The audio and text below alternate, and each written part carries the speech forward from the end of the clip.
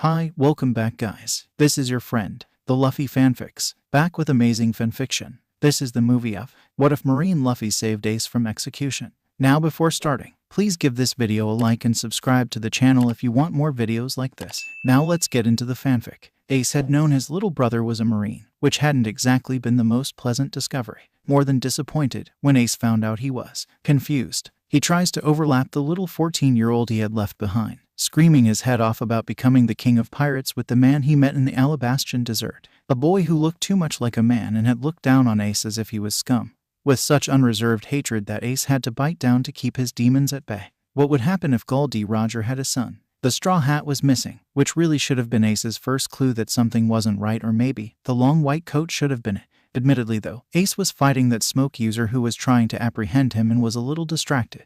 His opponent, who kept in his mouth twice as many cigars as necessary, was good, not as good as him, but certainly not bad for a Marine that Ace had never even heard of. His powers were annoying too and distinctive, not a lot of logias around. Then again, Ace hardly spent a lot of time in parodies. "Smoker, what are you doing?" The voice fell so flat it barely seemed like a question, more of a reprimand really, yet the tone was not unkind. His opponent froze, jumping back, but keeping his body towards Ace. "We're supposed to be sneaky." There was a level of childishness in the voice that immediately resonated with Ace's heart. Commodore, the now identified smoker, looked annoyed, and his jaw was still raised high over his head as if he was unwilling to stop fighting. Ace kept a wary eye on it. He'd felt the sea stone as it had come a little too close, and there was no way in hell he wanted to be hit by that. On the other hand, another Marine had just shown up, which was hardly good news for him. Unsurprisingly, most of his attention, though, was drawn to the man emerging from the smoke. He almost couldn't believe his eyes. Luffy. This was the memory that sprung to mind as Ace sees his brother for the first time in over 2 years. He is both disappointed and glad it is something infuriating and not bittersweet. Reconciling his memories of Luffy since their last encounter had been difficult. Now, bound and beaten, there is no mistaking whose side his little brother is on. All the other cells around him are empty. His hands tied behind his back in sea stone, a longer chain pinned him to the wall. His shoulder is threatening to give out on him, but there's no point in complaining. Ace is banged up and scratched and absolutely exhausted. He has barely eaten and the sea stone is giving him the shakes. It had been some difficult weeks for Ace long before the Marines offered their hospitality. What with Thatch's murder and his hunt at the hands of Teach, a part of him that he tries to squash because Luffy is a traitor and Ace definitely does not care about him, twitches in absolute regret when he sees his brother, or more like the stranger that now wears his face. Luffy has changed so much. He's wearing black shorts with a blue-colored shirt, flared sleeves. He has sandals and a yellow sash, all generally ordinary Luffy wear, if more mature than his graphic t-shirts. The only truly distinctive thing about his outfit, and perhaps the most puzzling, is the long white Marine coat on his shoulder. It seems to swallow his brother whole, drowning him in a responsibility Ace never thought Luffy possessed. The tattoo is weird too, but Ace is more concerned about more relevant changes. Ace is still not used to seeing him without his straw hat. Come to gloat. Ace would have never thought his little brother to be the type of person that gloats, but he has been wrong about a lot of things regarding Luffy already. Ace wishes he could sound more hateful and spiteful, but there is just not enough energy for that right now. He does spit at his brother's feet, and regrets it immediately when it reminds him of the first time they met. His brother's brows furrowed, unamused and undisturbed by the crass display, but something in his eyes shines in recognition. "I don't have bonds with pirates. Leave. As per your rights, I'm informing you of the following." Luffy starts sounding bored, black eyes completely blank and looking over Ace's shoulder rather than at him, as if Luffy couldn't stand the sight of him. Ace can scarcely believe this Marine is his, not his brother. He denies. Ace has brothers, people who didn't up and betray him. "You are currently held on a Marine vessel, under the charge of Marine Vice Admiral Monkey D. Luffy. We will travel for a day. Our destination is the Marine prison Impel Down.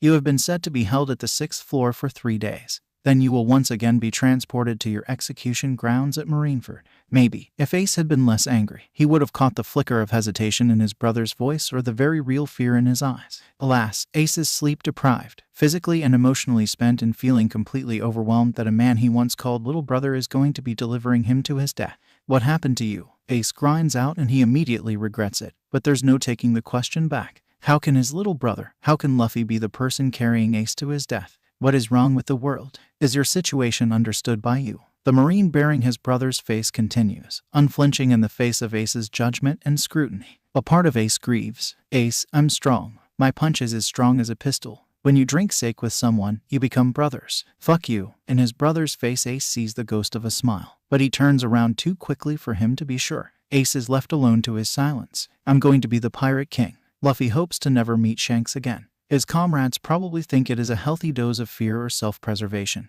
and many argue that Luffy needs significantly more of that. Fearing Shanks is reasonable, if not expected of the average Marine. Not many Marine officers want to ever cross blades with a ruthless Yonko, especially not a man who knows all the secrets the Grand Line has to offer, who once shared a ship with the demon of a man who became the Pirate King. They are wrong, of course. Luffy has no such qualms. He's faced big-named pirates before, some of the emperors among them. He has never been afraid of power or reputation. Those things have never mattered to him. That, at least, has remained unchanged. Yet, they also aren't entirely wrong. Luffy is afraid. He watches over the burning grove, countless pirates from some small fry fleet leaving in chains, buildings crumbling. A man lays dead at his feet. Sengoku always keeps Luffy in Saobon, regularly scheduling the beatdown of upstart rookies with dreams expanding the mightiest sea. Luffy despises it. He looks again at the man on the floor, but he knows who this pirate is and what he's done, and a part of Luffy that does believe the world is not just, but he can definitely make it fair. Doesn't regret it. Zoro's incoming footsteps bring him out of his reverie. His first mate's eyes never hold any judgment.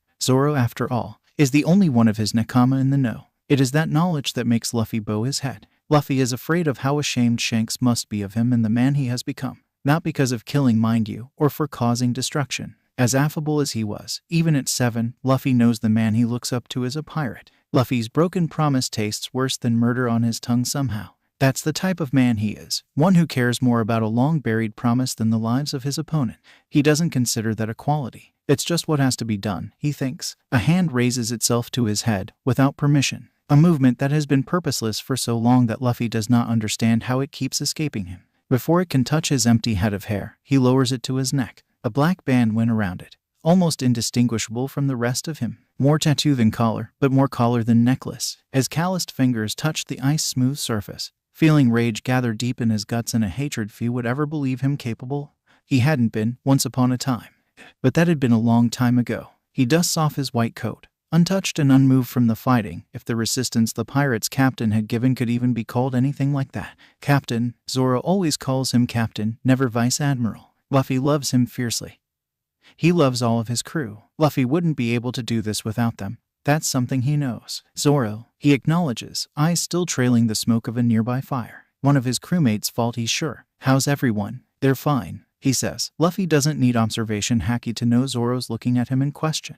They know each other too well. The pirate crew was pathetic. Luffy feels him roll his eyes. Luffy eyes the dead man at his feet and knows he's dead because Luffy is selfish. He is dead because Luffy is jealous. This man, who had no strength and no purpose, who used his Jolly Roger to intimidate and conquer, to steal freedom, had everything Luffy has ever wanted, even death. He shakes his head to rid it of somber thoughts. It will do nothing but dampen his mood. I'm sorry, Zoro. If they both know Luffy isn't referring to the disappointing fight, neither of them says it. Zoro only grunts, but Luffy doesn't think it's an agreement. Tell the small fry to come pick up, already, he says grimly, and as he's stepping away from the battleground he raises his hands, stretching as far as humanly possible, and passing without meeting Zoro's eyes. I wanna leave already, I'm so hungry. Nothing new there. Luffy catches the glint of steel and is familiar with the squelch of a head being severed from a body. He's too used to it to mind as he keeps walking away from the latest use the Marines have given. Nothing to be done now. Shishishishi. Luffy smiles, trotting up ahead. Sanji. Food. Zoro joined Luffy because he is bribed into it. He admits to anybody who asks, most probably without any further explanation. It's not the reason he stays with Luffy, mind you, but that hadn't been the question, had it? His captain is a man of many surprises, not all of them pleasant, Zoro learns rather quickly. After his swords have been returned and Captain Morgan is no longer a threat, Luffy sends his smaller companion with the base's lieutenant in search of a boat. Somehow, the Marine captain's own ship had been misplaced. Luffy and him are sitting by the docks after having eaten and drank enough for 10 men. Do you want to be a Marine? Luffy asks suddenly, and Zoro stares at the other man whose grin is nowhere to be seen. Zoro feels like it's a simple question but that the answer is important, and shrugs. It doesn't matter to me. He eyes Luffy, who laughs. I'm going to be the world's greatest swordsman, bounty hunter, pirate, marine. It's all the same to me. Don't get in the way of my ambition and I'll stay on this crew as promised. He expects Luffy's disbelief at his proclamation. After all, this was before he'd learned to try and predict Luffy. Shishishishi. Zoro is surprised by how genuine the laughing sounds, and it strikes him that all the other laughs he's heard are missing something. Luffy's eyes soften and the happiness on his face lights up his entire being. He looks Zoro straight in the eye when he says, "That's a good dream." Zoro thinks this journey might be okay after all. Usopp is not sure how he decided to go from brave warrior of the sea to being a marine, but he's attributed it to his captain's ridiculously magnetic pull. What other marine could recruit a wannabe pirate, a bounty hunter, and a thief into a marine crew in less than a week? Luffy saves Usopp's town and the woman he loves. The Vice Admiral is absolutely ruthless about it too, taking no chances and no prisoners. All along there is no happiness in the bloodshed, but between him and Zoro there's also certainly no mercy. Pirates been alive to be arrested after the fight is chance, and not will. The thing is that Usopp, whose imagination has no trouble depicting what would have happened to Syrup Village if those pirates hadn't been stopped, cannot really be truly scared of the man who protected them. When he tells Luffy that his dream is to be a great warrior of the sea, and that they will definitely meet each other again, Luffy's eyes absolutely sparkle. It wouldn't be the first time Usopp thinks that his captain is just as fiercely dedicated to Usopp's dream as he himself is, sometimes more. No one had ever believed in Usopp until Luffy. Luffy who sees him and sees dreams and not lies. Luffy who definitely smiles too much but means too little of his laughter. Usopp sees it get better and he also sees it get worse. And through it all a band of absolute misfits with dreams too big are collected to be nurtured by a man Usopp thinks will become the embodiment of justice. When Luffy mentions his dad, Usopp is ready to hear the drivel most people, and certainly Marines, always spout about pirates, but Luffy's gaze gets lost somewhere farther than the horizon. A hand coming up to touch the crown of his head, almost as if he is missing something, and he smiles at Usopp. He's a fantastic sharpshooter. He's on a very famous crew, too. Luffy doesn't say he's a good man, but is he? He also doesn't say Usopp's father is scum. He talks about Usopp like he would talk about any other man, and Usopp's curiosity for this tiny marine grows, and so do his respect. Nami's mother had been a marine. She had rescued her and Nichiko off a battlefield, but Nami, even that young, was already too jaded to believe that it was marines who saved them. Bellemere is her hero, her protector, her mother, not a random symbol. When she's forced into piracy, she despises pirates, and by the time the resident marine captain gets in cahoots with Arlong, marines might as well drop dead for her too. Then she meets Luffy. There's something very familiar in his eyes. The rage of the downing of Arlong Park is touching, but it also feels oddly personal. When Nami's so lost in despair that she takes a blade to her own body because she cannot stand herself or the person she has become, Luffy's rough hand grabs her own. You have no idea what's happening here. This is none of your business. There's something desolate in his posture, but his eyes burn. And maybe if Nami had known better, she would have been frightened. The knife drops from her grip and he takes her hand up to his neck, where her smooth fingers touch upon the odd tattoo. Her eyes widen when she feels cold iron underneath her fingertips, broken out of her stupor by confusion. It wasn't a tattoo then. What do you want, Nami? Nami is still eyeing the black circlet around Luffy's neck, trying to put the pieces together of the significance of what's happening.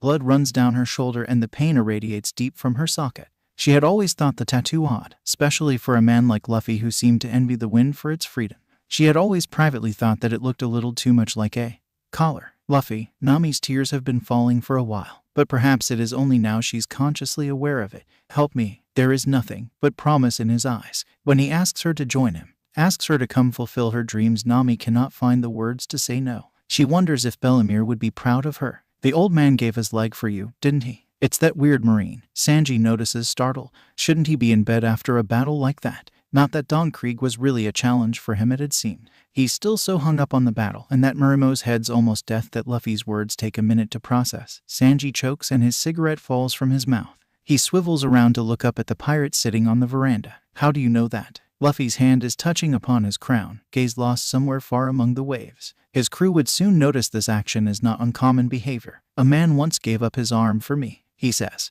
And it only serves to surprise Sanji farther, because Luffy is smiling and it is something soft and rueful but immeasurably fond. It reminds Sanji of his face at that swordsman's promise. I know the feeling of having a debt you can never repay. I will never lose again. Then you understand why I cannot join your crew. He dismisses quickly. That old man didn't give his leg for an eternal servant, did he? He says in contradiction. You and I share the same dream. Do you? Sanji starts, nervous. Know about All Blue. All Blue. Sanji immediately launches into an explanation that he has told dozens of times, with a great varying degrees of success. The more he talks, the more Luffy seems to glow as if his dream is breathing air into his lung, and he's soon laughing in mirth. Let's find it. Sanji is almost a little put off by how simple it is. Luffy knows why he is tasked with taking prisoners to Impel Down much more frequently than any other vice admiral. To the people around him, comrades and allies, it is a symbol of status. Vice Admiral Monkey D. Luffy is a trusted Marine official who can handle even the worst of the worst, a trump card of a man, groomed to be the victor of the worst-case scenario. A miracle maker. Luffy, though, knows it's a reminder, a fresh reiteration of what they can do to him, but more importantly, what they can do to Ace. Luffy knows his brother is strong, but he has lost one already. He also knows that if Ace were to ever know the truth, all it'd take would be one picture of Luffy in chains and he'd be here, just as trapped. Luffy has learned to tolerate his visits to Impel Down. Magellan is zealous in his work but never unkind or unnecessarily cruel to his inmates. Not much he can do about a place meant to resemble hell, though. He's escorted countless of criminals through the massive doors, familiar at this point with the long elevator ride to level 6. He fixes his coat before barging into Sengoku's office. He doesn't respect the man enough to knock and they both know it. Besides, he can already tell the room is empty of visitors. Vice Admiral Luffy. Sengoku acknowledges curtly, eyes already tired. Luffy holds no sympathy for him. Sengoku lacks a backbone and that's not Luffy's problem. Seagull Guy. His superior's eye twitches but he is far too used to Luffy to rise to the bait. Besides, they both know who has the upper hand in this room, regardless of how much Luffy likes to test it. For a moment, it looks like Sengoku is going to tell him something, but his eyes stare long and hard. Luffy catches a wisp of regret in his boss. It's mildly touching, but it's also nothing new. Whether he rues Luffy's insubordination or he mourns the life his institution has stolen from him is unknown. Luffy decided long ago it doesn't make a difference. Something in his gut twitches. Luffy has been on edge all day. Enough so that he didn't eat as much as he usually does and Sanji noticed. The summon from the fleet admiral is not exactly good for his mood either. A new mission has come in. He jumps right in. A high-ranking member of an Emperor fleet has been apprehended. It has been brought in by former Whitebeard pirate Marshal D. Teach, also known as Blackbeard. Luffy doesn't even twitch at the name. Why should he? He has no idea who Blackbeard is, but apparently his boss thinks the piece of news is relevant. Luffy rolls his shoulder blades, relieving some tension. Sengoku continues. He has since been named as the newest warlord, since someone keeps taking ours down. This prisoner is a significant flight risk and a prime target for an ambush. We do not believe his crew will let him go without a fight. A Whitebeard pirate then. Luffy has made sure to acquaintance himself intimately with Whitebeard's crew and is very much aware of their captain's fixation on family. If one of his own has been apprehended, Luffy is unsurprised that the Marines are taking steps to make sure their newest prisoner doesn't slip away. Indeed, there's something grave in Sengoku's voice and Luffy's danger sense is blaring at him from all sides. An incomprehensible thought enters his mind, but there's no way. He made a deal. Luffy has followed it to the letter, but he's been incredibly, ridiculously careful. There's no way, but there's something in Sengoku's eyes. Seagull Guy, this prisoner. Vice Admiral. Sengoku starts. Luffy is still as a statue in front of him. He hasn't sat down, never does. Enough time passes that Luffy is startled at his first name coming out from Sengoku's mouth. Luffy, it's Portgas D. Ace. What? Luffy does not yell, which is probably worst. The pirate entrusted to your care until his arrival at Impel Down is Whitebeard's 2nd Division Commander Portgas D. Fire Fist Ace. Just like that, anything in Sengoku's office that can shatter, does. Monkey D. Luffy stands, Haki crushing his surroundings without mercy. And a look worthy of his epithet and of the master who trained him twists his face. Not many men can make Sengoku feel. We had a deal. Sengoku wants to swallow, but doesn't. He cannot show weakness in front of this man. Luffy is trembling, fists white in a poor attempt of reining the thunderstorm inside of him.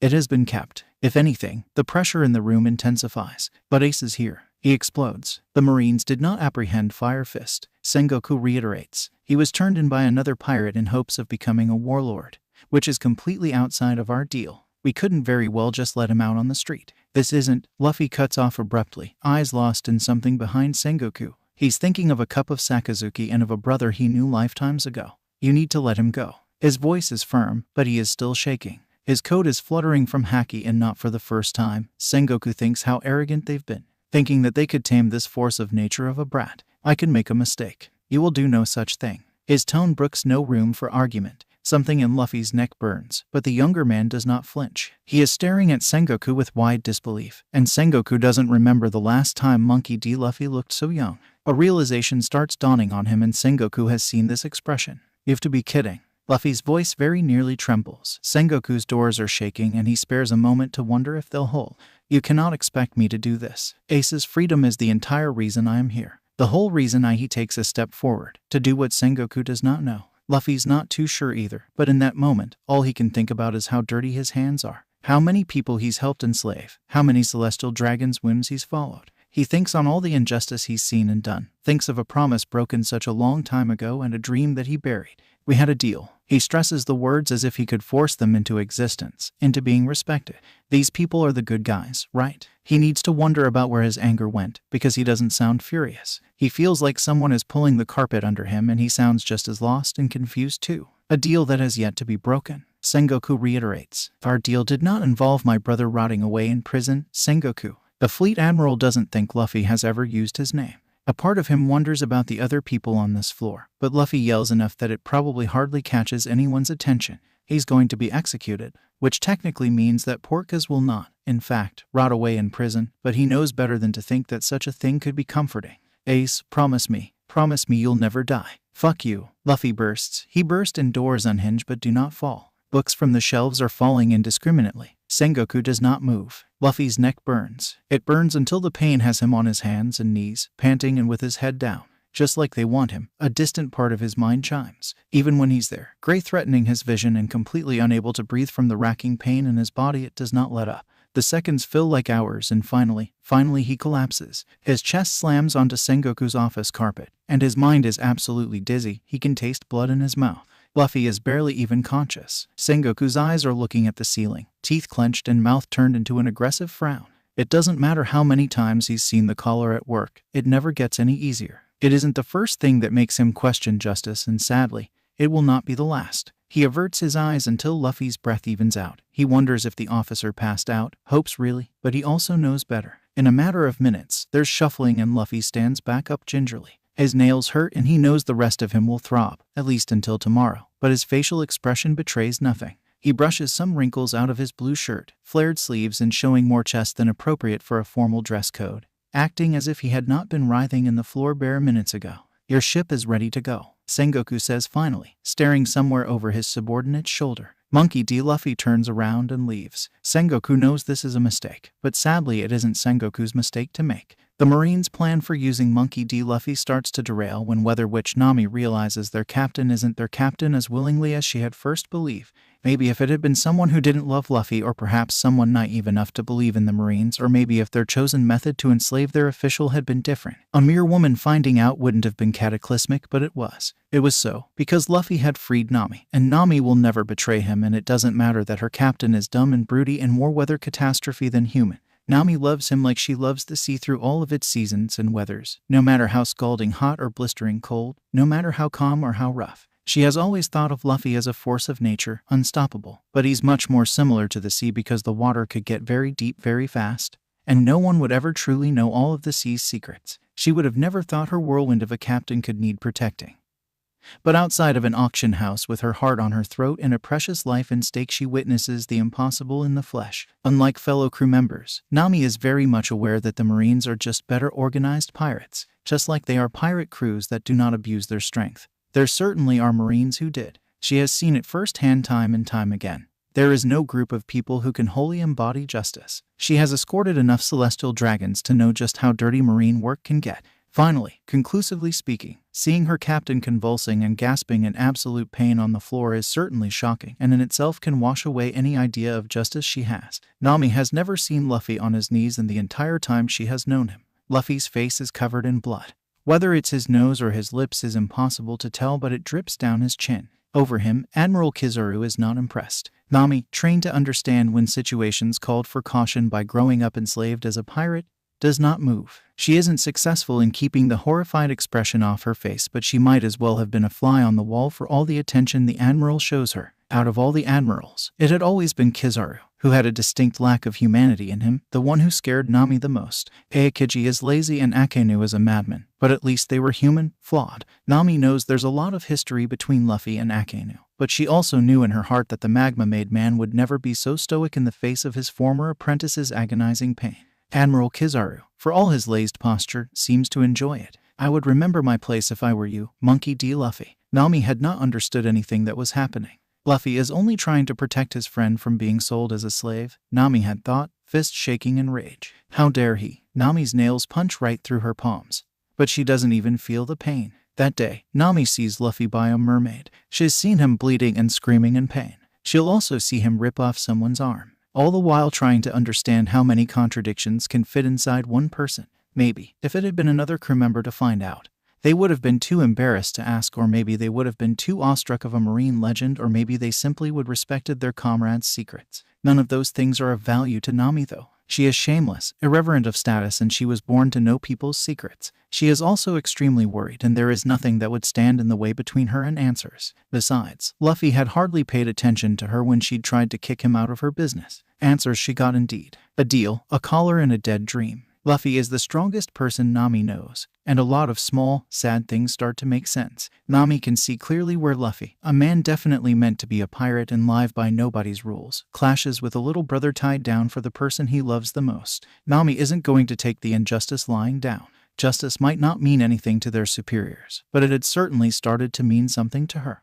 It is Luffy. If anyone deserves a fight for their freedom, it is her captain, who is responsible for the freedom of so many others. She ignores the voice that whispers that he had taken plenty of freedom himself. Luffy mostly only takes down bad people, and from what Nami can gather, that was a distinction he could hardly manage to make anyways. Besides, he might not be perfect, but he is still Nami's captain, and Nami does not need any further excuse really. That day had been more than a year ago, and still Nami schemes because there has to be a way to free Luffy. Not that her captain has ever lent her an ear on the subject.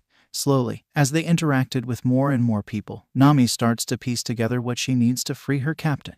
Now, her brain is working overtime when their ship travels too quickly to Impel Down, Luffy's most precious person in chains. Before she can dedicate that particular tragedy any more, thought Haki erupts around the ship, and all comrades who are not crew collapse. Everyone on their crew acknowledges the signal and meets on deck. Oi, Luffy. Usopp is the first to begin, slingshot as tall as he is strapped on his back, goggles still from whatever he has been working on. Why is everybody knocked out? Well, our very dangerous prisoner had an unpleasant reaction to seeing his little brother. There is no mirth in his smile. Nami hears Robin chuckle, and Zoro lets out a soft huff of breath. They are all very much aware of how Luffy's Haki felt. No one entertains the notion that it was Portgas D who had downed the rest of the Marines. Guys, I need to ask you for a favor. Nami listens to Luffy's request and smiles. Yes, she can work with that. Kobe is a little awestruck at Portgas D.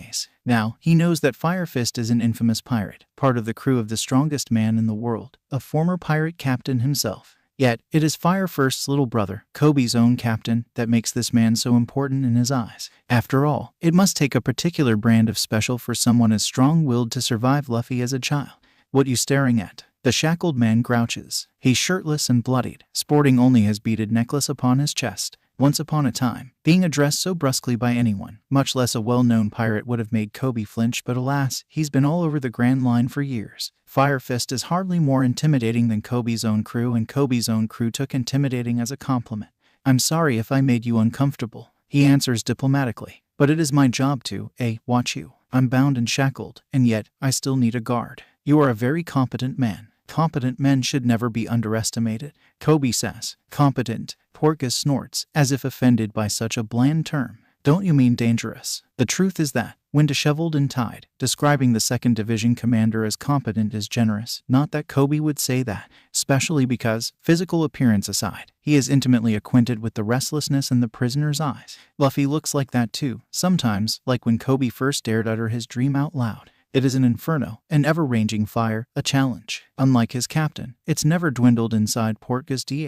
It has been stoked by freedom. It is that fire that infected Kobe. When he'd seen it, Kobe had gotten on his hands and knees in front of the strongest man he had ever known and begged, I will be a chore boy, it doesn't matter. Please, let me join the Marines. I would not be here if I thought my mission isn't worth my life. Kobe answers, you're no more dangerous than any other aspect of my job. Portgas looks at him with an unreadable look. Not that his respect could be gained with fancy words, Kobe is sure. He's come a long way from that snotty-nosed cabin boy who had served Iron Mace Alvida, all because one tiny Marine had gotten lost. His thoughts keep going back to Luffy. Kobe notices absent-minded, unsurprising considering he is still trying to wrap his head around the fact that his superior, a man Kobe had followed into the Marines and learned absolutely everything from, held a long life dream of being a pirate. Not just any pirate to boot, though knowing Luffy it was always go big or go home. Besides, your Vice Admiral's Luffy's brother, and for that alone I shall expect the unexpected. His tone is fond, but also well suffered. It would be just Kobe's luck for Portgas D to escape under Kobe's watch.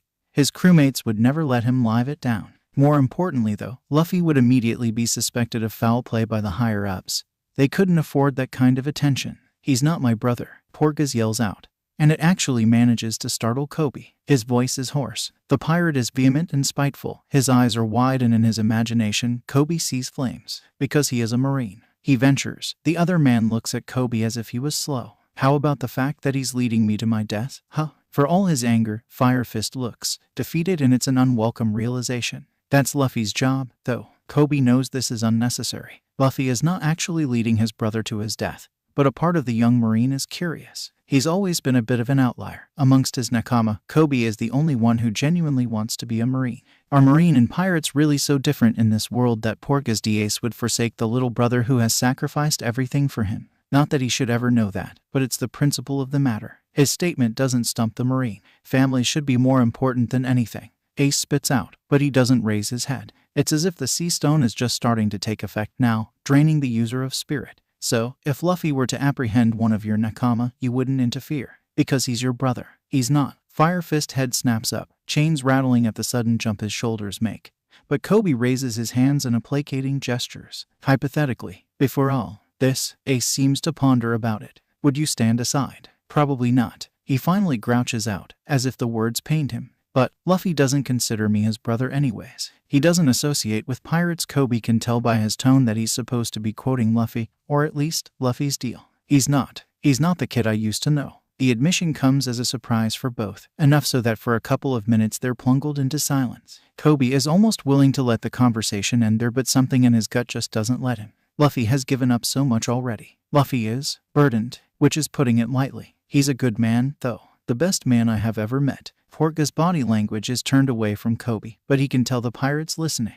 Or at least, Kobe hopes he is. Years ago, I was forced to be a cabin boy in a pirate crew in the East Blue. Luffy is the person who rescued me, took me in, taught me how to fight. I owe him everything. Kobe isn't exactly forthcoming with his pirate past, but if he can rescue a little of the image his captain has tried to ruin, well, Kobe would do that and a lot more. And what exactly is the snores start drifting from the shackled pirate, and Kobe holds in a laugh. Luffy's brother indeed. What other family falls asleep mid-conversation? Chopper is one of the few nakama who knows there's something wrong with Luffy from very early on, years before the Marines' plan begin to unravel. When Luffy is caught right in the middle of the political power play of the century, he isn't Sabaondi's watchdog then, or a Marine hero, or Dragon's son, and certainly not Straw Hat Luffy. After all, Chopper is Luffy's doctor. Before he had been his star patient, he had first been a very ill-dressed kid who had tried to eat Chopper when he first saw him. A part of the young doctor cannot believe he actually considers it a fond memory. Life with Luffy can be weird like that. Though Chopper also remembers bleeding fingers and broken nails. Carrying Nami and Sanji up a cliffside, Luffy had not looked like much a kid. If any doubts regarding his conviction or his ability to bring it to life remained, it fluttered off into the distance along Wapple. Chopper had never been a big fan of violence, but something in his chest just untied itself, and he hadn't even been aware of it. Oi, I'm going to kick your arrest you. I'm going to arrest you. Chopper had wanted to be free. He'd wanted to accomplish Dr. Haruluk's dreams. Luffy had promised to protect Chopper's dream, not even knowing what it was. His captain had only heard dream, and that had been enough to garner Chopper an invitation into his family, his nakama. And as Nami had later on helpfully pointed out, the Marines certainly had the resources to help him grow as a medic. Besides, between Luffy, Zoro, and Sanji, Chopper had gotten plenty of practice. He realized how good a decision it had been when Luffy showed absolutely no recollection that Chopper was a doctor. Luffy didn't want Chopper because he was a doctor. He wanted him because of him, in all his monstrous glory. Robin sees her captain and sometimes still needs to control the urge to pinch herself, because some days she still cannot believe he is real. She's a Marine. A Marine. Robin doesn't know how she agreed to it. She's pretty sure the world government doesn't know how they agreed to it. Robin had been the most wanted child in the world. As she stands in Fleet Admiral Sengoku's office, in front of a man she has spent over 2 decades running away from, she almost feels a surprising level of kinship with the man. The Fleet Admiral has been rubbing the bridge of his nose, alternating between looking at God above and her, as if he still cannot believe Robin is there. Neither can she, if they're being honest. She's nakama, part of the deal. Most of her is convinced that she will leave the office in chains. Luffy's plan, retold from his sick after a poignant confrontation against Crocodile, had never looked as ludicrous. It hadn't really mattered though. Robin is so tired then. Of running, of hiding, of betrayal. If Luffy betrays her or fails, will it really be such a loss? And then, if she betrays you, you can kill me. When she'd seen rain fall upon Alabasta for the first time since she had stepped foot in the arid country, as all-around soldiers dropped the fighting, and Luffy's amateurish companions somehow liberate an entire kingdom, She'd thought that Luffy, Marine and all, was a man made for miracles, leaving the Fleet Admiral's office free in every sense of the word, her head very much worth nothing but what she makes of it. That's when it crystallized in her mind that her musing is more than that. She sits down, or she might have fallen, and she can barely make out Luffy's smile through her tears, crouched down to her level, warm hand on her shoulder. Robin cries in the hallways of Marineford. "So, Robin, will you join my crew? I stole from you." Frankie stresses again, in the face of the complete lack of animosity from the Marine. He'd given CP9 one look before dismissing them with a "Frankie and I are friends, I've got this." That wasn't super at all. You did it for your dream, Shishishi. From the first moment, Frankie always felt a little odd around Monkey D. Luffy. Not uncomfortable or wrong. Luffy simply makes Frankie see himself, really see himself. At first, Frankie doesn't like it. Nowadays, he appreciates having someone around who's always pushing him towards being a better man. "This ship you built with our money, can it sail around the world?" "Yes." "Can it sustain fighting and adventures?" "Obviously." "Do you think it's a boat that can carry great dreams?" Luffy asks, and perhaps despite being the most abstract of his questions, Frankie gets the feeling it is the most serious. "Absolutely." "Then we have a deal." "EHHH. What?" Frankie raises his sunglasses to look at this tiny Marine of a man, his eyes absolutely glowing in excitement. "What deal?" he questions warily. "We'll take the ship as payment," he says flippantly, and before Frankie can protest adds, "Join my crew and make sure your ship makes it around the world." Frankie doesn't have any words for that. Join the Marines. The idea sounded ridiculous. "I could also arrest you for stealing in a sauce," the man offers, as if really pondering the idea. Frankie figures he meant assault. I, Captain Bro. What will he do on land anyway?" Brook doesn't even have the opportunity to get an impression on his captain before he joins the crew. Since they sail in a non-standard marine vessel, he figures it is another group of unsuspecting pirates that will fall helplessly at Moria's hands. He couldn't have been more wrong. Luffy has been deployed to inspect Gecko Moria, their navigator explains as they close in on Thriller Bark. He also has to combat test him, make sure he's fit for duty and that kind of thing. Brook tries to see how this young man can go toe-to-toe with Moria and fails, though he doesn't have to imagine it by the end of their first adventure. As Brook fills the crew in about Thriller Bark in his own story, their captain gets uncharacteristically serious. "Stealing people's freedom is a no-no for me, and I am in the inspector. Shishishishi," he states, cracking his knuckles. Soon after Thriller Bark happens,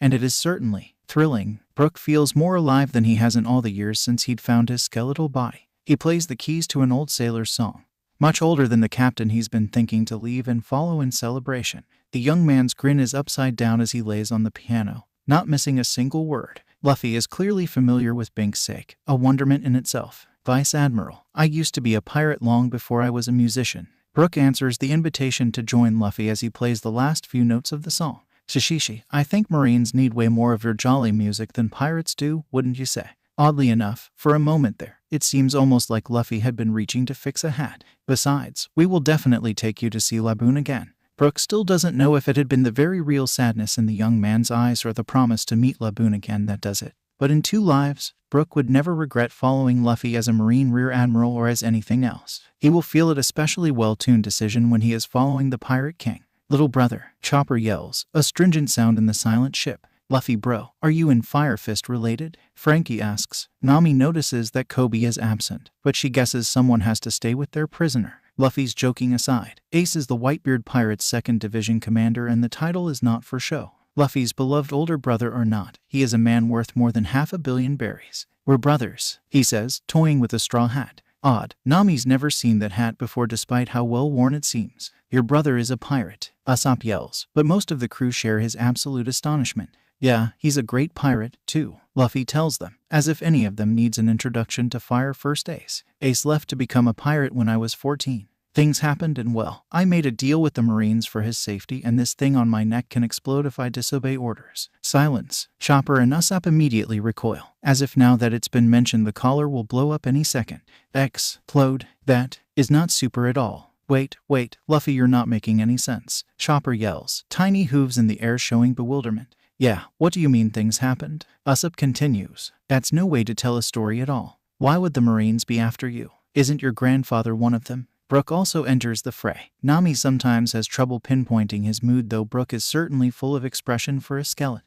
"Grandpa tried to keep Ace and me hidden, but when they found out it was pretty much join us or death. So," Luffy fingers the collar. Huh, Sanji lets out, already lighting a cigarette. Nami doesn't blame him. She knows the story and it's still getting on her nerves. I always thought it was an odd tattoo. They cannot really have a vice admiral walking around with a slave collar, can they? It's Robin's cool voice, but Nami has known her long enough to see the conflict in her eyes. Nami knows how she feels. It feels unfair that Luffy has been burdened by a fate he rescued his own crew from. She's also not the only member of the crew to flinch back at the word slave, no matter how accurate it is. Why would they want kill you, Luffy? Brooke's voice is usually soft. Summer, they don't really like my dad. Or Ace's for that matter. Right, Brooke, you weren't there yet when we found out. Usopp says, Luffy's father is the leader of the Revolutionary Army. Yo-ho-ho, I remember hearing about this back in Sabo. Brooke laughs in surprise. Shocks like that are not good for my heart. Though I have no. Nami smacks him. Not right now. Why force you into the Marines? Sanji asks. At this, Luffy averts his eyes, fingers playing without thought around the straw hat's brim. They figured I was going to become a pirate. After Ace, they didn't think my grandpa was enough discouragement to keep me in the boring side of life or whatever. But why would you become a pirate? It wouldn't matter if I hadn't, probably. Luffy acknowledges Robin's question, unusually perspective. Though he's had years to think on this, Nami knows. But this hat was given to me by red-haired Shanks, right when I promised to become the Pirate King. Odd pieces of memories started fitting together in Nami's head, Luffy always reaching for his head as if expecting something to be there. It seems like the crew wants to dig into Luffy's past with an Emperor of the Sea, but Chopper cuts in. Wait, Luffy, if all this shady deal is for Ace to not be apprehended, why are we taking him to prison? Chopper asks. They're no exactly planning to keep their word. Nami can count easily the amount of times she's seen Luffy angry, and it never stops been like a bucket of ice-cold water. I cannot let him die, but... A hand leaves the straw hat to touch the collar. Nami knows how cold it is. What do you need us to do? It's the first time Zoro enters the conversation. His sentiment is met unanimously and without hesitation. You'll have to leave the Marines. Luffy does not avert his eyes, but they're afraid. For them, for his brother. Luffy carries so much worry inside it's almost understandable how little care he has for himself. Luffy, we're your nakama. Surprisingly, it's Robin's soft, clear voice. Perhaps, out of all them, she's the one who stands to lose the most. She smiles at Luffy and her captain, whose eyes are glassy, smiles like the sun. You need only to ask. Tell me, Robin, tell me you want to live. What do you want, Nami? Yosh, he says. And for a moment Nami thinks he's going to put on the hat, but he doesn't, leaving her oddly disappointed for some reason. I'm gonna need help on plan that goes beyond not letting Ace die, though. Nami groans. Why am I not surprised? Shishishishi. Jinbei knows Luffy's crew on sight because that young man has nothing if not the absolute luck of the devil and the oddest group of people around him. He also knows that for all of their antics they are pretty by the book Marines, heroes to many. Seeing them work seamlessly to free a renowned prisoner is certainly an experience. Confusing for sure, especially when it becomes clear Ace has no idea who they are. Ace starts yelling immediately before the cook Sanji. A blonde man smoking a cigarette in the middle of a rescue shushes him quickly, whispering something Jinbei cannot quite catch. Not all of Luffy's Marine squad is there, but all of the ones who were on Fishman Island. Whether which Nami, the squad's navigator, and a woman Jinbei would hold an internal debt to for all the Arlong put her through. Chopper, a reindeer who is actually a doctor, and one who treated everyone with the exact same gusto, human or fistman or anything else. Black-leg Sanji. Jinbei will never forget that he's the man who needed a blood transfusion because of a nosebleed. In fact, he wants to facepalm at the memory. It's Chopper who notices him first. Jinbei, the tiny reindeer exclaims. What are you doing here? I feel like it is I who should be asking you that. You know them, Jinbei. Ace breaks from his struggles against Nami to look at him. The warlord nods his head. He's not sure what Luffy's friends are trying to do, but knowing their captain, it's for the best. If he can help Ace cooperate with them, he's sure it'll be beneficial to his friend. Hopefully, it might even prevent the war that's brewing. Their commanding officer helped Fishman Island, rescued the princess from a stalker. Monkey D. Luffy's visit to Fishman Island had been weird. However, Jinbei soon learned it had been downright tame compared to the Vice Admiral's other exploits. Like apparently being the center of casual conversation in the secret level of Impel Down. She wanted to see her mom. You know, my little Ace cuts off abruptly, staying still just so that Nami finally manages to unshackle him. And were those lockpicks? The pirate immediately stands up fast enough to almost bump away her rescuer's marine cap. Ace is looking worse for the wear, Jinbei notes, but the utter exhaustion sea stone caused that had been dragging him down since Jinbei saw him is fading fast. You know, Luffy. He bits out the question. Jinbei can see Ace's struggle to remain polite, looking more like he wants to shake Jinbei for answers. He nods. You've fought Ace. Something in the back of Jinbei's mind starts flickering. No, I don't associate with pirates. Ace, he starts, and almost thinks better of it. but something in the back of his mind doesn't let him leave it alone.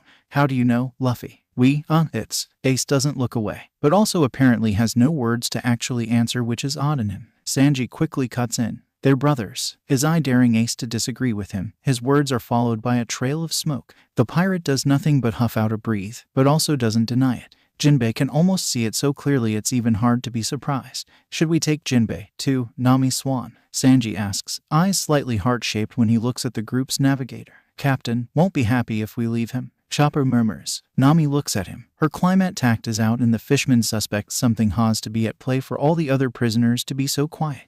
Jinbei shakes his head before she can ask. I walked into this cell voluntarily to avoid conflict. I could not fight to ensure Ace's execution. He explains in the face of Ace's clear surprise. His friend's gaze drops. Knowing him, Ace isn't the kind of man who wants people to sacrifice themselves for him. Leaving now would only cause problems for my home. The three Marines, familiar with Fishman Island's precarious situation, understand immediately. The captain will keep an eye out for you, Jinbei, Sanji tells him, and Jinbei has no doubt that Luffy will. Now, I know better than to tell you that there's no need, he answers, tilting his head in gratitude regardless. He wishes more Marines were like Luffy and his team. Nami smiles at him. 13 minutes a mouth and an ear suddenly appear on the floor. Jinbei's sure his face had looked very similar to Ace's the first time he'd seen Nico Robin's power.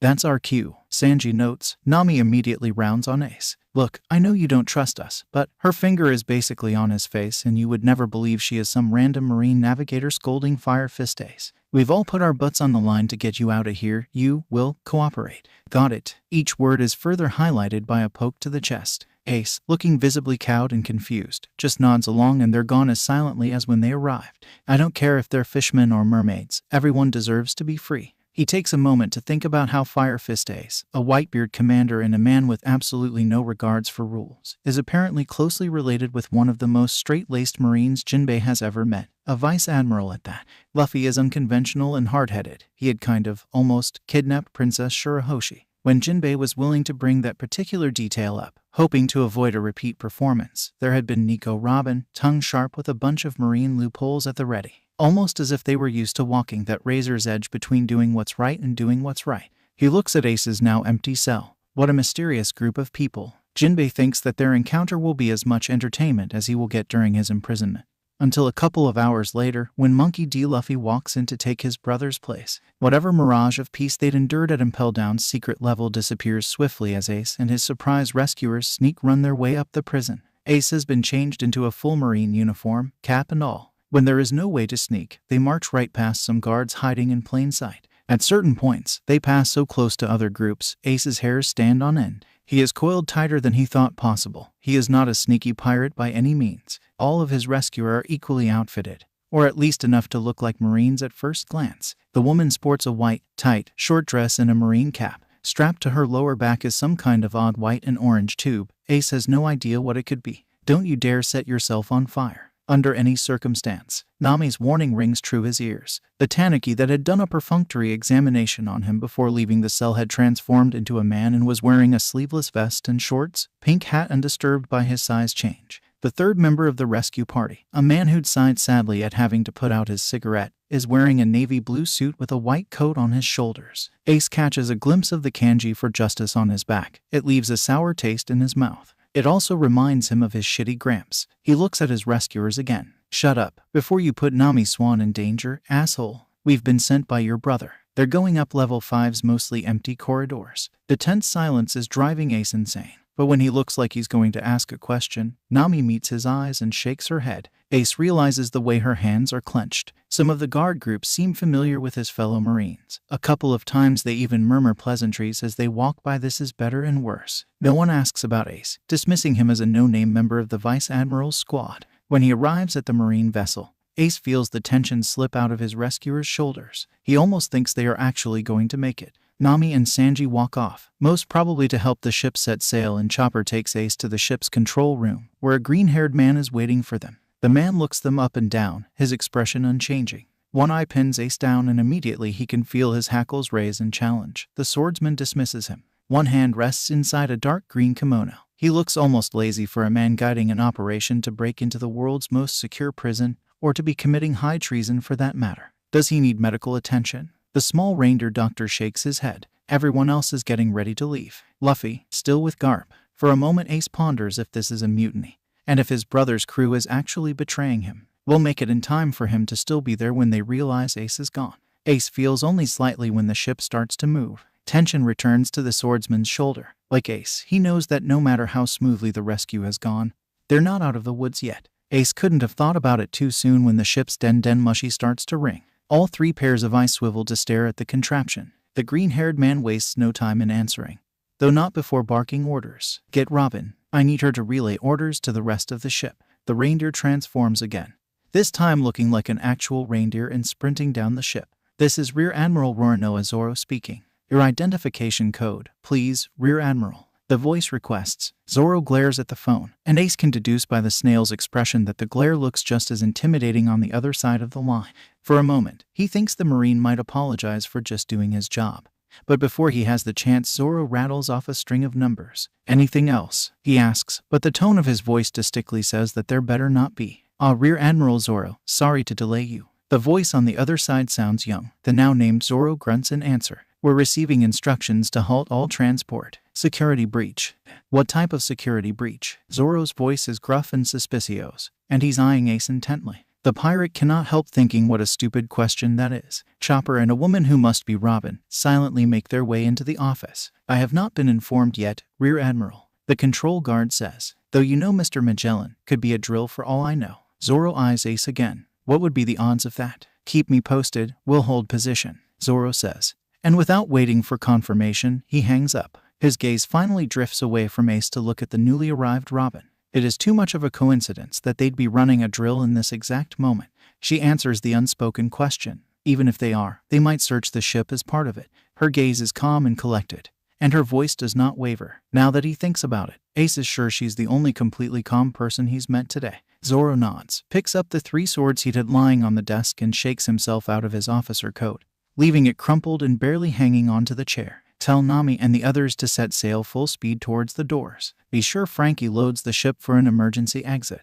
What are you going to do? Ace demands. Crash into them. Ace has never really seen the ghast of Impel Down, but like any respectable pirate, he's heard of them. Zoro barely spares him a glance as he walks by. The grin he gives Ace is much too bloodthirsty to belong to a Marine officer. I'm going to cut them out of our way. He leaves an emptiness in the room when he leaves. Robin smiles serenely. What? Chopper, please go help our dear Rear Admiral. We do need him at the bow of the ship. Yes, Robin, the doctor exclaims, and Ace is thinking that he's starting to see that he must be one of the youngest members in this ragtag group. Oi, Zoro, that's not the way. Meanwhile, Robin has her arms crossed across her chest, brows set in concentration. In a couple of seconds, the strange woman's eyes open and focus on Ace. With a hand, she invites him to take a sit in the little sitting room next to the desk. She sees the woman pour tea. He cannot help but laugh. Maybe it's stress or just the absurdity of it all. This woman is preparing a cup of tea while her ship escapes Impel Down by someone cutting down legendary doors with a sword. This is insane by even Grand Line standards. Ace sits with her in silence once he gets his mirth in control, but does not miss the groaning of wood, thunderous light lightning striking the sea. For a moment the air embraces the sound of the world imploding, being remade. A gigantic splash follows. Robin's smile is hidden behind her teacup. As they continue to sail, a part of Ace is completely gobsmacked. Did that just work? Why did you save me? Ace doesn't think his life is worth all this trouble. Do these people even know who they're rescuing? The blood that runs through his veins? Luffy knows, but Ace thinks that, no matter how much a little shit Luffy may have become, it would be out of character for him to mention it. Or remember actually. You are someone very dear to our captain, Robin says, looking picture perfect in a cowboy hat, as if the fact that Luffy and him had once been brothers is enough for them to all throw their lives away. She's the only member of this group so far not wearing a distinctly Marine uniform. Her crop top and long skirt are white though. Never in his life did Ace think he'd meet a Marine in a crop top and skirt. If we drink this, we'll be brothers. Luffy betrayed me. Ace grounds out, still weak from weeks in chains. This has been a whirlwind of a morning. He thanks the gods that they appear to be getting away safely, somehow. We share nothing but loss. Ace, promise me you won't leave me. You will find that our captain thinks very differently about you. Luffy has said so to my face. Then why would he send us to rescue you? She looks at her watch. Ace has been ruminating on the same question. He still hasn't found an answer he likes. We'll be switching ships in a moment. This conversation must wait. Come on. The day had started so well. Garp had his regularly scheduled lunch with his non-criminal grandson, and they had been enjoying emptying the kitchen of food. Luffy looked content. Not happy, never really 100% happy, but Garp had faith he would eventually. That little crew of his has made wonders for his grandson's mood, and no matter how much he may complain about being a Marine, Garp has seen Luffy warm up to the idea. Not that his stubborn grandson would ever admit it. After years of guilt eating away at him, the last few years Garp finally started to see his sacrifice pay off. Luffy might be bound by the Marines, but he is strong. He has good friends Nakama, and he's making a difference in the Marines every day. Dense he may be, but Luffy's sense of morals is unquestionable. Garp hadn't been lying whenever he'd tell his charges that they'd make fine Marines one day. At least one of them. Maybe their lunch had not been as perfect as he would have liked. Ace's upcoming execution hanging over both their heads. But it had been comfortable enough that when Marines entered to arrest Luffy, his most definitely non-criminal grandson, Garp had been stunned. This is why he's on a warpath to Sengoku's office. Luffy, Garp looks around, slamming a fist on the table and bringing anything down with it. The Marines, 10 men armed with rifles, are quivering in their boots. What is the meaning of this? None seem very eager to answer him, and just when Garp is going to bellow again for an explanation, Luffy cuts in. It's okay, Gramps. We both knew it couldn't last. Luffy's voice is calm and knowing, and it makes Garp flinch back without meaning to. His grandson's eyes are clear, maybe clearer than they've been in years. Is this how far they've pushed him? That his grandson finds peace in his decision to be arrested. Maybe, in my next life, I'll be free. Luffy, you can't just. The sea stone cuffs make a dying sounds as they're clamped down on Luffy, and immediately he stumbles. Garp doesn't miss that some members of the arrest squad have to look away at the sight. Promise me something, Gramps, Luffy says. And by protocol he should be already down the hallway, but none of the Marines coming to take him away moves, almost as if they're still waiting the signal for the superior officer they're arresting. Garp does not like this. The last time an inmate asked him for a favor, he became guardian to a pirate, Sengoku. Garp is furious. He'd been angry when Ace had been captured. He knows the Marines are keeping him by the most disgusting of loopholes. But even if there had been no deal, Ace had made his choice. Garp has learned to respect that as much as it pains him. This is different. When I brought my grandson here, it was to keep him safe. I assure you, I want this oncoming battle as much you do. Which is to say, absolute zero. Sengoku has seen Luffy befriend people, and he knows about his family connections. Sengoku has to worry not only about who might show up to stop this execution, but also about internal rebellion. They are executing distinguished Marines now for their lineage. He can already see the complaints piling up. Garp thinks about the Marines' deference to Luffy, even when they carried him away. No one took away his officer jacket, just as proudly emblazoned on his back as he walked away from Garp's office. One of them actually threw his own jacket to cover Luffy's handcuffs. My grandson, a Marine hero, who has dedicated 6 years of service to the Marines, was just arrested during lunch. Garp yells, he's on a roll. How dare Sengoku betray him like this? Garp is absolutely shaking with rage. Oh, how he wants to climb those ridiculous stairs and teach those bastards up there a few things. There'd be no love in his fist then. Nothing would stop Garp. Portgas D has escaped prison. What? Nothing has been confirmed, but initial reports state he was carried out in a Marine vessel by Marine soldiers. Luffy has been here in Marineford with me all day. The gates to Impel Down were cut down clean through. I don't think Dracula Mihawk had a change of hearts about Ace today, do you? That doesn't prove anything. Garp denies, but in his heart he knew Luffy had been too calm these last few days, hadn't even complained once about Ace's execution. Obviously, it had been those brats of his. Garp, his entire squad is unaccounted for and was confirmed to be at the scene. Sengoku sighs and sits down, hands rubbing his temples. A squad that is coincidentally filled with former criminals and with various ties to pirates or criminal organization, and that also has a swordsman proficient enough to cut the gates open in one blow. Sengoku continues, mumbling under his breath. Though I didn't think such a thing was truly possible. This is my formal resignation, Garp says brusquely, already thinking about what he needs to do. It's okay, Gramps. We both knew it couldn't last. I figured that out when you came in through the wall, yes. Garp turns around to leave before Sengoku's voice continues. Garp, they're most likely going to execute him in the place of Ace. The higher-ups won't want to lose face. The Vice Admiral wishes he had not seen that coming. That he didn't how well acquainted he is with the shadow of an organization he has dedicated his life to serve. Just when Garp is ready to leave, through the door this time just to be contrary, a figure meets him there. Vice Admiral Garp. The voice is flat and boring. Garp has never really liked this man, but he has a feeling he knows why he is here right now. Sakazuki, he answers, sending Sengoku a last mocking glance and leaving his coat behind. And, Sakazuki-sensei said my punch was definitely like a pistol, Grandpa. Well, his mouth twitched when I said it, so I know he was agreeing. You knew the world was turning over on its head when Admiral Akainu was more reasonable than the world government. Boss, Sabo is nervous. Dragon isn't an unkind man, or someone with a short temper by any means. but he has the feeling that something big is coming. If there is anyone who can bring out an unforeseen reaction in his boss, it is probably the man loudly banging on their door. Who cares that this island is a secret, right? Or that this is the base of operations of the Revolutionary Army, right? Yes, Sabo. Dragon is doing that thing again where he stares into the horizon. Sabo knows he always does so in the same direction, but has never dared ask why. There are just things one doesn't need to know. There's someone at the base entrance demanding to see you. Dragon's face remains unchanged, clearly expecting Sabo to go on to the important part. It's a Marine, saying that he's your father. Dragon turns around to look at him directly. My father? Well, he's demanding to see his no good criminal of a son right now, and our intelligence has labeled him as Vice Admiral Garp the Fist, full name Monkey D. Garp. As always, his boss' last name makes something in Sabo ring true. It is as if the name has a hidden message that Sabo has yet to decipher, even after all these years. Sounds like him, yes. Dragon nods, unperturbed. Send him in. What? I'm Luffy, the man who will become the king of pirates. Wanna be my friend?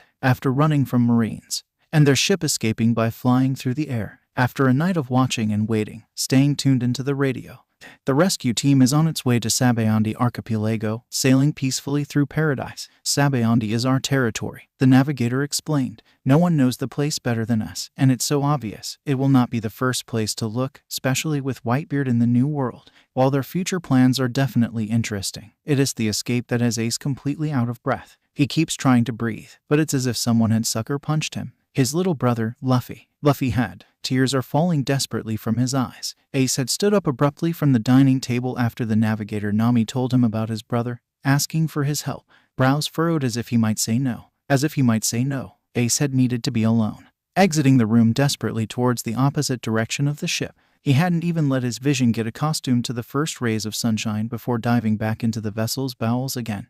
Crossing the grassy deck. His solitude doesn't do anything for his shame. Ace feels like his entire chest is caving in on him, ribs ripping him apart from the inside. I don't associate with pirates. Leave. How did Ace believe him? How? He should have fucking known better. That was his fucking little brother. Ace drags a finger to his mouth, biting down hard on his knuckle, vainly trying to keep his misery inside. The little brother that had looked up to Ace as if Ace had hanged the moon just for him and who made the sun rise every morning. The little boarder that begged to take him with him, who had accepted Ace's cursed blood without a second thought. A boy that had protected Ace's secrets long before Ace had deserved that loyalty. And it had taken what? A couple of snotty sentences and a white coat, and that's it. Ace had been resigned to dying. He'd been okay with. It'd even make a kind of twisted sense. Now, Ace wanted to die. He is so angry, so godman angry. At Luffy, at himself, at their shitty grams. Because how the fuck had he let Luffy throw himself to the wolves for Ace? Ace, who had a target on his back from the moment he was born. Luffy could have. Another sob racked him, tearing him open in the soft, rug-covered floor of the aquarium. His last words to Luffy had been fuck you, and Luffy had smiled at him. Ace was sure he had now. A knock at the door pulls at his senses. A part of him notes that the person has probably been banging on the door for a while. An oddly hollow sound. Ace bites his lip. He has been locked here for hours, but there is no abating his guilt. He keeps replaying the short interactions he had with Luffy, and there were so many small things that hadn't added up. The tattoo, the missing straw hat. Fuck, joining the Marines. Luffy hadn't listened to anyone ever since Ace had known him. In what world does he suddenly decide to listen to Garp? Ace knows, though, that he's always thought people will eventually realize he isn't worth it and leave. His brother's damning words has just been a puzzle pieces shifting into place, of course. Ace knows no one can truly love the cursed blood in his veins, right? It had always been just him against the world, right? Ace cannot stop the sob ripping out his throat. But this was Luffy, for fuck's sake. How could Ace even think? The knocking is getting more insistent now. Ace sighs and tries to pull himself together. He rubs at his swollen eyes, cleaning disgusting snot of his face with the back of his hand, and it strikes him suddenly just how uncomfortable he feels in his borrowed clothes. There's no mirror, but he catches a glimpse of himself in the aquarium. He looks more dead than alive. The knocking does not stop. Fire first. Ace, open the door, please. There's no choice there. Nami greets him at the door, but it's Chopper, clinging to her legs, that was probably knocking based on the sound. The navigator is pale, and she looks more scared than she did when she was smuggling Ace out of prison. Her eyes are wide and glassy, but there's steel in her spine. They contemplate each other raw for a moment. Chopper hiccups after a minute, breaking the spell. Nami coughs and swallows, and looks him dead in the eye when she says, Ace, they are not moving the execution. Ace's heart freezes in his chest. Who are they going to execute? Ace asks. He asks, but he already knows. Someone with a father as notorious as yours. Nami breaks the eye contact. a hand reaching to clear out a tear on the corner of her eye in a very discreet maneuver, as if she's hidden her tears countless times. Ace clenches hard on his teeth, but refuses to keep crying. He can tell himself what a piece of shit brother he is later. Right now he needs to start paying Luffy back, if such a thing is even possible. I need a Den Den Mushi, retelling the story to Whitebeard and Marco, who had rejoiced immediately after Ace had uttered the identification password, is taxing in ways Ace hadn't known talking could be. He has not felt so burdened since the time he told Whitebeard he is the former Pirate King's son. I cannot ask you to put everything on the line for my little brother, but you will, Yoi, Marco intones. And Ace has known this man for years, but for the life of him cannot decipher the tone. Won't you, firecracker? Luffy, he's given up everything for me. Ace chokes, and he thinks of Nami's tale and thinks about Luffy at 7, straw hat on his head and dreams bigger than the sea he hailed from. I don't have bonds with pirates. Leave. You were ready to go to battle for me. I'm just saying that I'm still going to be in that battle. And I cannot. He wishes this wasn't so goddamn hard. He wishes he was stronger and better and freer and less selfish. I am the son of Gall D. Roger. Ace feels Marco's sharp intake of breath and doesn't dare look for the Den Den Mushi's expression. I would have never expected anybody to come get me because for the longest of time, ever since I knew whose blood ran through my veins, the world did not miss an opportunity to remind me that no one wanted me to be born. Ace, but Whitebeard must interrupt him because Ace continues unhindered. I had made peace with my death. It was still surreal to him. I'm sorry I'm so selfish. I'm sorry I'm even asking this when I know what it means and the consequences it could bring, but all this time, I've been out with you. Happy, fully happy since the days of Luffy and me as children, and all I can think about is that my happiness cost my little brother his dream and it's about to cost him his life, too. I cannot do it alone. We won't make it. So, please, if you could do for him what you would have done for him. I keep thinking that my brother deserves it much more than I ever will. He places the speaker against his forehead, bites his lip in an effort to stop his sobbing, and he begs. Ace begs because this is the most important thing he has ever wished for and he cannot hold it against his pops as he says no, but any little brother of my kids is family of mine. Ace sobs. Thank you, thank you. He stays there, thanking Whitebeard again and again, blown away once again by how far people are willing to go for him. When Sengoku sees them on the bow of the ship challenging the might of Marineford, he will not be surprised. He has known, at some level, that with each signature of approval he'd sign, the deal was slowly fading away. Their application papers, vouched by their leader, showed powerful and just recruits, men and women who wouldn't tolerate corruption or abuse of power or enslavement. But these men and women sworn in their white to the whims of one Vice Admiral Monkey D. Luffy, not the World Navy. As they gather together, all of them emerging from different ships at different times, bringing allies each more outrageous than the next, they stand at the front of a rebellion that they have orchestrated, ready to die for the sake of one man. There aren't enough collars in the world, he thinks. Ace emerges from the back room of the kitchen where the crew keeps their Den Den Mushi with eyes more red than when he left, but the ghost of a smile is visible and Usopp knows what the answer is before he says it. The Whitebeard pirates will help us. They already have a plan to sneak into the Marineford Bay. Nami throws her hands in the air and leans back. It's not enough yet, but it's definitely a step in the right direction. They don't know if they can convince their allies to participate though. I'll be making some calls to my own friends though, hopefully give them a push to help us. Ace looks uncomfortable. Usopp notices. We will need all allies we can get. Sanji agrees, already lighting a cigarette. Not unusual behavior, though Sanji tends to avoid smoking anywhere near the kitchen. Most of the table nods in agreement. We only know of one man who can free Luffy before they can kill him, though. Robin says, heavy artillery will do nothing for us if we cannot get the collar off him before they blow him up. Zoro adds, painting a mental picture none of them wants to entertain.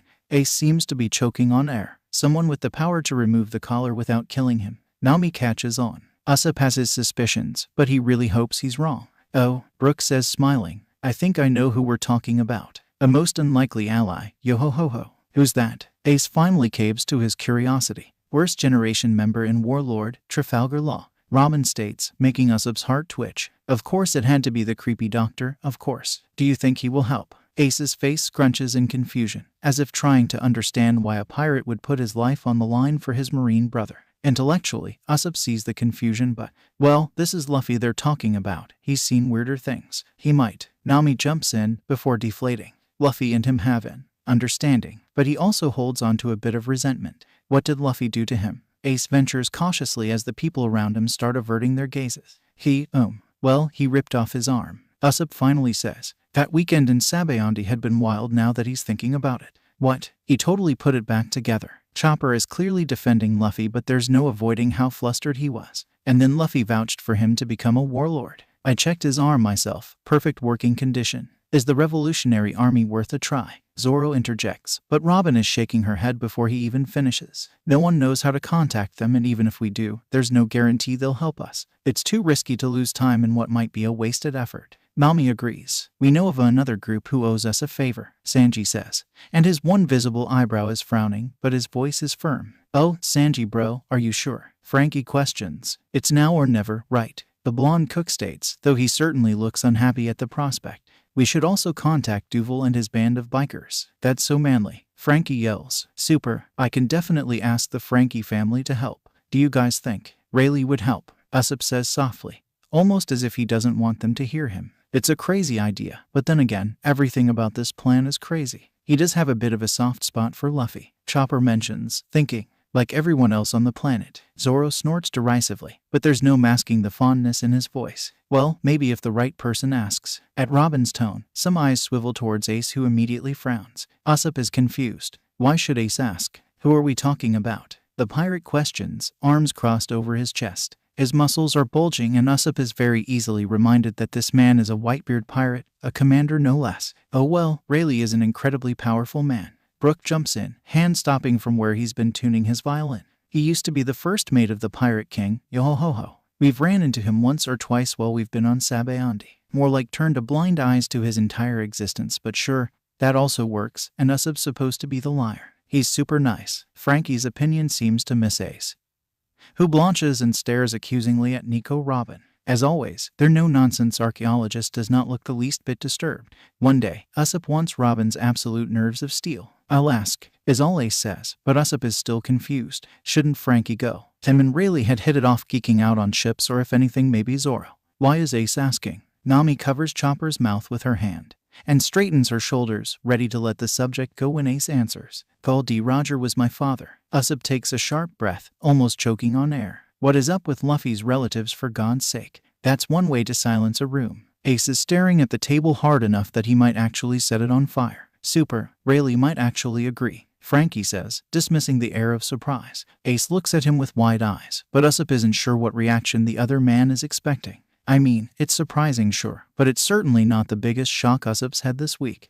There's one more person who might help, Nami says. Who? Usopp asks, because in his mind these are so far all the allies they've had. Red hair Shanks. Ace immediately perks up. He gave Luffy his hat. He seems to stop, but Luffy doesn't. We have the hat. Usopp interjects. Something in Ace's face softens in a way that Usopp would have never thought possible for such an infamous pirate. Shanks absolutely adores Luffy. Ace tells them, when I met him, he threw a party for me just because I was related to him. I don't know if he'll help you now. In Impel Down I started hearing that Luffy has quite the reputation as Marine, but if you find him and bring him the hat you might just convince him. Sounds good. I'll also give Lola and her crew call, Nami says, looking down at the notes she's been taking. Let's go over who's going to contact who. Luffy's execution is in 6 days. We all need to meet on day 5 back in Sabo. And so, Frankie leaves for the helm while the rest of them stay long into the night planning out each detail of the craziest plan they've tried to execute yet. It started with a bang, literally, the day Monkey D. Garp destroyed his wall to spit in Sengoku's face and proceeded to quit. Shockingly violent, but also not surprising. Luffy is Garp's own flesh and blood, and one who had followed in his footsteps. When Luffy finally earned rank in the Marines, Garp had allowed himself to breathe easier. Sengoku had strong-armed Garp into trusting him for Luffy's safety, and Sengoku had been played himself. The child tied down with no free will. Garp had forgiven him eventually, when Sengoku accepted Luffy's unconventional recruitment method. His subordinates are odd, but they are good people, and if Sengoku looks the other way about them having some unsavory connections, well, being Fleet Admiral had to serve for something. The way Luffy smiled and Garp's invitation for lunch had definitely made the slip worth it. He'd made Garp believe that his grandson was safe. Now he's going to be executed. Executed for keeping to a deal Sengoku himself had had to betray. Sengoku's hands are tied. Garp knows that, but it just doesn't feel like enough. After that particular roller coaster, Sengoku thinks he's seen the worst of the blowback surrounding Vice Admiral Luffy's arrest. In less than a day, the Marines have lost 2 powerful Vice Admirals and in specialized battle squad. It isn't a devastating blow, but it also isn't something Sengoku will easily shake off either. Yet, he's been too hopeful. Out goes Garp, and in comes the most unflinching of his subordinates, a man that Sengoku is sure will one day kick him out of his job. Sengoku hadn't really liked Admiral Akainu when he'd named him Admiral. The man is unshakable, with a strong moral compass and the strength to bring it into reality, but he can also be thorough enough to border on cruel and one-track-minded in the pursuit of his goals. Dangerous characteristics in a man of so much power. Then, Sengoku had seen 14-year-old Luffy and Akainu meet. Marineford would never be the same. Even after their disastrous fallout, compromised of good intentions and absolutely not tact from two powerhouses, Sengoku knows Sakazuki has never stopped being in Luffy's corner. Whether the younger man knows it or not is anybody's guess. Absolute justice. Justice is protecting people's right to be free, not taking freedom away from them. Garp is a whirlwind, but Akainu is the center of the storm, deceptively calm. Sengoku tries to defuse the situation before it gets out of hand. Akainu believes in absolute justice, in the eradication of evil at the root and at whatever cost. He is surprised the Admiral is here in the first place, after hearing that his former student somehow broke his brother, the son of the former pirate king, out of the Marine's most secure prison. Former Vice Admiral Luffy has been executed for the crime of high treason, currently the prime suspect in orchestrating the release of Portgas D. Sengoku informs, driving home the point that despite how they're still gathering evidence, they both know Luffy did it. He is also going to be announced as Dragon's son. Another secret Sengoku knows Akainu dislikes. Still, when the Admiral speaks, only condemnation leaves his mouth. What happened to the brat's deal? The phone rings and Sengoku has never been so glad. He could definitely take on Sakazuki, on authority alone, but he's had such a long day and he's going to have such a long week, and no matter what they did the execution was going to be chaotic. So, he looks at Admiral Akainu and pointedly reminds him. Duty calls. The man frowns, but acknowledges the dismissal, the corner of his mouth pulling downwards so insistently Sengoku thinks they'll fall off. They both know the Admiral made his point clear anyways. Sengoku picks up the phone, hoping for good news, but it is Vice Admiral Smoker on the phone. He's probably the last person Sengoku wants to talk to at this time because he absolutely knows what's coming. Fleet Admiral, he begins, voice tight and gruff. Smoker doesn't sound particularly happy at any given time, but Sengoku has dealt with the man enough to know that this time he's particularly irritated. Why am I carrying a fellow Marine officer into Impel Down? Sengoku sits down before he answers, rubbing the bridge of his nose and preparing himself for a long-winded speech that really means because I said so, so get to it, and that's how that goes. The last of his Marines to make an impression regarding the subject is Rear Admiral Kobe, who had been found gagged and bound in the former Vice Admiral Luffy's office. Kobe has asked to see him. Sengoku doesn't usually take these meetings so casually, but the young Marine had been betrayed by his friends and squad. Sengoku could make an exception. Maybe, just maybe, he thought he'd finally find someone who would complain about Monkey D. Luffy. Fleet Admiral Kobe acknowledges respectfully, saluting his superior officer. Sengoku has worked with high-ranking Marines so long he had almost forgotten what respect looks like. This young man is definitely the future that Sengoku strives for. Powerful, kind, and with a good head on his shoulders. At ease, soldier, Sengoku says, motioning for Kobe to take a seat. The young man, who Sengoku still remembers was a tiny thing when he arrived at Marineford 3 years ago, immediately follows the direction. How are you, Rear Admiral? I'm doing well, Fleet Admiral. He answers easily, and Sengoku is surprised that he means it. Tell me then, what brings you to my office? Kobe rustles a folder out of his coat and hands it over. It's unlabeled. Sengoku signals to open it and the younger Marine nods, looking nervous. As he starts pulling out papers he notices the envelope is quite thick. A paper clipping of Monkey D. Luffy's face greets him, and he slowly realizes what the package is. Newspaper articles, Marine reports, superior officers' evaluations, team statistics, even letters of gratefulness from royal families and organization. He looks at Kobe questioningly. It's a folder detailing every single act of heroism performed by my captain since entering the Marines. Well, at least to my knowledge. Among them lay letters of support from the royal families of Alabasta, the Fishman race, and Elbaf and the Sakura Kingdom as well. The young man's spine is straight and his eyes are respectful but demanding. I am here to plead for clemency for his crimes. Vice Admiral Luffy, a man with no previous bounty or criminal record, was sentenced to be executed for crimes he allegedly committed in less than 24 hours. That is not proper procedure, and regardless, I believe that my captain's previous actions should earn him some leniency or at least a fair trial. Sengoku takes a deep breath and swallows back the urge to scream. How is it possible for Monkey D. Luffy to have his entire organization wrapped around his finger? Rear Admiral, Sengoku responds patiently. Your squad mates left you tied up to commit treason in the name of the man that you're here to defend. They betrayed you. Kobe shakes his head adamantly. They did not betray me, Fleet Admiral. They were protecting my dream. Kobe says softly, standing up to leave. Please, think about what I've said. I firmly believe in justice, and I think so do you. A pot shot if Sengoku ever heard one, but the Marine salutes him before leaving. marching out the door, the kanji for justice emblazoned proudly on his back. When Ace sees the former Marine's secret base of operations, Ace wants to cry. A tree house. Luffy's super secret, government rebelling stronghold is a tree house. A white flag waves at the top and he rides the bubble elevator up to the top of the groves where it's barely visible from the ground.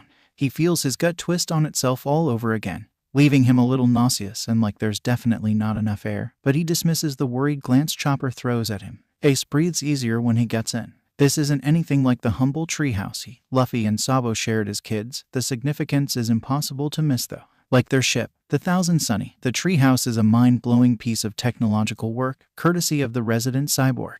It's big to the point of being ridiculous, with bedrooms for all the crew members, another aquarium, a hot tub, a terrace and plenty other amenities. It's homey and well cared for, and Ace swears his companions breathe easier once they're inside too. As happy as they are to be home, though, the former Marines only take enough time to eat, pack, and most of them are out the door. They have no time to waste. Robin and Usopp are traveling further into the grove where Trafalgar Law has been recently spotted. As someone whose signature ship is a submarine, he's going to be one hard man to track. Sanji and Frankie will be taking the Thousand Sunny in the direction of Water 7, picking up a group referred to as the Frankie family, and then traveling further to an undisclosed location. Some bastards owe me a favor, is all the cook says on the matter. Nami, Zoro, and Chopper will be taking a submarine across the Red Line in the search of Shanks.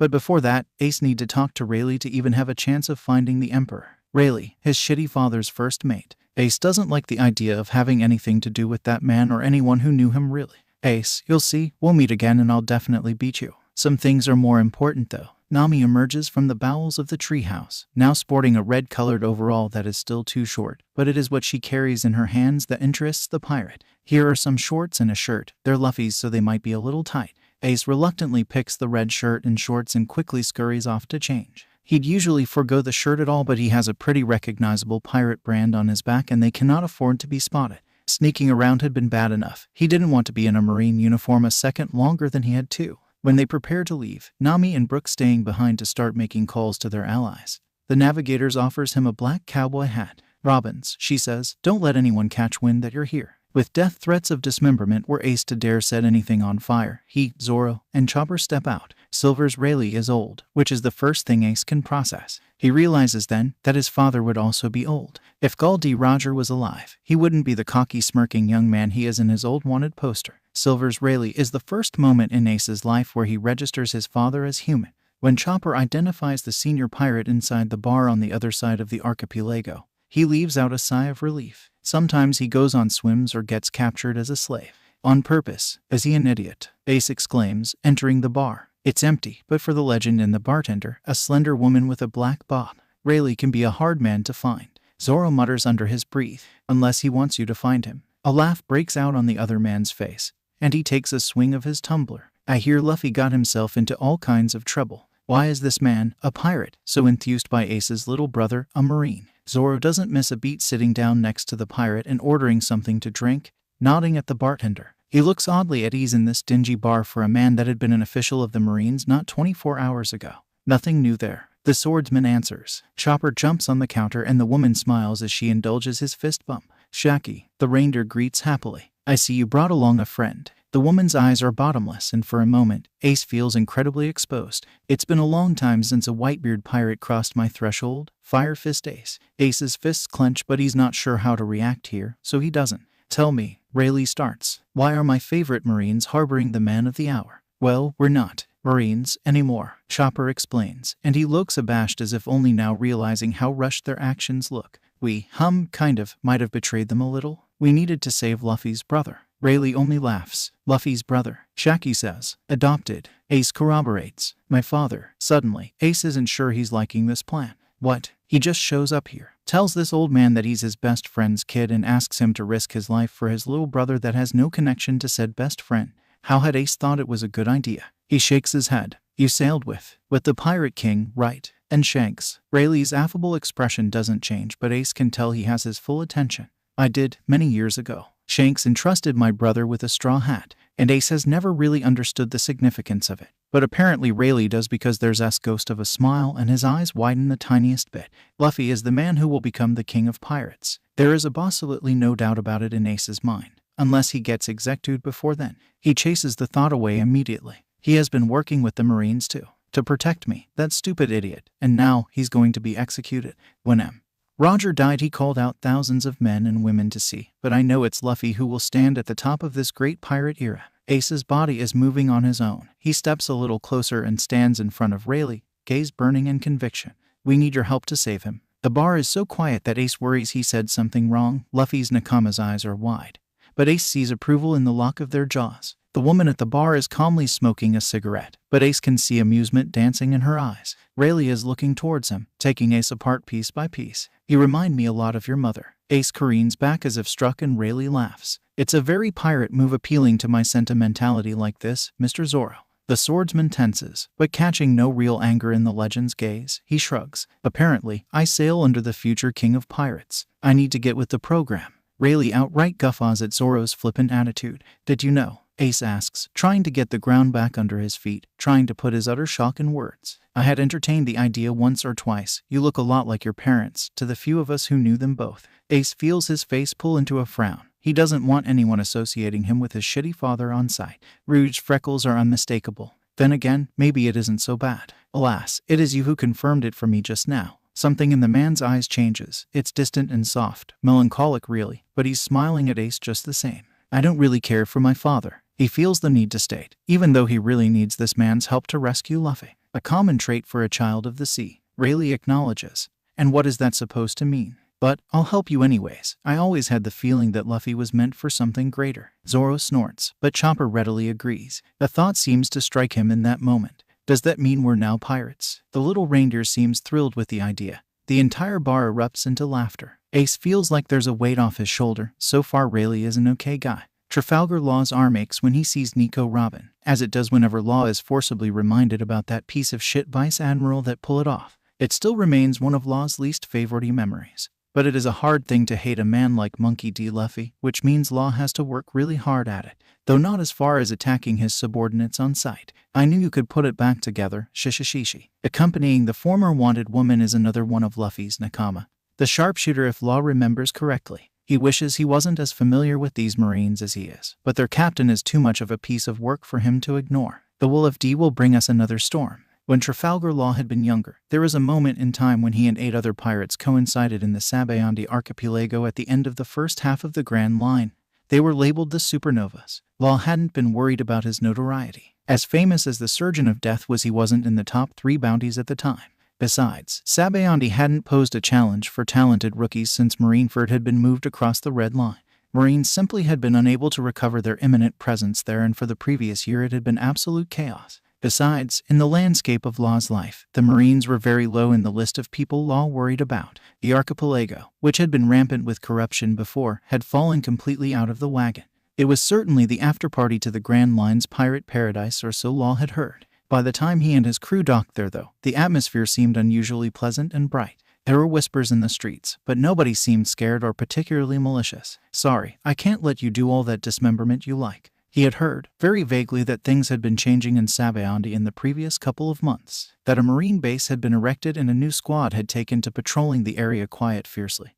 But it wasn't until Monkey D. Luffy ripped out his arm in a single move that Law knew exactly how fucked the pirates in the archipelago really were. Things wouldn't be the same in paradise with the arrival of these Marines. A rock star with mysterious abilities regarding souls. They said there is no hiding from him. An archipelago-wide security system built by a man who had made himself a living weapon. A spy who had thousands of eyes and ears. The beast of the forest with an impossible eye for detail. A cook who could pursue you from the skies. A former thief with an unfailing nose for treasure. A sniper who never missed his shot. A swordsman capable of sinking battleships. And the man who tied them all together, the watchdog of Sabo Archipelago. Former protege of Admiral Akainu and grandson of Garp the Fist. Luffy had just made Vice Admiral then, after something or other heroic in Fishman Island. Law got away because of a complete stroke of luck, and his devil fruit managed to save his arm. He knows many of the supernovas weren't so lucky. Famously, it had been the end to Eustace Captain Kidd's journey, who had been the highest bounty on the island at the time. The Vice Admiral's crew brought in 5 out of the 9 superpowers on the island, earning what would be Luffy's epithet in one go. Devil Child and Soj King.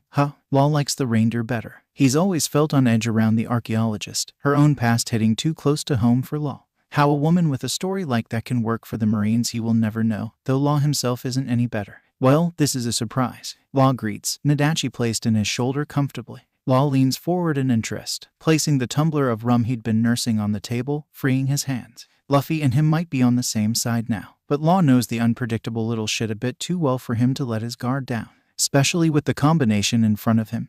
Traffy. Law's eyes immediately twitch at the nickname. Damn that fucking Marine. Robin smiles without remorse. Her companion proves to be a bit more wary, looking around at Law's crew around the bar. Outnumbered is definitely a key word. Bippo's eyes are fixed on them, waiting for a signal from Law. Where's your idiot watchdog? He inquires in curiosity. Not, mind you, that Law has any interest of running into Monkey D. Luffy if he can help it. It is just decidedly odd to see his tight-knit group apart. Impel Down. It takes real effort to keep the surprise off his face. Luffy has been set up for execution based on the identity of his father. The sniper explains. Luffy's father. Law knew his grandfather was a Marine as well. Luckily enough, he'd only seen Monkey D. Garp from afar. Law had never spared the missing link between them a single thought. Figured he was dead. Who could be notable enough for their Marine hero of a kid to be sentenced to execution? You will get a summon to fight at Marineford any day now. We came to ask for your help. Why? Help? Were these people crazy? They did know he was a pirate, right? And one who worked for the Marines to boot. He's probably the person who would want to help them the least. Sure, Shishishi, I'll vouch for you. In exchange for something, of course. Nico Robin smoothly intervenes, say, accidentally taking out a warlord during the commotion. This time there is no hiding the absolute shock written all over Law's face. But in a couple of moments he smiles. His grin, although a happy one, is certainly fitting of his nickname. Unpredictable little shit indeed. He almost asks how they know about him in Doflamingo, but this woman had successfully ran from the entire world for more than 2 decades. Well, maybe something could be arranged. What, exactly, do you need? The Marines smile. I always figured his grandfather had just gotten through to him in the end. Shanks is bitter. It's moments like these that remind him that it doesn't matter how powerful you are, no one is omnipotent. He still feels like he should have known better. Luffy, even as a child, isn't the type of person to break up promises, and as Shanks entrusted him his old captain's hat, there had been no doubt in his mind. I'm going to be the king of pirates. Did you regret it? The swordsman asks, and his eye is piercing. Right now, it's focus on his empty sleeve. Shanks can see why Mihawk would take a student if he'd been confronted with a gaze like that. Not for a second. Zoro seems content by his answer and chugs on the sake the Emperor has provided. You've been with him since the beginning. No, the beginning was in Marineford. Luffy was trained there. The man shakes his head. His tone sounds off. Shanks knows an omission when he sees one. None of us were around then. But when Luffy made official, yeah, I was the first idiot to join his crew. Despite his gruff words, there's no regret in Zoro's words. He bribed me. Shanks almost spits out some sake at the nonchalant statement, and he can see from the pirate hunter's amused glint that it had been on purpose. Shanks takes a deep breath. If possible, I would like to know that story. The former Marine smirks. He's not sure how one story turns into several, but the more he listens to the clipped retelling of Luffy and his crew's adventures, the more Shanks laughs. Clearly, his little anchor hadn't changed at all. I was surprised at the nickname. He tells Zoro, and he knows by the heaviness in his lids that it's later than he'd intended this little conversation to go on for. I think anyone who wasn't there would be. Zoro answers, I shouldn't have doubted our ability to apprehend all the rookies, but it was still a little surprising. He's obviously referring to the infamous incident in the archipelago, when Luffy's name became famous even amongst pirate circles. I heard half of them pass through though. There's that warlord for example. Zoro's still smirking. Yeah, Luffy let them go. The swordsman reveals. What? If Shanks thinks about it, it does sound like something Luffy would do, though he severely doubts his ability to guess why. No pirate without his approval goes on to the New World. That's why they call him the Watchdog. It still felt odd to Shanks, the watchdog of the Sabo on the archipelago. Most don't see it that way. Slave traders, rapists, conquerors, anyone who's in the sea for the wrong reason. They'll never make it past Sabaody. Luffy's always protecting what it means to him to be a pirate. For all that you've been wild, Vice Admiral, I never thought I'd see you in chains. Luffy smiles up at Magellan, appreciating the sentiment. Of course, the prison warden doesn't know he's only seen Luffy in chains, just very sneaky, mystery chains. Shishishi, it's a little surprising for me too, he says, nose twisting form the stale elevator air. He'd brought Ace in just a few days ago. It's strange to think that this time he's staying for good. I don't know how. Smoker cuts in, and Luffy has been witness to his bad mood all morning. He's been a menace since day one. The fellow Vice Admiral is chewing on his tobacco, but they're unlit due to regulation. Shishishi. Luffy laughs, taking it as a compliment. Maybe his friend is on to something there. Why are you so cheerful? Smoker demands, not the first inquiry following that line of thought. Luffy hasn't been able to stop grinning since he got arrested. and Smoker is taking his attitude surrounding arrest like a personal insult. Well, it's just, Ace is free. His crew had done it. He looks at Magellan. I'm sorry about that. Not sorry, because there's no way I could have left Ace to die, but I know you love your job. The gaze Magellan sends him is unreadable, but the other man doesn't look affronted. Smoker hits Luffy upside the head. Luffy needs to concentrate to avoid tripping. The handcuffs on him are doing wonders on keeping him just that little bit dizzy and weak. Stop admitting to alleged crimes. Luffy laughs again, delighted. Smoker looks equally upset at Luffy for being an idiot, and at himself for advising a criminal. Luffy's going to miss Smoker and Tashigi. He's going to miss Magellan and Hina. And crap, he's met a lot of precious people during this marine business, hasn't he? The doors finally open at level 6, and as soon as Smoker steps out, the jeering starts. It's the usual government dog, shitty marine, and stupid stuff like that Luffy's heard hundreds of times. When the former Vice Admiral steps out, though, and the inmates realized he's the one being brought in, the room goes silent. Then, it explodes into cheers. Luffy ignores them as he goes through without a care. Some inmates are more familiar than others. Well. Crocodile's voice is gravel, cutting through the ruckus. Vice Admiral, I'm just thrilled that you'll be enjoying Level 6's hospitality with us. Smoker scuffs at the former warlord with impossible disdain. Watchdog, guy with wings, he's funny. He's in and out of here every week. Mad Monk, do you need to lose your heads every single time? This is the guy that could turn his arm into a flute. Still pretty cool, Luffy thinks. A fellow blue blood. A voice cuts through the darkness. Keep your mouth shut, Shiryu. Magellan barks. On they go, deep into the bowels of the prison. Chains suit you, watchdog. Ah, this person, Luffy remembers. I'm going to conquer the new world. Middle guy, he greets. And how nice is it that his cell will be across Eustace Kid? Luffy wonders if the other's sanity can deal with him for prolonged periods of time. This is going to be fun. It's Eustace. Luffy laughs, looking over at Kid all wrapped up in chains. From here he can see the cut above his eyebrow from where Luffy punched him that one time. Shut up, you damn pirate. Smoker roars. Eustace glares at him, but taking one look at the towering form of the prison's warden, falls decidedly silent. Luffy's cell opens and he's chained up to the wall, his arms stretched uncomfortably. Smoker's movements would never be called kind, but Luffy can tell he's trying to be gentle. You're a good guy, Smokey. But Luffy had already known. TSHT. The man answers. Don't get sappy with me. We must go. Magellan prompts. Luffy knows that the warden following them all the way to the cell isn't protocol and smiles at his friend. I'll see you soon. He raises his hand, which moves barely a couple of inches, but the chains rattle like the devil. Don't act like it'll be for a social call. Smoker's tone borders on annoyed, but only manages to sound resigned. With the whirring of the elevator, the government officials are gone. What are you doing here, Luffy? For a moment he startles, searching through the dark, and suddenly he's grinning so hard his cheeks hurt. Jinbei, it's so good to see you. Here I thought Metal Guy would be my only company. Luffy says, then frowns. Don't you dare drag me into your nonsense. He ignores Eustace without much care. Wait, why are you in prison? I refuse to fight at Ace's execution. I will be kept here until after. Jinbei looks at Luffy intently. They know it was you. Your comrades made it sound like you had an alibi. I do, Shishishi. I was with my grandpa at Marineford all morning. The food was fantastic. Even now his mouth is watering a little. I didn't really think there was a way for Ace to disappear and for it to not be blamed on me, though. Because you're brothers, Jinbei states. Brothers, exclaims someone down the hall. Luffy thinks it might be the Music Man. Yeah, but Ace's freedom was part of the deal for me to become a Marine in the first place. What do you mean? Ma, it's such a long story, Shishishi. Luffy looks at the ceiling, pitch black. Besides, it doesn't really matter now. I've been discharged. They'll announce my execution soon. They'll execute you. Luffy knows why he's surprised. Former Marine officers are hardly executed, if ever gives the Navy a bad reputation. Apparently the government thinks the public shame will be worth it to stick it to his dad though. Nothing official yet, he says flippantly, but it's just a matter of time. Won't your prison-breaking pals come and help you out? Eustace mocks. They could. Luffy acknowledges. But there's a lot more than these chains keeping me here. Luffy, Jinbei, did I ever tell you? Luffy interrupts, because he's been bursting with energy since morning.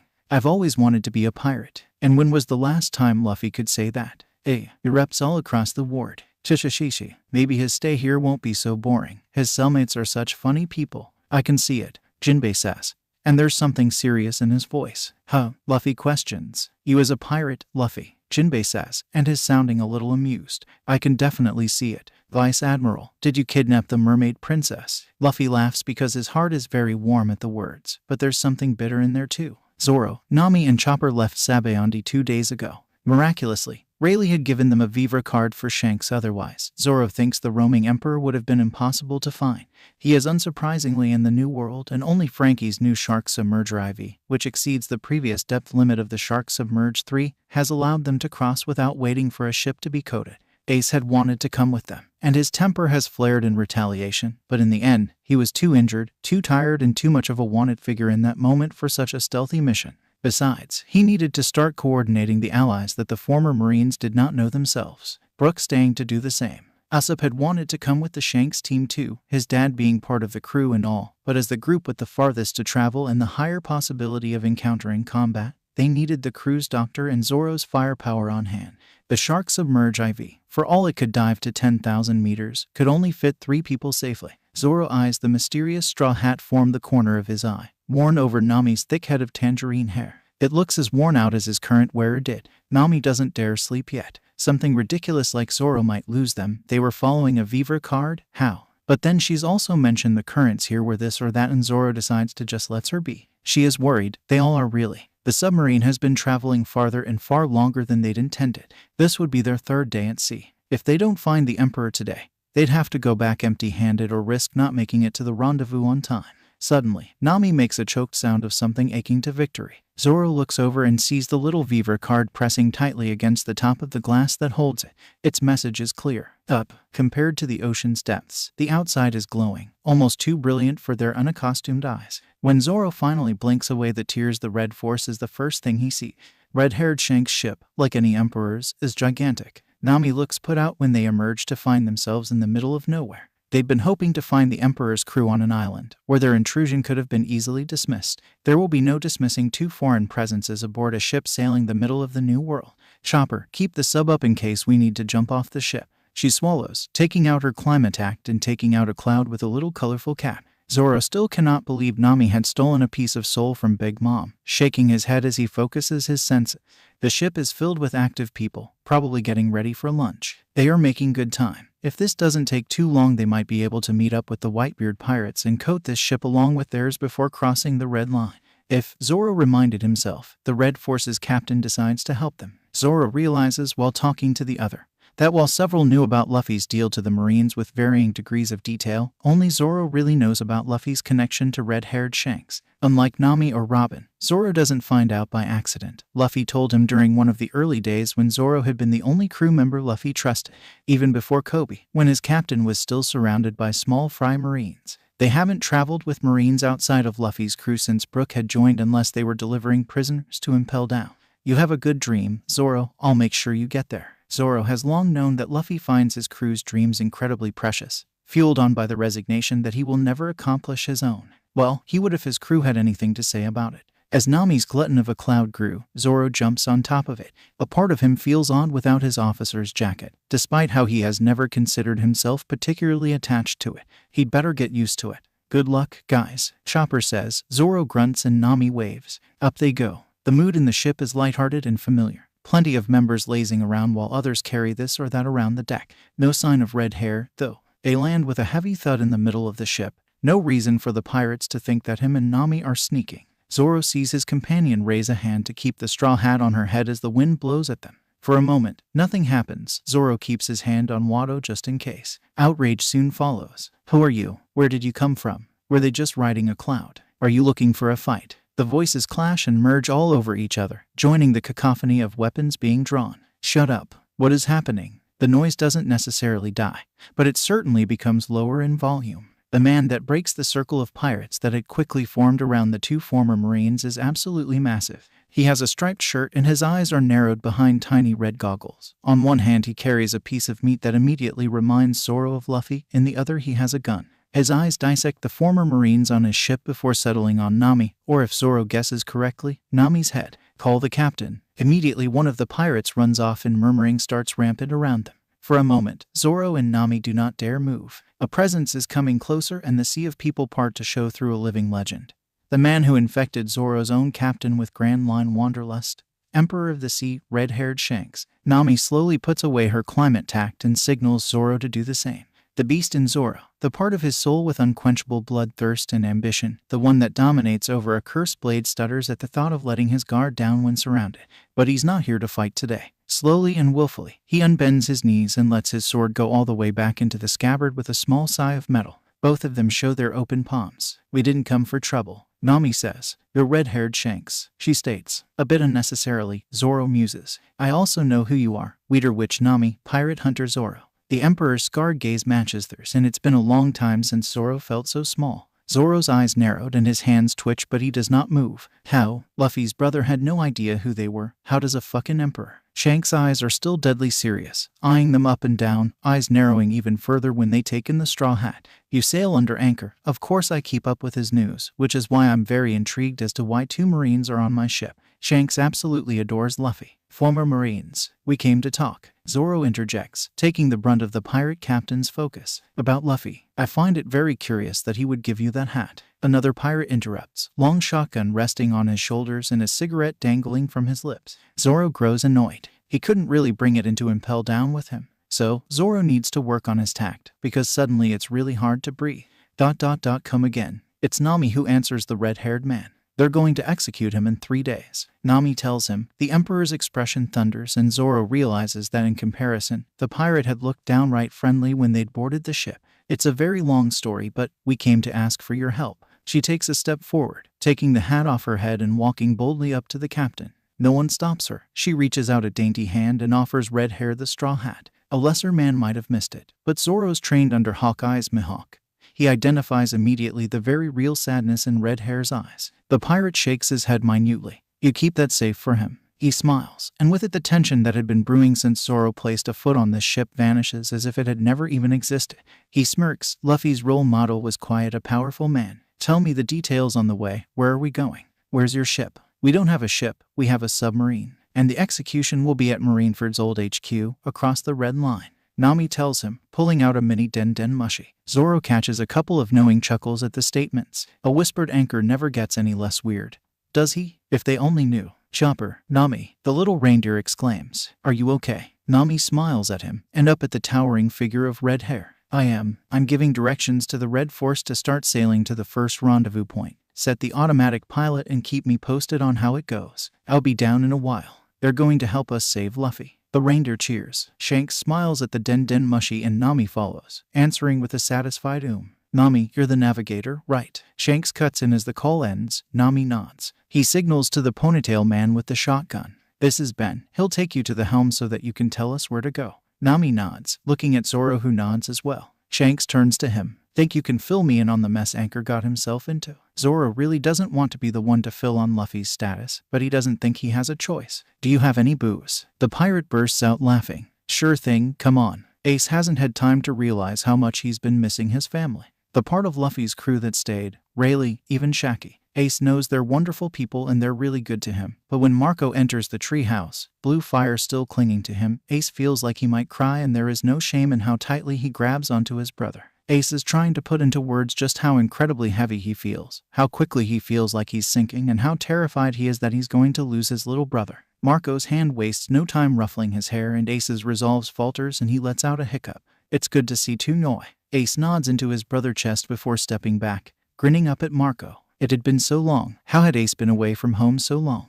"Run me through what's happening." Marco is here to serve as liaison between the former Marines and the Whitebeard pirates, flying over the Red Line while the rest of the crew prepares the ship. He's the first member of the Alliance who arrives. He looks over at Rayleigh, sitting at the bar where he'd been drinking in daylight as usual and relaying Ace with tales about his mother. The air becomes heavy when the two first mates lock eyes, but then Marco's smiling and Rayleigh invites him a drink. The meeting of the allies begin. The bounties come in on the early news of Day 3. Ace is surprised when Shaki shows them to him. Pirate Hunter Roronoa Zoro, Weather Witch Nami, Sojking Usopp, Blackleg Sanji, Beast Whisperer Tony Chopper, Devil Child Nico Robin, Cyborg Frankie, Dead Bones Brooke. The skeletons looks fondly upon the posters. "Doesn't it bother you, Yoi?" It's Marco, who had been reading the day away, that asks, but Ace is also curious. "Yo ho ho ho." The skeleton laughs. "Not at all. I was a pirate during my first life. I joined the Marines because of Luffy." Ace doesn't know which part of that sentence is strangest, but Marco dismisses the motion, and before Ace can ask, he's asleep.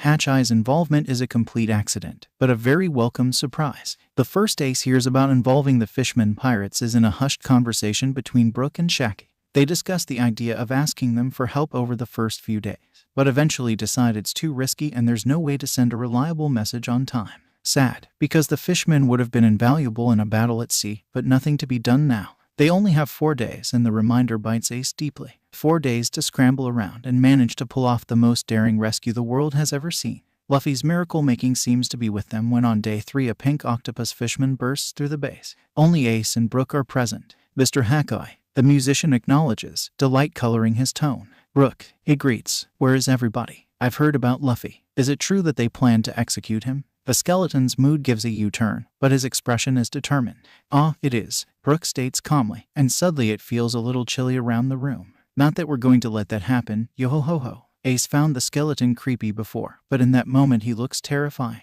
The Sun Pirates want to help, Hakkai states without preamble. Mr. Hakkai, Princess orders. Hakkai smiles happily. I cannot possibly go against Her Majesty's will. Ace wants to point out that the fishman is a pirate, but he's not going to shoot himself in the foot like that. They need all the help they can get. At dinner time, Ace is relegated to the story of how his brother saved a mermaid princess. While Ace and their gathering allies are enjoying dinner, Garp the Fist has finally tracked down his criminal of a son. He's prepared to take the door of this stupid base down if he has to. And when he's considering doing exactly that, consequences be damned. They open. Garp gets the shock of his life. You're that other brat, he exclaims. Said other brat looks at Garp with wide eyes. Huh. Before food and stories about Ace's little brother, Robin and Usopp arrive. Mission objective completed. They have interesting reactions to their bounties. Robin seems to be slightly upset, and Ace turns to tell her well, he's not sure what to say, but something when Usopp beats him to it. The young man looks over at his comrade, eyes shining, and says, Robin. He's waving his wanted poster around and jumping on the sofa. Robin, this is the first step to being true warriors of the sea. Luffy will be so proud. And Ace watches the frown melt from Robin's face and smile at the younger, and she means it. Very exciting, indeed. Their new ally doesn't warm Ace's heart nearly as much. Ace is immediately apprehensive of Trafalgar Law. Whether his caution is born from the fact that the pirate is famous for dismembering his enemies or just the captain of a rival crew is up for debate, but Ace is mostly concerned that the key figure of their plan is probably their shakiest ally. If Trafalgar changes his mind or betrays them, there will be no way to rescue Luffy. Stop glaring at me, Fire Fistia, the other man says, calmly laying on one of the living room couches, looking decidedly at home as he sifts through the newspaper. Ace can hear Robin and Usopp working in the kitchen. I heard my little brother ripped out your arm. I see your level of tact is comparable to what dogs? The warlord says, though initially surprised, easily immersing himself back into his reading. To ch, as if the paper could be interesting. The hand that flips to the next page has death spelled out on his fingers. What a creep. What's that supposed to mean? Ha. Ace doesn't give him time to answer that because there's a more pressing question on his mind. Why are you helping us? Nico has assured me a quid pro quo. What is it? The surgeon looks up coldly at Ace, enough in tension that Ace feels flames flicker across his shoulder blade. That, he says pointedly, is none of your business. Nami calls right before dinner starts. Ace picks up the den mushy after setting down the last plate, glaring at Trafalgar all the way, who ignores him, the bastard. The table has two different reactions to hearing that the roaming emperor, Red Hair Shanks, is on his way. For those in the know, it's a huge relief and definitely a fantastic omen. For those that hadn't know, well, they were a little surprised. Trafalgar Law actually chokes on what he's drinking, and the biker gang leader, a man Ace has learned his name, Duval, tips his chair so far back he falls. Hakkai just looks around and wonders why he's not more surprised. Marco chuckles easily under his breath. The crew members' reaction to being wanted criminals vary. Zoro offers a very nonchalant, so, am I worth more than the cook? Chopper cannot contain his excitement at being recognized as a real pirate. Nami cries that her head is the most expensive thing about her. Sanji and Frankie arrive late on the 4th day, accompanied by a tall, slender woman. She is reserved and coy, but the swirl in her eyebrow is unmistakably genetic. I'm Vinsmoke Ryuju. The name sends alarms ringing in Ace's brain, but in that particular moment he doesn't really connect the dots, which, considering how uncomfortable Sanji looks, is probably for the best. I'll be the liaison between you and the Vinsmokes. This will be our way to pay off our acquired debt. No one in the room, neither Ace, nor Marco, nor Trafalgar have any idea what she's talking about, and they're all uninterested enough to not ask. Marco later on fills him in who the Vinsmokes are, and Ace thinks back that his brother has formed the weirdest friendships. The Frankie family also arrived with them. Apparently, they are a gang that Frankie used to run in Water 7 before becoming a Marine. Additionally, he tells them that Iceberg has lent them some men from his galley company. He's super cool like that, is all Frankie says on the subject. Wanted posters, Sanji exclaims, surprised from where he'd been catching up with Brooke inside the kitchen. Seconds later, he comes into the living room. Oi, Frankie. He makes a beeline for the cyborg, bringing the worn wanted posters with him. They're barely days old, but they've been held by anybody who has stopped by. Look at this. We have bounties. This is so strange. Hopefully, it'll make more popular with the ladies. Are those heart-shaped eyes? Frankie eyes his poster. Cyborg Frankie, ha ha ha. The man stands up, holding his signature pose, looking ridiculously big in the room. Super. On the fifth night, sitting around one table stands the most colorful arrangement of people Ace has ever seen at once. And Ace is a member of the Whitebeard Pirates, the leader of a biker gang. Duval, a daughter of Big Mom. Lola, a robot-engineered princess of a criminal empire. Ryuju, one of the 7 warlords of the sea. Trafalgar, a fishman from the Sun Pirates. Hakai, the former first mate to the Pirate King. Rayleigh, the first mate of the Whitebeard Pirates. Marco, a small division of former Marines. And Ace himself, only missing from the table. And on their way at full speed is the Red Force, carrying a second Emperor of the Sea. Only you, Luffy, he thinks to himself, only you. Nico Robin takes the lead. Shall we go over the plan one more time? She smiles, and Ace starts believing little by little that they might just pull this off. Admiral Akainu doesn't consider himself a sentimental man, but seeing the brat bloodied and bruised, pinned against the wall like an insect makes something in him twitch. Luffy has committed high treason. No doubt about that. But Akainu has locked plenty of Marines behind bars without sentencing them to the lowest levels of hell or sentencing them to execution. His eyes land on the collar, almost hidden from view due to Luffy's lowered head. Things with Luffy had always been different.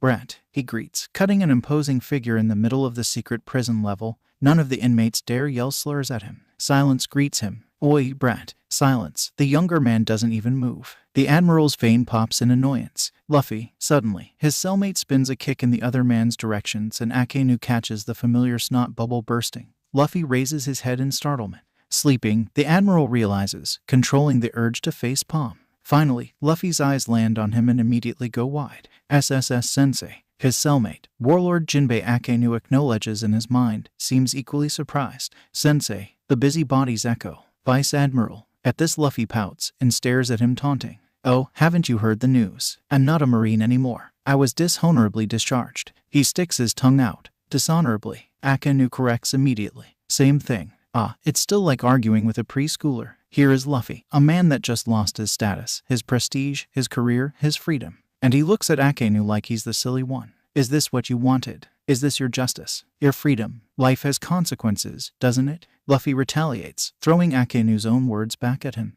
Akainu can already picture him picking at his nose in boredom, though the chains prevent him from such an action. He and Garp were really cut from the same cloth. Here I thought you didn't listen to me. I don't, Luffy exclaims, brows furrowed but still unable to hold back a pout. Akainu almost has the urge to smile. He settles for a fond Brat. Akainu catches Jinbei staring at him and his frown is back in full force. Regardless of Luffy's antiques, Akainu isn't here to catch up with his wayward student.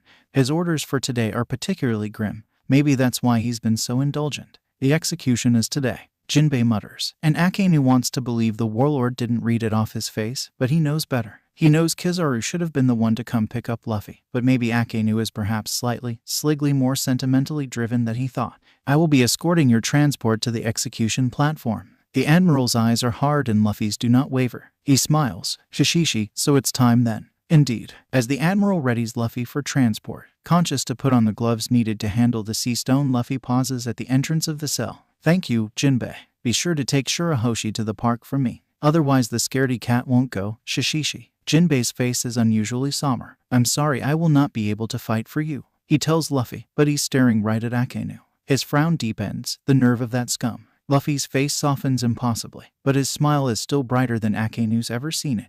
I'm just glad you'll be safe, Jinbei. Bringing Luffy out of Impel Down reminds Akainu about all the times his pupil accompanied him on the same journey. There was a time when Luffy was almost like his shadow, the only subordinate with enough backbone to stay near Akainu around the clock. Now, as Magellan escorts them up the elevator, the memories are bittersweet. Akainu brought Luffy to Impel Down to show him what reckless living would get him, that a criminal's life was not free but borrowed time. His message didn't sink through as effectively as he'd hoped. He doesn't miss the heavy nod and the parting words of Vice Admiral offered by Magellan at the gates of the world's most secured prison. Luffy's laughter and take care shouldn't have left such a bitterness in Akainu's mouth. The Admiral is angry, furious with his former charge. Luffy had thrown everything away for a pirate. How can he be so content, so genuinely happy?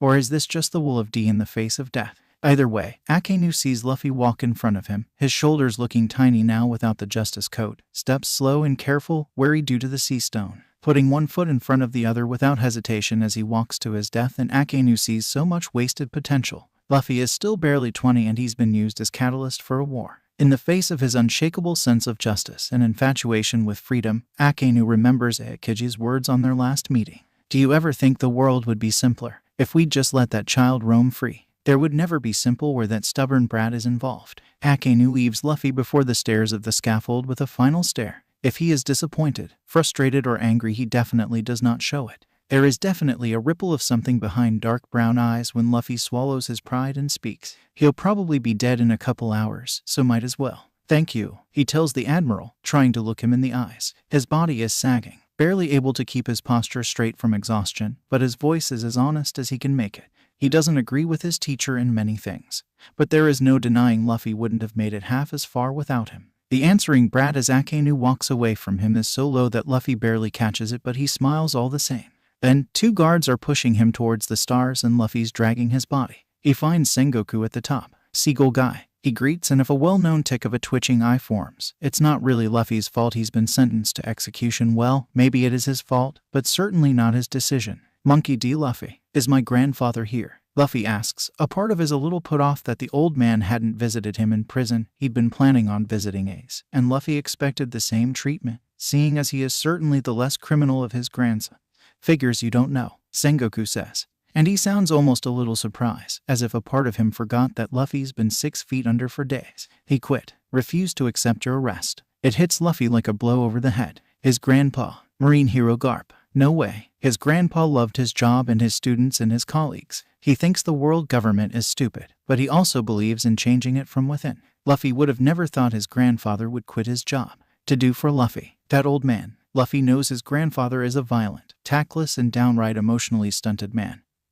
But he's never doubted that he loves him. It has just never hit home how much. Sengoku looks very uncomfortable. He really loves you, Luffy, and you've made him very proud. The fleet admiral is looking everywhere but at Luffy, and the former Marine cannot believe that this man is trying to comfort him, to offer him some last kind words before the end. I wish things could be different. It's nowhere near an apology. But Luffy is reminded about what Kobe's always saying, that Marines and pirates are really not that different when you see clearly. He hasn't forgiven Sengoku for breaking their deal, but he appreciates the sentiment all the same.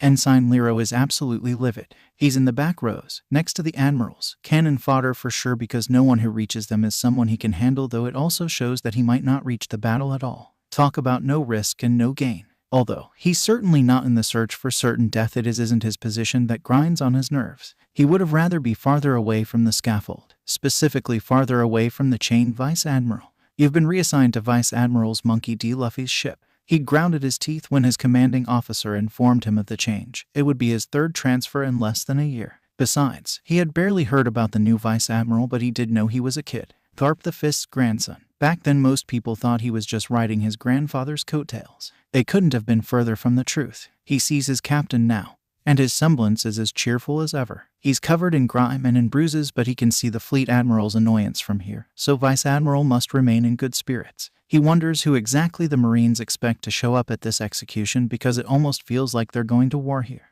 His captain is certainly a charming person, but most of his friends, at least the ones who can fight, are protecting his death, not preventing it. The thought makes his stomach flip-flop, and he tries to remind himself that the Vice Admiral had committed treason and allowed for the freedom of a very dangerous criminal, without saying that his immediate battle squad, whom Lero is closely acquainted with, were the actual rescuers. What is it about Portgas D that made fine Marines go back on their oaths? The thing is, because he knows them. Lero just feels like there has to be something he's missing, and it pisses him off. A part of him just wants to excuse his Vice Admiral. Luffy, who always had a smile and acceptance for everyone he met, even a stick in the mud like him. His comms officer yells from behind. The execution is now live, he says, and then, a little more perplexed, also informs. We're picking up radio activity. There's some unidentifiable muttering, and then, incoming. Lero will never forget what happens in the next few minutes, because half a dozen ships explode out of the bay, and where there had only been sea, now stands an army. He sees Portgas D and it's impossible to miss his bold declaration. He catches sight from some of the former Marines that had resigned and is blown away literally by the sheer strength of the opposition. Wherever he looks, pirates are emerging from the cracks in their ships, armed and thirsty for blood. Why did the Whitebeard pirates come rescue a Marine Vice Admiral? What exactly is going down on him? He listens to Sengoku's speech with one ear, still too much in awe at the figures. He catches sight of the fishermen pirates. Not that surprising. He's intimately aware between the relationship between the island and Luffy. After more pointless words are exchanged between two powerhouses of men, Lero is still hesitant. He's not sure if he should really fight. More than anything, the thought that he hopes the pirates succeed is at the forefront of his mind. A conflicted heart is quite dangerous during battle. But as he collapses, the choice is out of his hands. The winds are absolutely crazy, Ben notes. He and his captain keep exchanging glances, reality sinking in their guts. Next to them, Anchor's navigator, a slip of a woman that Ben learned can drink entire pirate crews under the table, has a map on one hand and her eyes set on her log pose. She is meticulously yelling orders to the swordsman. Ben has heard Mihawk talk about him. The man has tremendous strength, impossible to miss as he mans the helm, but Ben has been a seaman for a long time and there's no fighting the weather. Nami, Shanks cuts into their argument. His tone of voice is tight and angry. Ben knows the same powerlessness must be going through his captain that he himself feels. I think we should call ahead. I don't think we'll make it. Between Coding and the Storm on their way to the Red Line, the Red Force has been running behind schedule already. These winds weren't helping them. Nami has proved herself an absolutely brilliant navigator. Her ability to read or more like predict the weather is downright supernatural, but sea transport has limitations. They are still half a day away and Luffy only has hours. Their allies cannot go into battle expecting them to be there if they aren't going to be. Nami shakes her head. Her tangerine-colored hair darkened by the poor visibility in the cloudy day. She takes out the strip tube she always carries. We'll be there, she says. It's a promise to the pirates and a challenge to the world. Her contraption extends into a staff. Both older pirates are staring intently. A good navigator knows there is no fighting the weather. It is a saying Ben had heard a long time ago. Nami smirks, baton spinning and eyes on the horizon, and a great navigator knows how to control it. For a moment, she breaks her concentration to look them in the eye. Luffy's waiting for us, she says. And in the middle of fighting the wheel, her fellow companion straightens. We'll be there. It isn't the first time Whitebeard readies for war, but it might be the last, he admits to himself. He sat down his commanders, driving the message that this will be the beginning of a new era. Only some of them catch on to the entire meaning. This upcoming battle will decide much more than the fate of one young man.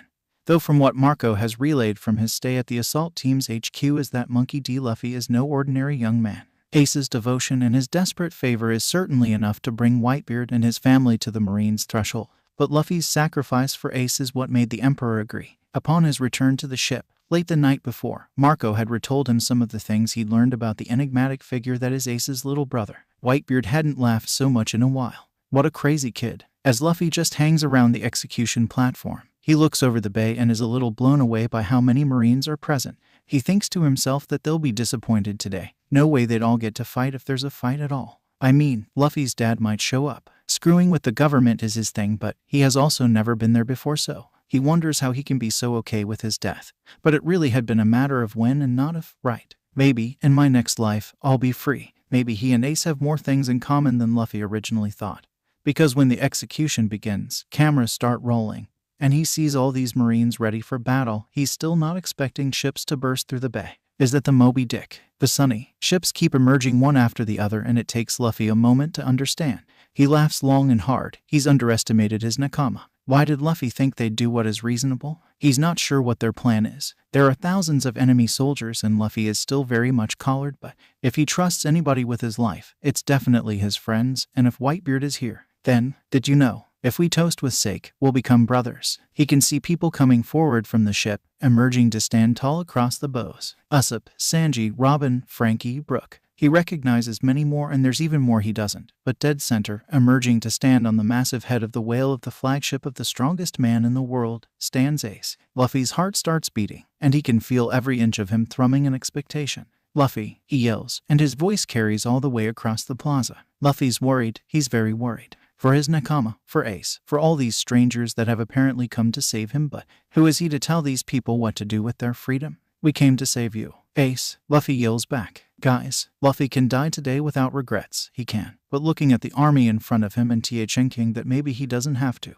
He feels the tears dripping down his chin before he realizes he's consciously crying. Ace forgives him too. There will absolutely be no saving. Today, we serve justice, Sengoku says on the speaker, and Luffy sees a giant of a man appearing behind his brother. The mustache is unmistakable, unless we have anything to say about that. Answering roars follows his declaration, but no one in either ship has moved to engage yet. Whitebeard has emerged. It's been a while, Sengoku. There he is, Sengoku says, and his voice carries around all the blues. The strongest man in the world.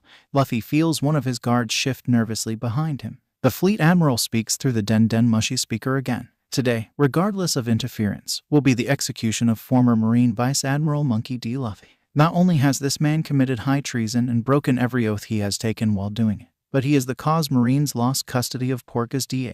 Sengoku lists, more for the benefit of their audience than anyone present at the plaza. He has also been found guilty of aiding and colluding with criminals, unsurprising considering his lineage. Sengoku makes a pause. After all, Monkey D. Luffy is the only son of the most wanted man in the world, a fearsome terrorist, revolutionary dragon.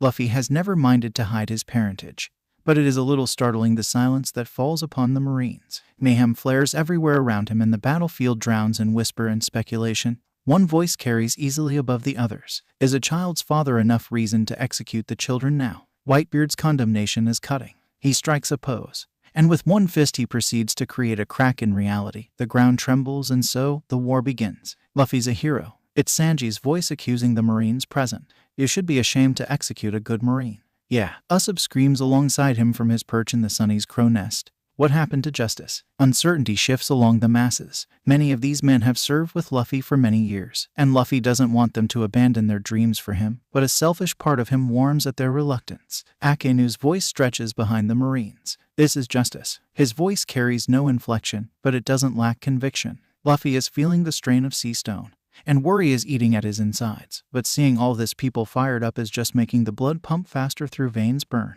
He looks at Sengoku and sees a flicker of suspicion on his former superior's face. Ah, Seagull Guy knows him so well. Well, I can't let other people do all my rescuing for me. Actually, he won't. The wave of haki strikes the battlefield in seconds, and it's cut short as the collar activates and forces Luffy to bend over until his forehead slams into the ground. Not even the burning can contain his laughter. Ouch! The sound of bodies hitting the ground is impossible to miss and soothes his aching.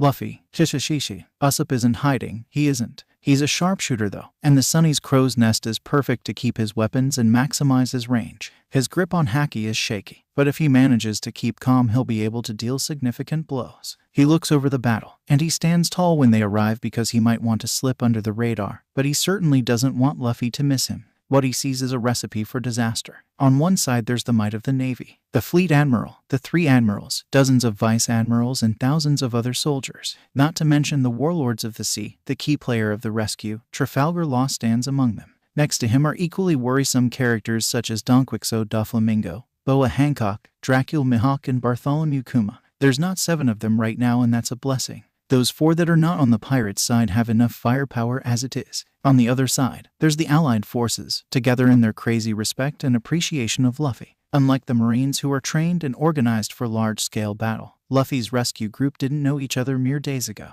If it comes down to strategy, well, the commanding pirates have a solid plan, but on the scaffold almost worlds away, Usopp's captain lies on his knees looking tiny. Usopp shakes his head and readies to down as many enemies as come within his range, and his range has gotten big. Ryuju is standing next to Sanji and her siblings when the pulse blasts along the battlefield. It doesn't travel far enough to reach the bay as they hover over the flagship, but it picks up dust and wind as it gathers strength. Hundreds of Marines immediately slump over where they stand. Sanji looks around wide-eyed, but Ryuju can tell he's happy. What was that? Niji asks. A bunch of people just passed out. Yanji notes. My captain is a very troublesome man, even in chains, is all the chef answers. That kid, Ikiji comments, looking upon the scattered masses with nonchalance. There's no bloodthirst, no excitement, and certainly not fear. He remains a stark contrast to Sanji, whose hands shook briefly as he lit his cigarette. Just wait to see him on the field. Smoker is not happy. The stupid pirates showed up, because of course they did.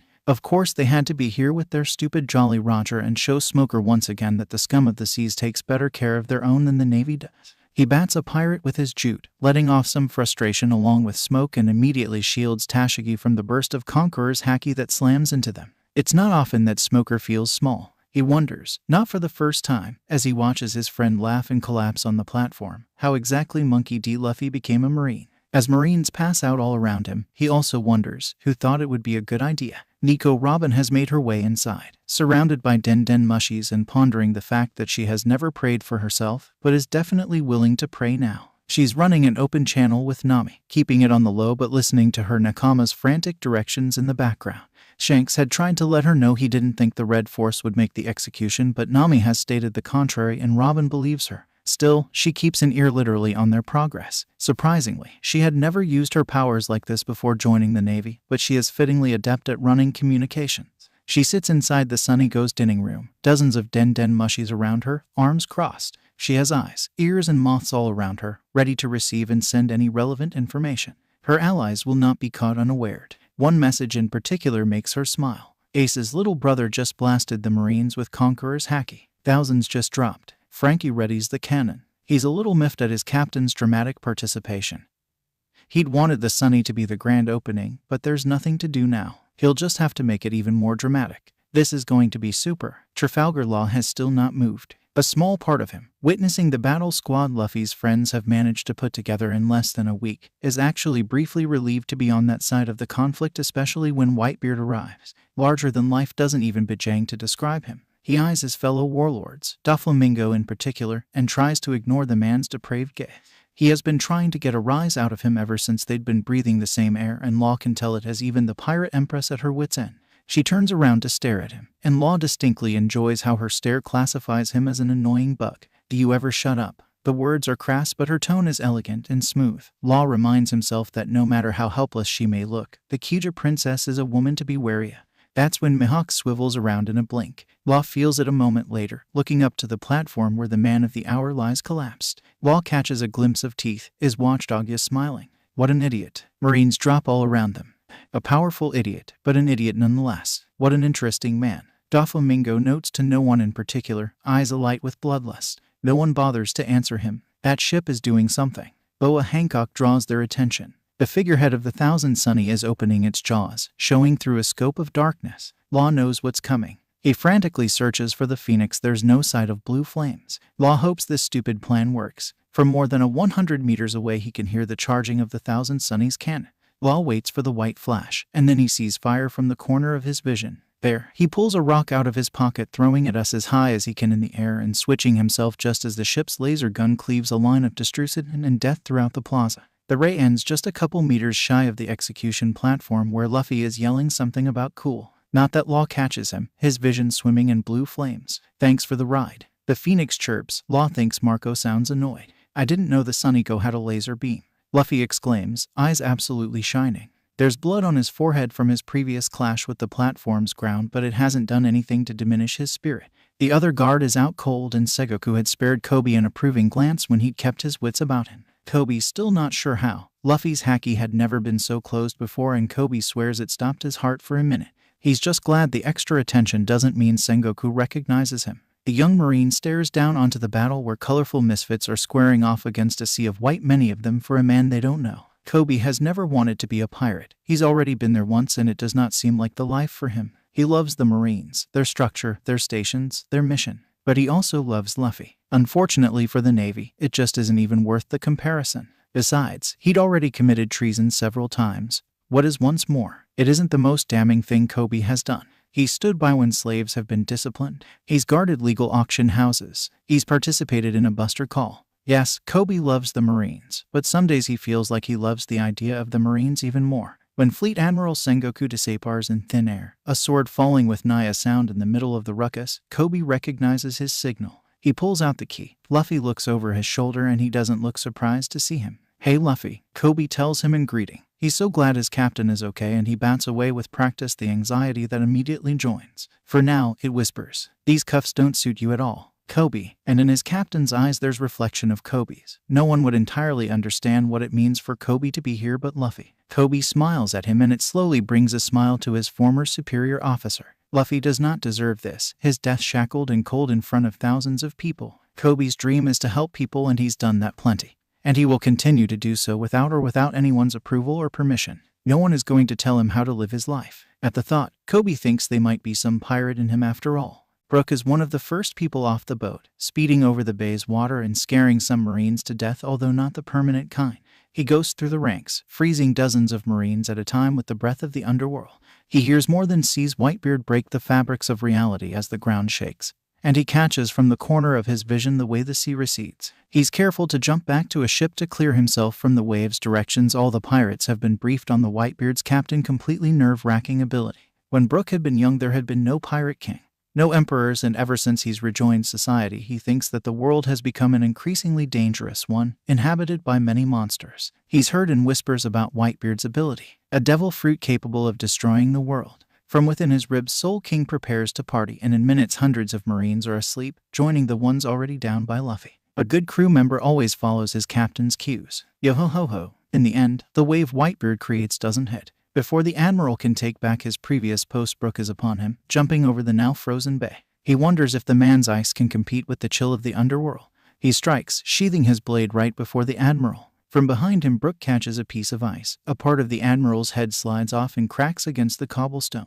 The man turns to look at Brook, and it's scary how his left eye and ear are completely gone, and then they're ice, and then they're there. What a creepy power, yo-ho-ho-ho. Brook ducks under the Admiral's ice lance, and soon they're dancing along the bay, Marines and pirates rushing away as they pass. I don't know how I feel that it's a skeleton's opinion.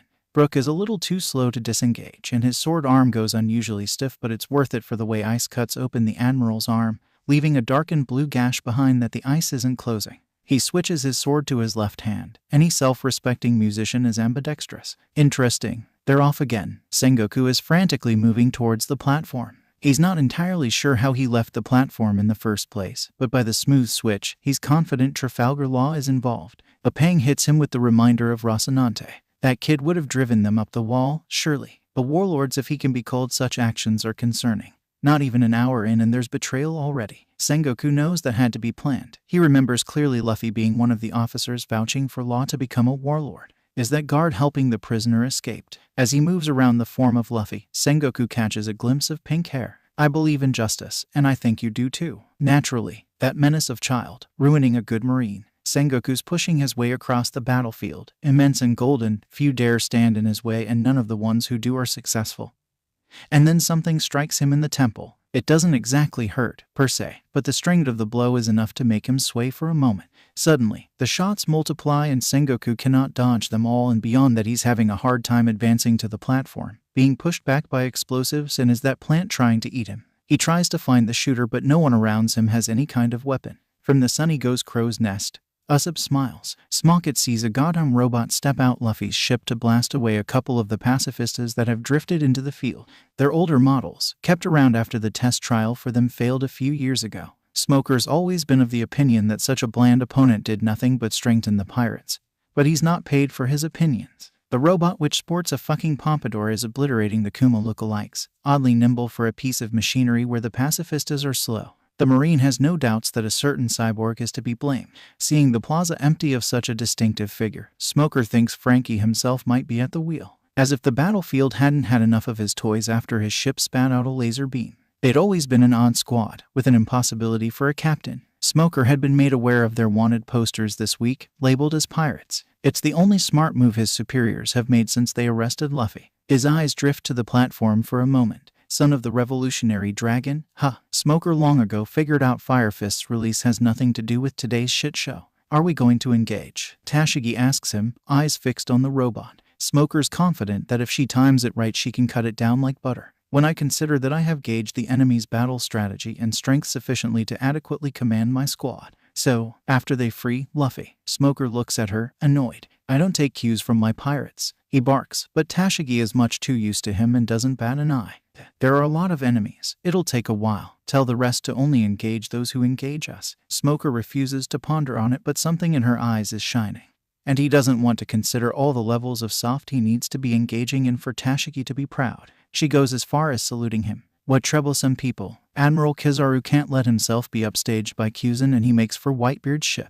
He won't hit the old man, he's sure, but there's plenty of people to hit there. He raises a leg and aborts quickly enough to duck under a punch. The dropkick, though, does not miss, and the strength of the blow sends him careening back to earth. He strikes the ground, and for a moment his body dematerializes, and he is only light, and then he's standing back up. Subordinates stand shocked all around him, wisely backing away. Kizaru lays his eyes on his newfound opponent. Dark King Rayleigh. He drawls. How scary. We didn't seem to finish our business last time. The man smiles, and if Kizaru didn't know better he'd almost think it pleasant. He'd be getting serious a lot sooner than expected. Sanji has mixed feelings about the suit. He doesn't think he'll ever be 100% comfortable with it, but everyone needs to be at their utmost best today, and that includes him too. Besides, having to ask his stupid biological parent for help had been so ugly that donning a power suit didn't even really register on his radar. Luffy had made him a marine, and now a pirate, and Sanji would become anything for the man who is willing to go to war for his dream. Sanji still wants to find it, the all blue, for himself, for the old man, and somewhere in the last few years. For Luffy too, a reward for the unfailing faith he had on Sanji, who had turned his back on him once before. He carefully picks out the most male-populated area of the raging battle. Committed or not, Sanji's not planning on hitting any ladies. He sees Brook in the front lines crossing blows with Aokiji. A good a place to start as any. His flaming leg catches the Admiral in the side, but it barely clips him as the man is already moving away. Mr. Sanji, Brook acknowledges, tone light, but eyes trained on the kill. You two are good Marines, the Admiral says, seemingly just thinking out loud. Maybe, but you're about to execute a man who has done nothing but bring honor to that coat. Sanji wants to spit at his feet but refrains. That's too crass a behavior. What the fuck happened to justice, huh? Marco cannot believe that in the middle of this carnage, somehow, his job is to be a glorified pigeon carrier for Trafalgar Law. He did enjoy Doflamingo's baffled expression as Marco swiftly picks the supernova up amidst the chaos, while the warlord is forced to dodge clumsily out of the range of a laser beam of all things.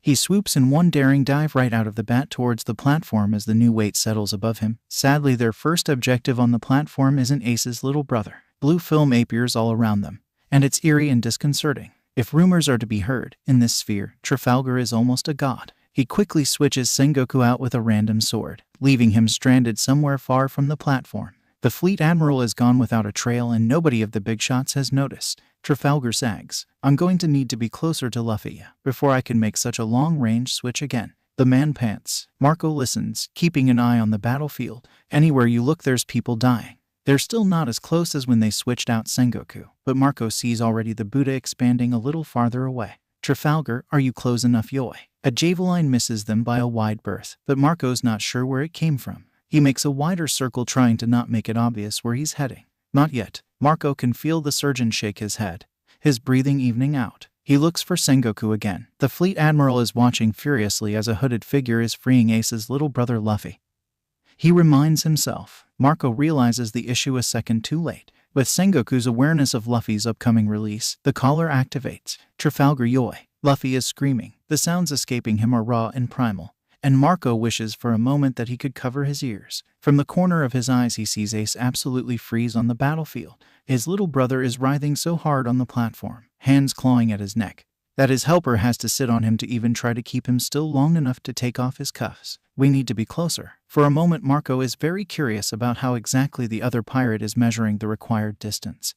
But he can see blood gushing out of Luffy's nose, and then there's a beam of light that pierces his wing. Trafalgar. He dodges another beam. As long as the light hits him they'll be fine. The pain is searing, but ultimately ineffective. If Trafalgar dies right now, though, Ace's little brother dies with him. Sengoku is still fastly approaching the platform, and Marco worries he'll make it before them if he needs to keep dodging the Admiral's light. Thankfully, Rayleigh has moved to intercept Kizaru. Closer, the man yells in response. Marco does another dive, crossing the line between daring to suicidal, twisting his body through a ray of bullets. Luffy is still a ball of absolute agony, sobbing and digging his nails into the wood of the platform, blood still coming out of his nose. They're so close now that Marco can see Luffy rip out his nails against the platform as tries to find purchase in the soaked wood, despite his companion's desperate attempts to hold him. The collar is glowing, white-hot. Luffy's friend pulls him closer as if he were to shield them from their future. Trafalgar Yoi, it needs to be fucking in. Boom. Everything happens at once. One instant Marco's looking at the wrecked form of Luffy, and he thinks he catches a floating head just for a moment.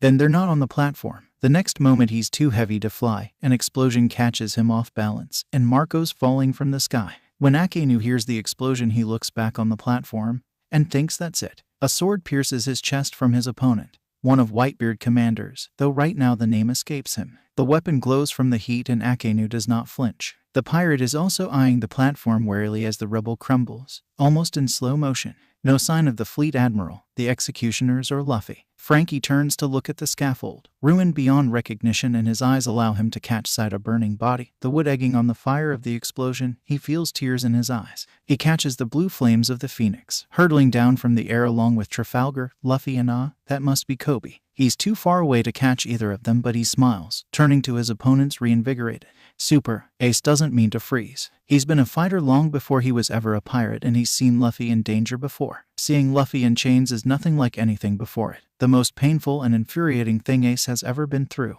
Behind him lays a long list of faceless Marines who really should have known better than try get in between Ace and his little brother. He channels all the rage and guilt he feels into burning a path to Luffy, not even sparing a glance to the charred remains. Ace is focused. But then, Luffy screams, and it's like someone's punched him in the gut, because Ace cannot breathe.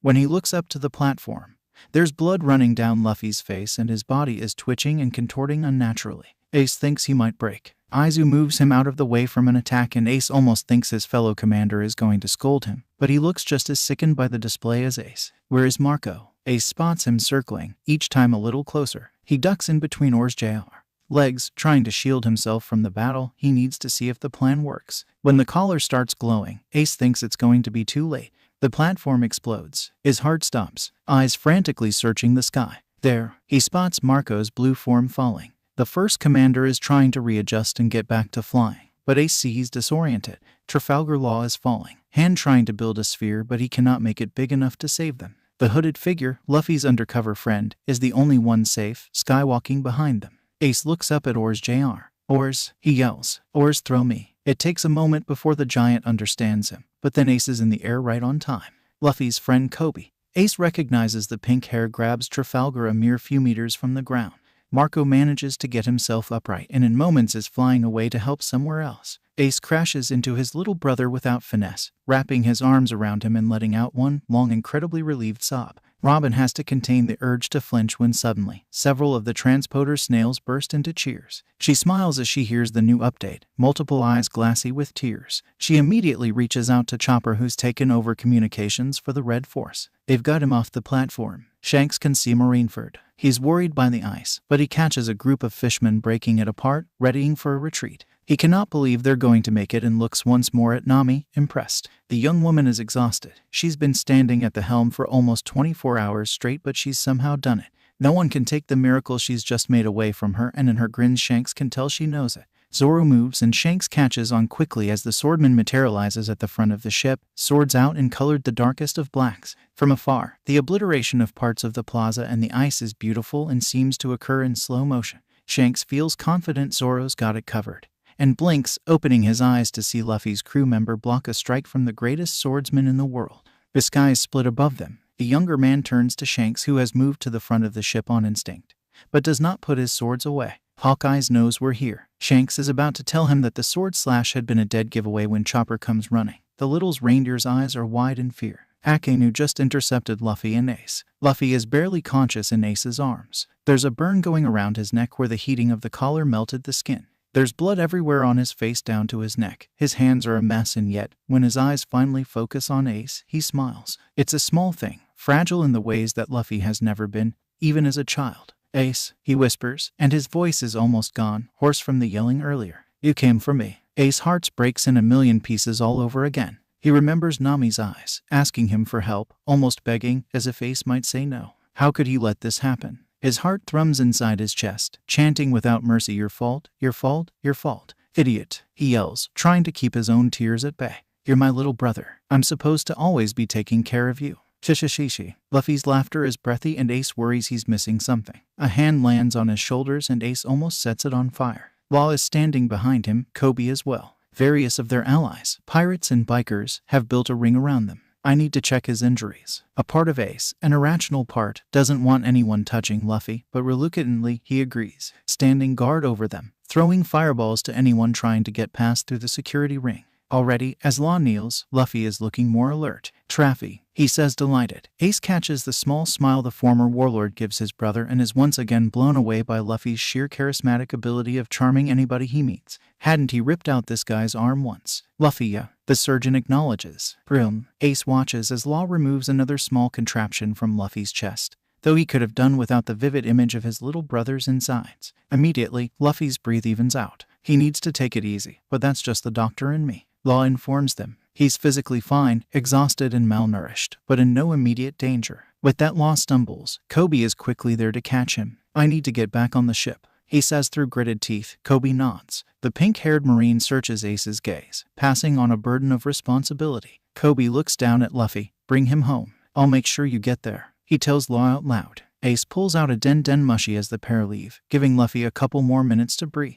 I have Luffy. We'll start moving back to the ship. Cheers ring true throughout the battlefield. Luffy is sitting up, already pumping up to go. He smiles at Ace and the adrenaline spikes between them. Ace doesn't need Kobe to tell him he is bringing his little brother home. Roger that. Robin answer him. They run, ducking under swords, going right through the downpour of bullets. Ace never strays from Luffy's side. For a moment, it's 10 years ago and they're running in a forest, either away from something or in search for something depending on the day. There is always running. Luffy's steps are wary, but his figure is steamrolling across the battlefield, unstoppable, and he's always been like that, hasn't he? Even without the strength to back it up, before there was Haki, or Marine training, or even a crew of friends. Luffy has always been like a force of nature in Ace's life, dragging him along through the storm towards the other side. Ace covers his little brother's back and thinks that it's a back he'll follow to hell and back, present situation included, in his chest, as their allies move around them, helping the bigger fighters stay away from Luffy's way. Ace feels the doors on his emotions wobble, but he cannot stop here, no matter how much he wants to hold Luffy close and make sure he's truly real and safe.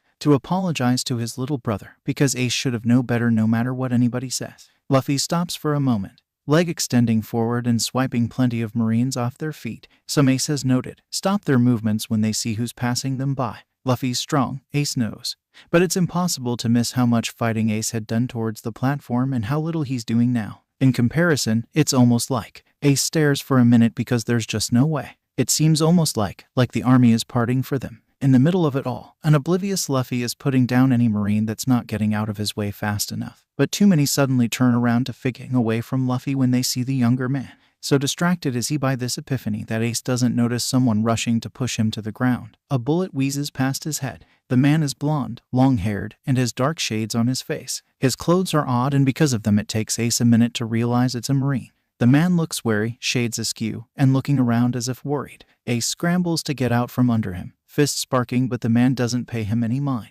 Once he realizes that no one's focused on them, he looks at Ace. You make sure Luffy makes it home. And just like that, he's gone, ponytail swishing behind him as he's swallowed by throngs of combatants. Ace sees Luffy ahead on him, still rushing towards the pirate's side of the battlefield. Looking around, Ace's gaze settles on Pops across the battlefield. His captain is badly wounded, and Ace is almost about to rush through, but he can also hear Pop's orders. Retreat. Ace loves him fiercely, as Pops has given him friends and family and home, things Ace thought were completely out of reach for someone like him. He's gone to war over Ace's most precious person. Whitebeard had been honest about his expectations of this battle when Ace and him talked at the HQ. In his heart, Ace doesn't agree. Whitebeard is the strongest man in the world. Ace knows he's going to be okay. He will be. Ace doesn't like taking cues from Marine, but the man is right. Ace needs to make sure Luffy makes it home. They grab the brat and leave. All pirates are the same cowardly scum. The voice stops Ace dead in his tracks, and he turns around to face Admiral Akainu. The man is looking at Ace with utmost disdain. The spite in his glare is one Ace knows well. What would happen if Gul D. Roger had a son? Take that back. Ace knows he shouldn't bother. They've won. The thing is, Luffy's blood-curdling screams are still ringing in his ears, and a part of him struggles to have faith Pops is going to make it back with them. He's not going to let a piece of shit like Akainu insult them too. Ace, don't. Distantly he can hear Luffy, who must have finally noticed a lack of big brother at his back. But Ace's entire focus is on the Admiral before him. It's your fault, you know. The Admiral's eyes take on a dangerous glint. He could have been great. There's no question who they're discussing. Ace knows that this man was once his brother's teacher. He would have spared your brother a lot of pain, Gul D. Ace, if your filthy blood had ended with your father like it should have. Their fists clash, and for a moment it's even. Then, Ace's flying trough the air, landing face down on the asphalt. He knows then he's made a mistake. He struggles to stand, hurt and surprised, and already feeling the heat as the Admiral readies a punch to end him. Ace raises his head in time to see a figure shoot right past him, blurring in between the two burning men, steam rising him from pinkened skin. Luffy, his brother screams. When Admiral Akainu meets Monkey D. Luffy, the wannabe pirate already has the collar on him despite being a slip of a child. He's a 14-year-old menace with terrible manners, absolutely no attention span, and an ill-hidden admiration for piracy. He embodies the ignorance and potential criminality Akainu has learned to hate on sight. all this without bringing his most notorious parentage into the fray. When Akainu is briefed on the existence of Monkey D. Luffy, a criminal legacy willing to become a Marine because of a pirate, Gul D. Rogers' unknown son himself, it all feels like the beginning of a terrible joke. He doesn't put it past Vice Admiral Garp.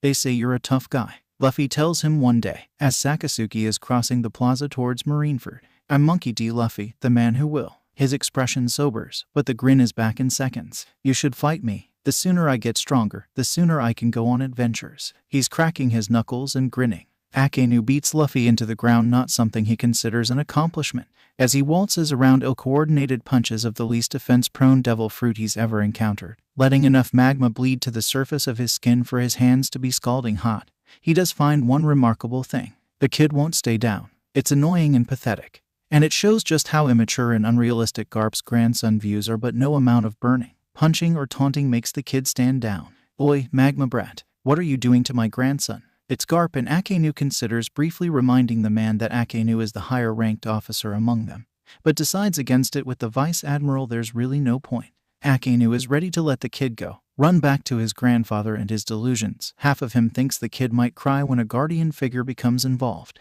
Not for the first time, nor the last, Monkey D. Luffy surprises him. Stay out of it, Gramps. The boy is barely conscious, swaying on his feet. Garp can see it, Akainu can see it, but the teen still clenches his fists, ready for more. Idiot, Garp says, fist of love in no way softened by the grandson's state. Well, now Akainu knows why the kid is so good at taking a punch. He grabs the back of Luffy's shirt, raising him by the scruff. The boy protests, kitten-like in his movements. He's at his limit. Grandpa, let me go. They're gone when Akainu realizes he's smiling. It's a small thing, barely there, but it's there nonetheless. The next time he sees Monkey D. Luffy, now designated as Garp's brat, for longer than a passing glance, is almost a year later. He's in Akainu's superior's office, wrecking absolute chaos. At first, Sakazuki isn't sure what's happening, but when he sees Luffy's pout and the way he has his arms crossed across his chest and is apparently yelling at the Fleet Admiral, it strikes him suddenly. A tantrum. This kid is throwing a tantrum in the highest office of the Navy. Akainu's lips curl in disdain. I am not investing marine resources in tracking down a pirate. Sengoku's voice has the long-suffered quality of a man that has repeated himself an exponential number of times. Then let me go, Luffy says, and he's gesturing to his neck. It's not like I can really do anything you don't want to. I said no. You're too inexperienced to even think about going to look for Whitebeard. And what are you even planning to do when you get there? I'll ask about Ace, the boy says, unflappable in his conviction, but Akainu can see his eyes are getting glassy. Once again he thinks, HQ is no place for a kid. You'll ask, Sengoku echoes, baffled, before his frown comes back in full force. Are you stupid? You won't make it anywhere near that ship. That's where the conversation takes a turn for the worse. I need to know that Ace is okay. The teen snaps, cracking both knuckles on top of Sengoku's desk. It isn't enough to break it, but the room rattles. Sengoku's eyes widen minutely and Akainu sees Luffy fall. Then the kid screams and it almost makes him take a step back. Akainu's devil fruit melts his enemies to death. He's used to the sound of suffering. It might be the context, or it might be Luffy's age, or it might be the memory of Luffy's resilience as he face off against him. But there's something wrong in the scene that has the Admiral biting down unsavory words. After a few seconds the screaming dies down, and there's only the shivering form of a teen on Sengoku's floor. His hands claw at the rug, finding no purchase, but hiding his face from both officials. One hand pulls at the hair on his head, and for reasons that Akainu cannot put together, the action seems to pain Luffy. I need to know Ace is okay. The whimper fills the silent room with a heaviness that makes the Fleet Admiral give a long sigh. Akainu doesn't see justice in the prone form of this boy, not even when he thinks about who his father is. Can Monkey D. Dragon even be considered his father when he's oblivious and uncaring to his spawn's plight?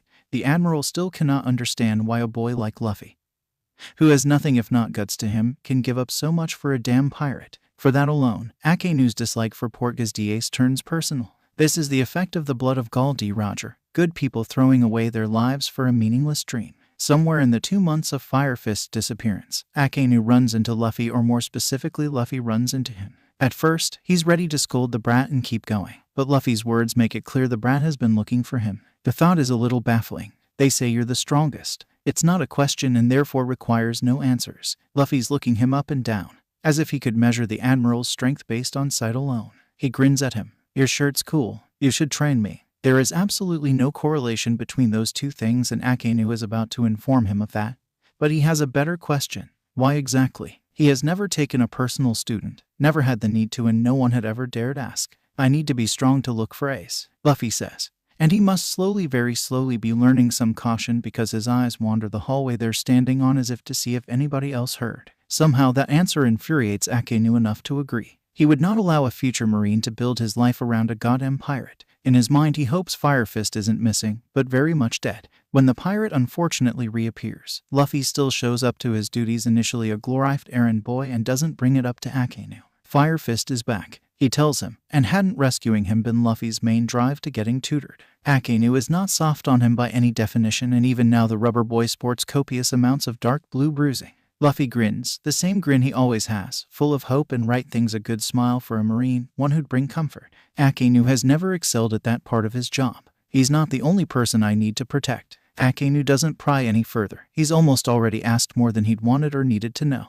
Proud, it's Kuzen's voice that jumps from behind him, and he looks much more at ease than Akainu in the formal function. He deserves it. He saved a princess. Borsellino joins. It doesn't really strike me as your influence. More like liberated a nation. Kuzen refutes, and these two are a big reason why Akainu tends to avoid these events, not that he'd ever admit to either the avoidance or the reason.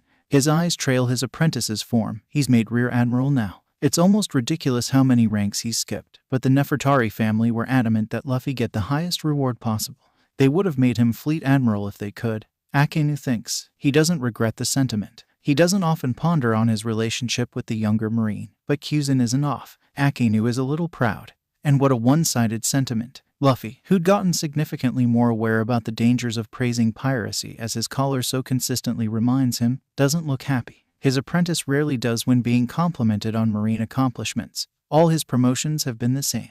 Garp cleared it up for him once, reading the question in his eyes during Luffy's last promotion. He made a promise, the older man says. He doesn't add what the promise is, and Akainu is sure he can fill in the blank for himself. Unusually perceptive, he continues. Things like this remind him he's never going to keep it.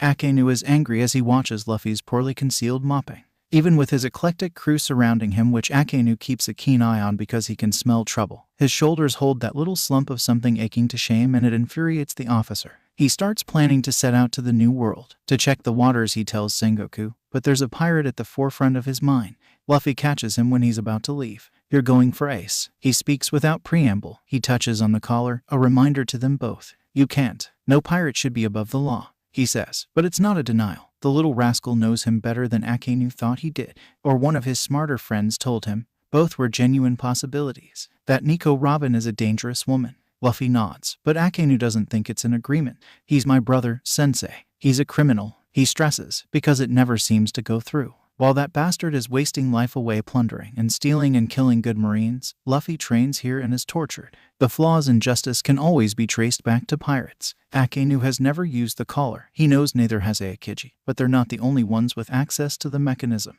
He's certainly seen it in use enough times to know no pirate can possibly be worth such pain. You can't arrest him. Luffy's shaking his head and his conviction is there, but he's eyeing Akainu and there's fear there. Luffy has never looked upon him with fear, not even when he should have.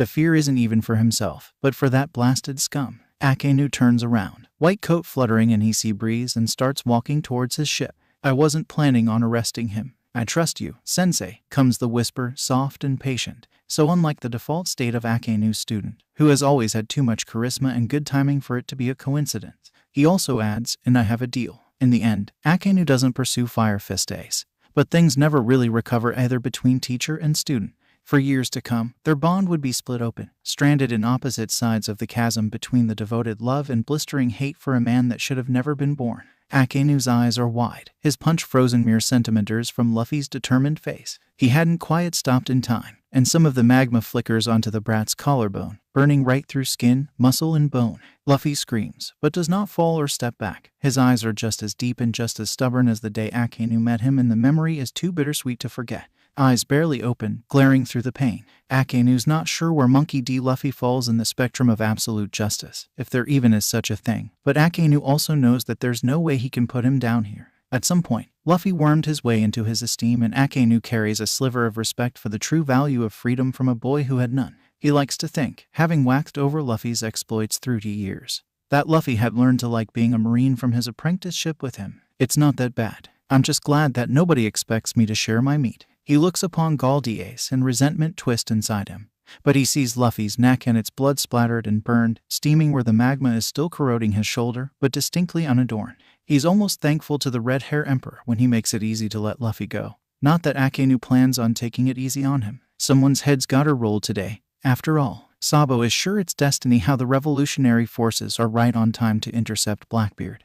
And Sabo's vision goes a little red at the edges when he sees the man responsible for Ace's imprisonment. Perhaps, any other time, the Blackbeard pirates and their newly released members would have posed a challenge. But the revolutionaries are marching to war, fresh for the battlefield. Meanwhile, the pirates have already taken quite the beating at Impel Down. They're outnumbered and outclassed, and it shows. If Sabo thinks he's angry, it's nothing compared to the absolute smackdown Garp is giving Marshal D. Teach. So one-sided it's a little pathetic. The man keeps trying to activate his fruit. Random burst of darkness escaping him, but the older man is just too fast and too determined to beat the utter crap out of him. His haki is razor sharp. Sabo has never seen Garp battle. And there's nothing but thunder in the expression of the usually affable man. He almost cannot believe it's the same geezer who used to fall asleep when he was scolding Sabo and his brothers as children. All around him, revolutionaries are overwhelming the pirates, even without the captains who were too far away to make it in time. His people are trained for enemies much more dangerous than a band of misfits. It's barely even a battle, but the revolutionary forces are being delayed.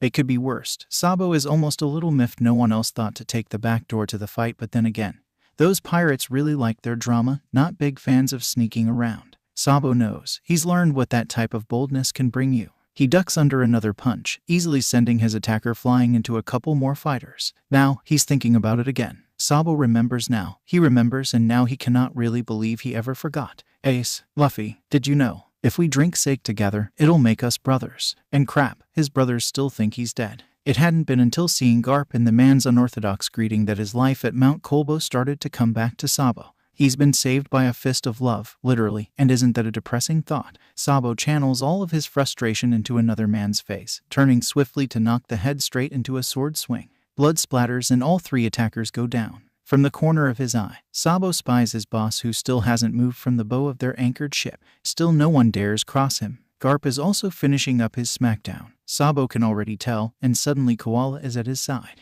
Boss wants you to start going ahead. This is wrapping up rather quickly and we wouldn't want to miss the main event. Sabo nods and thanks her, leaving the beach to start the climb around the marine stronghold. Soon he feels his men follow. Garp surprisingly is one of the people leaving behind the confrontation with the Blackbeards. Sabo thought he'd remain to arrest them and then remembers that Garp is no longer a marine. A part of Sabo cannot imagine how difficult this must be for him. What about Blackbeard? He asks the former vice admiral when the older man catches up to him. He's not even out of breath. Damn, Sabo hopes he too ages that well. My stupid son can finish that bastard, Garp says without much thought. His eyes are hardened in the direction of the upcoming war. He's not the only idiot I plan to beat up today. Sabo shares the sentiment. Wait for me, Ace, Luffy. Ace is upon him in a moment, dragging Luffy back as Shanks' sword clashes against Akainu's magma fist again and again. Seeing them is jarring, as if only now has he been conscious that the Emperor and the Admiral actually live in the same plane of existence. It's been more than 10 years since Luffy met Shanks, but his heart squeezes when he glimpses the empty sleeve and red hair.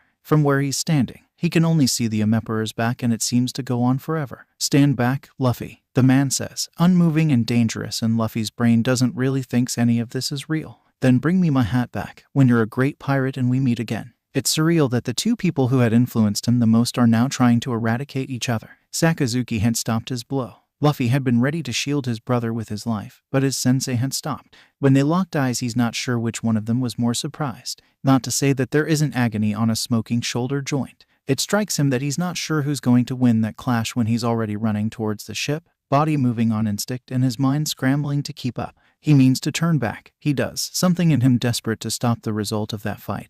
But Ace catches his arm and there's agonizing pain in his brother's eyes. His grip on Luffy's arm shakes and the movement has jarred the burning on his collarbone, making the edges of his vision go dark. Luffy freezes, whether from the look or the pain he doesn't know. Don't you dare, his brother threatens, but he looks like he's going to cry, haunted as if speaking to a corpse, and Luffy cannot do that to him. So, he turns and keeps making his way towards the ship. He doesn't dare look back. He cannot stop trying to figure out, why would Shanks come for him? When a sword grazes his arms, Luffy shakes his head because right now there's no time to think. Shanks has a feeling. His clash against the Admiral cannot be called easy by any means, but there's something off about it. Shanks saw the attack on Ace, and his throat closed up when he'd seen Luffy jump in front of it, and then Akainu just stopped. By the time Shanks jumped in between them, anybody paying attention could have seen the Admiral not kill the young Marine at his execution. Luffy needs us, we'll be there. Don't think I'm going to be beaten by a cripple, red hair. The gruff voice of the Admiral drifts in his direction. It's unsurprising how wide a berth the other combatants give him. Shanks has never crossed swords with Akainu before, but even an untrained fighter can spell out the explosive combination. It's not that Akainu isn't ruthless and vehement in his attacks, it's in the fact that his gaze doesn't stray from the Emperor even once. As his escaped prisoners spring to freedom, Akainu makes no further move on them, he doesn't even spare them a glance. It hardly sounds like the thoroughness of the famed Admiral's absolute justice. I gave up that arm for the boy you're trying to kill, did you know? He answers, dodging under burning projectiles and leaning forwards in anticipation. It works better than expected when Akainu stumbles. It's graceful and someone with less skill would have missed it. But Shanks has been waiting for it and catches the Admiral across the chest, shoulder to navel. Blood splatters and the Admiral steps back. But in seconds the wound is cauterized. That'll slow him down. However, Shanks knows this isn't anywhere near over. I've always known no one could resist Luffy's charm. He adds, and maybe, if he hadn't been surrounded by mayhem and death he would have laughed. Akainu doesn't answer him, apparently done with the taunting, but his gaze hardens impossibly and strikes with vengeance. Marco is twisting around Kizaru's attacks. The Admiral is successfully running away from Rayleigh, but he cannot outfly the Whitebeard pirate that easily. He's not flying particularly high, careful to keep an eye on his siblings in case they get in over their heads. He hasn't spotted neither Ace nor Luffy, but he trusts Ace to take care of himself. That man is a force to be reckoned with. It's when he spots some members of the 4th Division fighting Doflamingo that he makes a sharp turn and he feels a hand grab onto his foot and pull, and the empty cold hits him. Seconds later, so does Kizaru. It's the Weather Witch. Someone's yelling, and Chopper knows then that Nami, for all her history, is going to be a great pirate. Because his terrified yelling reaches her ears, her grin splits her face and she cackles. Nami's scary, Chopper thinks. He's smart enough to not mention it out loud. They're over the right side of the battlefields, with the pirate ships behind them just far enough that very few pirates have made it this far into enemy lines. Far on the other side of the battlefield, colorful bursts of light show where Zoro must still be battling Mihawk. Okay, little Zeus, Nami coos, why don't you show the Marines what happens when they go back on their word? Yes, I have all these thunderbolts for you. Chopper feels Zeus shake a little in excitement under them and then proceed to shoot copious amount of lighting through the enemy line. Nami's smart enough to stay away from combatants who can block her attacks. But even these Marines are still the best of the best, and some of them skywalk around the lightning. Nami doesn't deviate from her careless frying of Marines, trusting Chopper to have her back. The way Chopper is trusting that Luffy's friend, Shanks, will make it to him in time. Chopper is a doctor, and he has an oath to never do harm. Now, he is also a pirate, and there are no rules in his life. Kung Fu Point Chopper makes sure the officers go back to Earth if they get electrocuted in their way down. Well, Nami's scary. The battlefield is mayhem and chaos, and honestly, a part of Chopper is very scared because he can see people dying and his friends might be among them, and what if Chopper's not there to help? Chopper has to have faith in them. Luffy, who is free, wouldn't want Chopper to worry over his nakama like that. I trust you with my life. A giant Vice Admiral sneaks in the fight between Sanji and Brook versus Admiral Aokiji, and Chopper is a bit relieved. The duo make quick work of the giant, but Aokiji has returned to guard the gates of HQ by the time they disengage. Chopper's surprised to see the fleet admiral smack in the middle of the fight, putting down pirates effortlessly.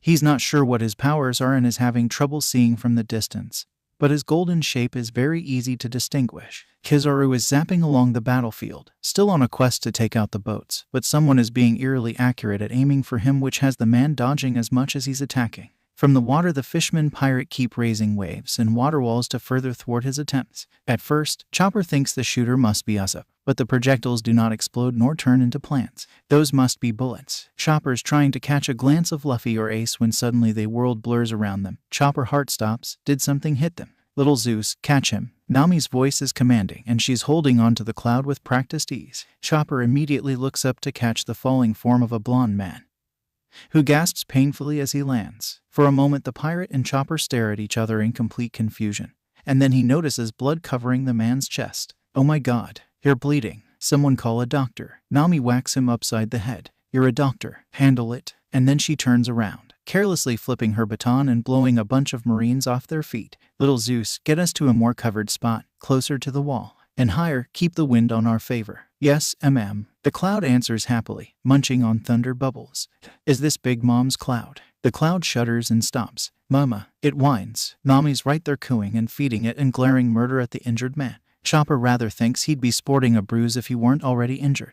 Or maybe Nami's just busy. Got it. He coughs, and blood comes rushing along his words. No mentions of the cloud. The man says Riley, wincing when he jostles his injuries trying to sit up. Chopper, who still has him in his arms, helps him sit up, careful to not jostle his injury. There are 2 holes in the unknown man's chest, and Chopper can feel the projectiles went right through. The blonde flinches when Chopper grazes the wound. The bullets. It was Kizaru.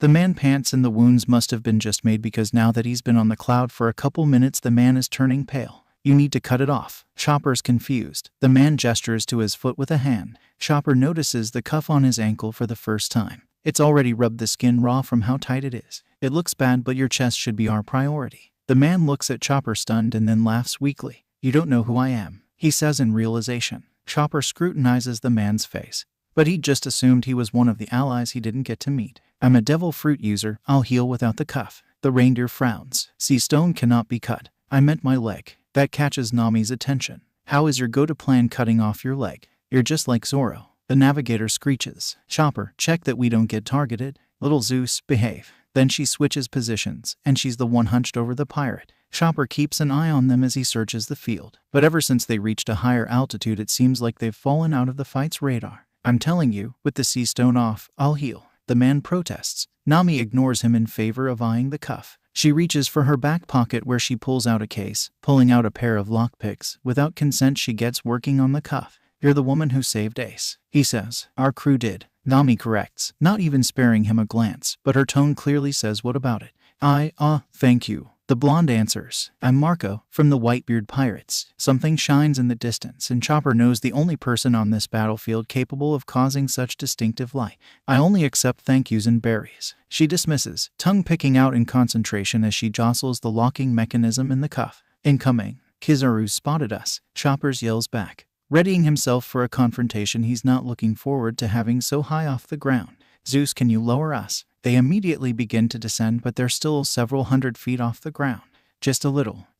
Nami looks at Marco as she removes the cuff. I hope you're strong, Marco from the Whitebeard Pirates. Instead of answering, the man smiles, shoots a thank you and jumps off the cloud. He sprouts bright blue wings, tufts of flame covering his chest. He flaps them once, twice, and he's climbing through the sky like a comet, meeting Kizaru halfway. When Law had first heard Luffy's rescue plan there was a part that bothered him. Well, if he was being honest with himself, there were several parts that made him uncomfortable, but there was one in particular that worried him, their undercover marine friend tasked with releasing Luffy cuffs. Switching Luffy with the Sea Stone's cuff on would have been nearly impossible, not to say what effect it'd have if they touched Marco while in flight. So, irony is quite clearly at play when it is that same marine who's fighting alongside Law to get him somewhere to rest. The boy looks meek, but he's certainly vicious. He had known that only monsters belonged in a squad like watchdogs, but the pink-haired man with him had always seemed like the most harmless of the lot. Law had just forgotten who he has been comparing him to. When the Revolutionary Army appears climbing the battlefield from behind, Law is almost learning to not be surprised, but he doesn't get it quite right. At least his companion, who he doesn't have to lean on anymore, is just as shocked. He immediately pulls out a snail. I have eyes on what appears to be a convoy from the Revolutionary Army. Then his eyes grow exponentially and Law can immediately spot what unsettled him.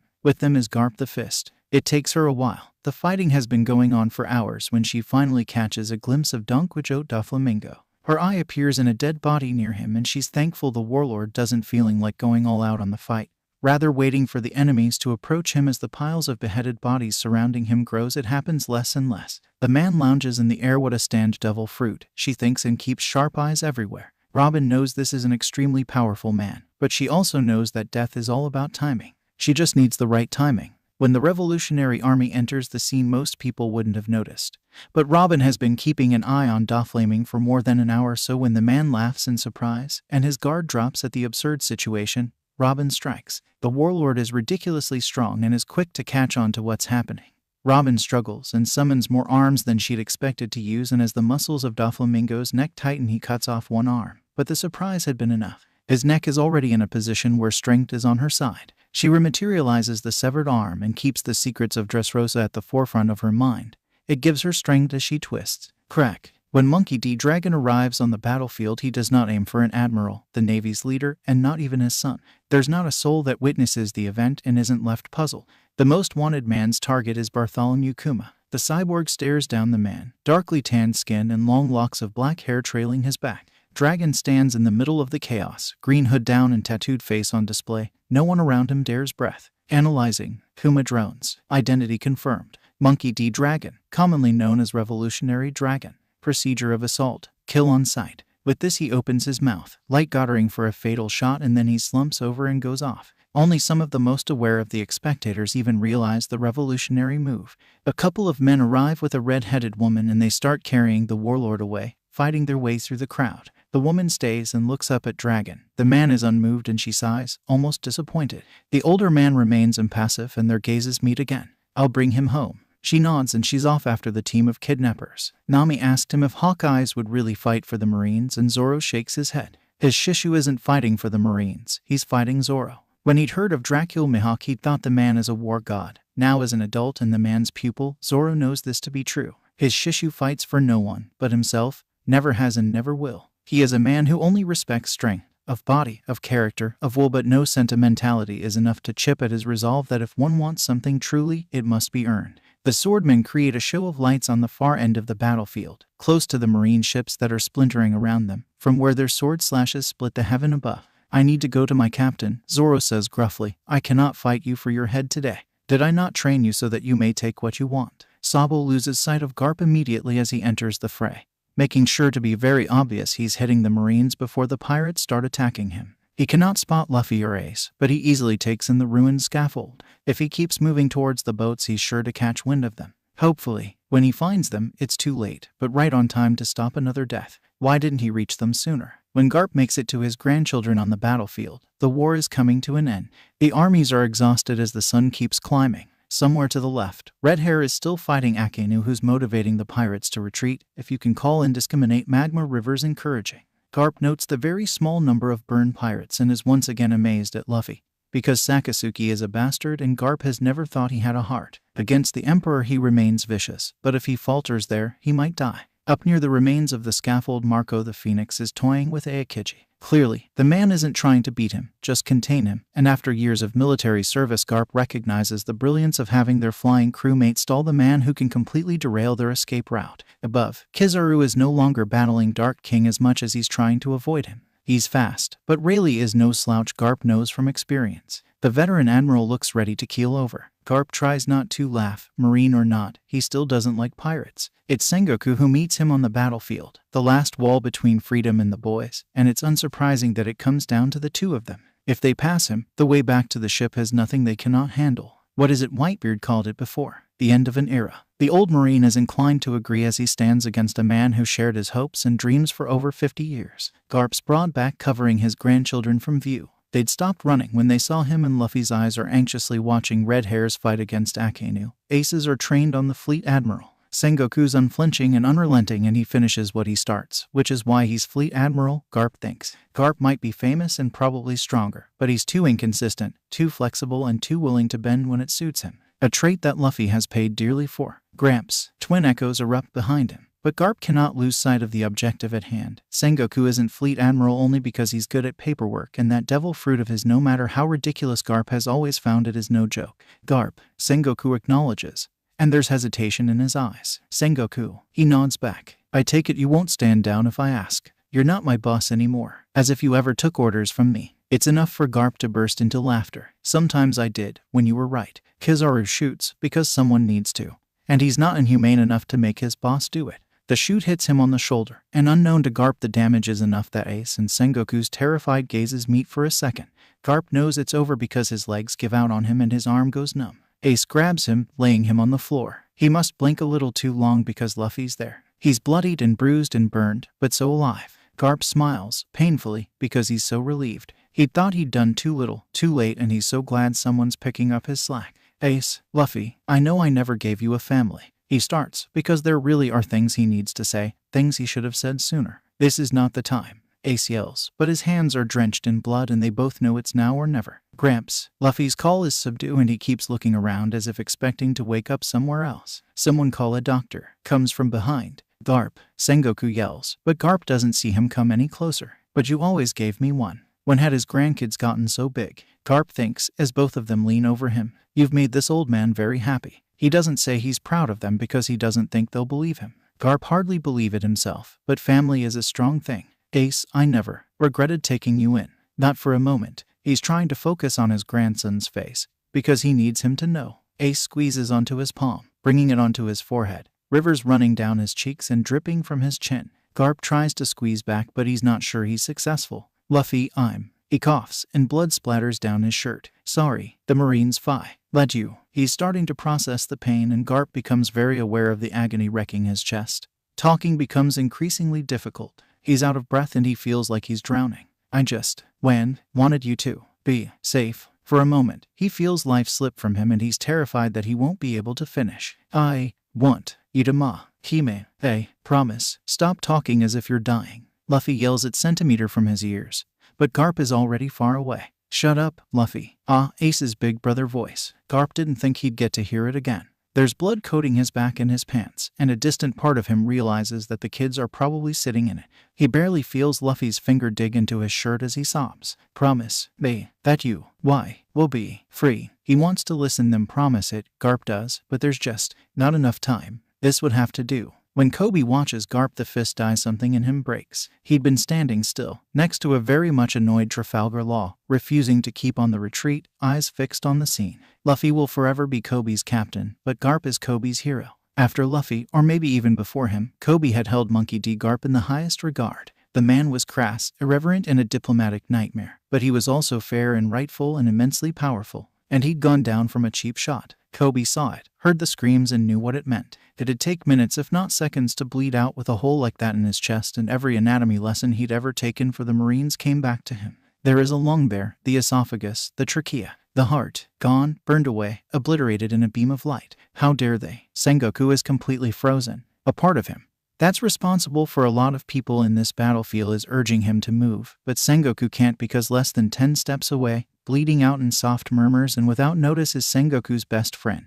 It's Kobe who brings him out of this stupor. The kid is a little behind Garp and he's impossible to ignore as he screams. Something in his haki works because people slowly turn around to look at the fallen figure of Garp, and how dare they stare as if it was a show. There are no cheers. The Marines won't. Sengoku knows, and Garp's grandchildren absolutely wrecked forms are enough to dissuade the pirates. The fighting stills, almost as if subconsciously, everyone knows whatever just happened was wrong. Sengoku wants to tell himself it's just one more death in a battle, but he doesn't think he can fool himself that well. Kobe embarks on a warpath, and Sengoku can already tell by the young man's eyes where he's heading. His steps are heavy and the air around him is charged. Sengoku could have called him imposing if his eyes weren't spilling with tears and snot wasn't coming out of his nose. He stands tall, minuscule, in front of the fleet admiral and demands, "Stop this." Sengoku is taken aback. "Stop this," Kobe's yelling. Sengoku doesn't think he's ever heard the former Marine raise his voice in all his years of service. "You lost. Your men keep dying, Vice Admiral Garp."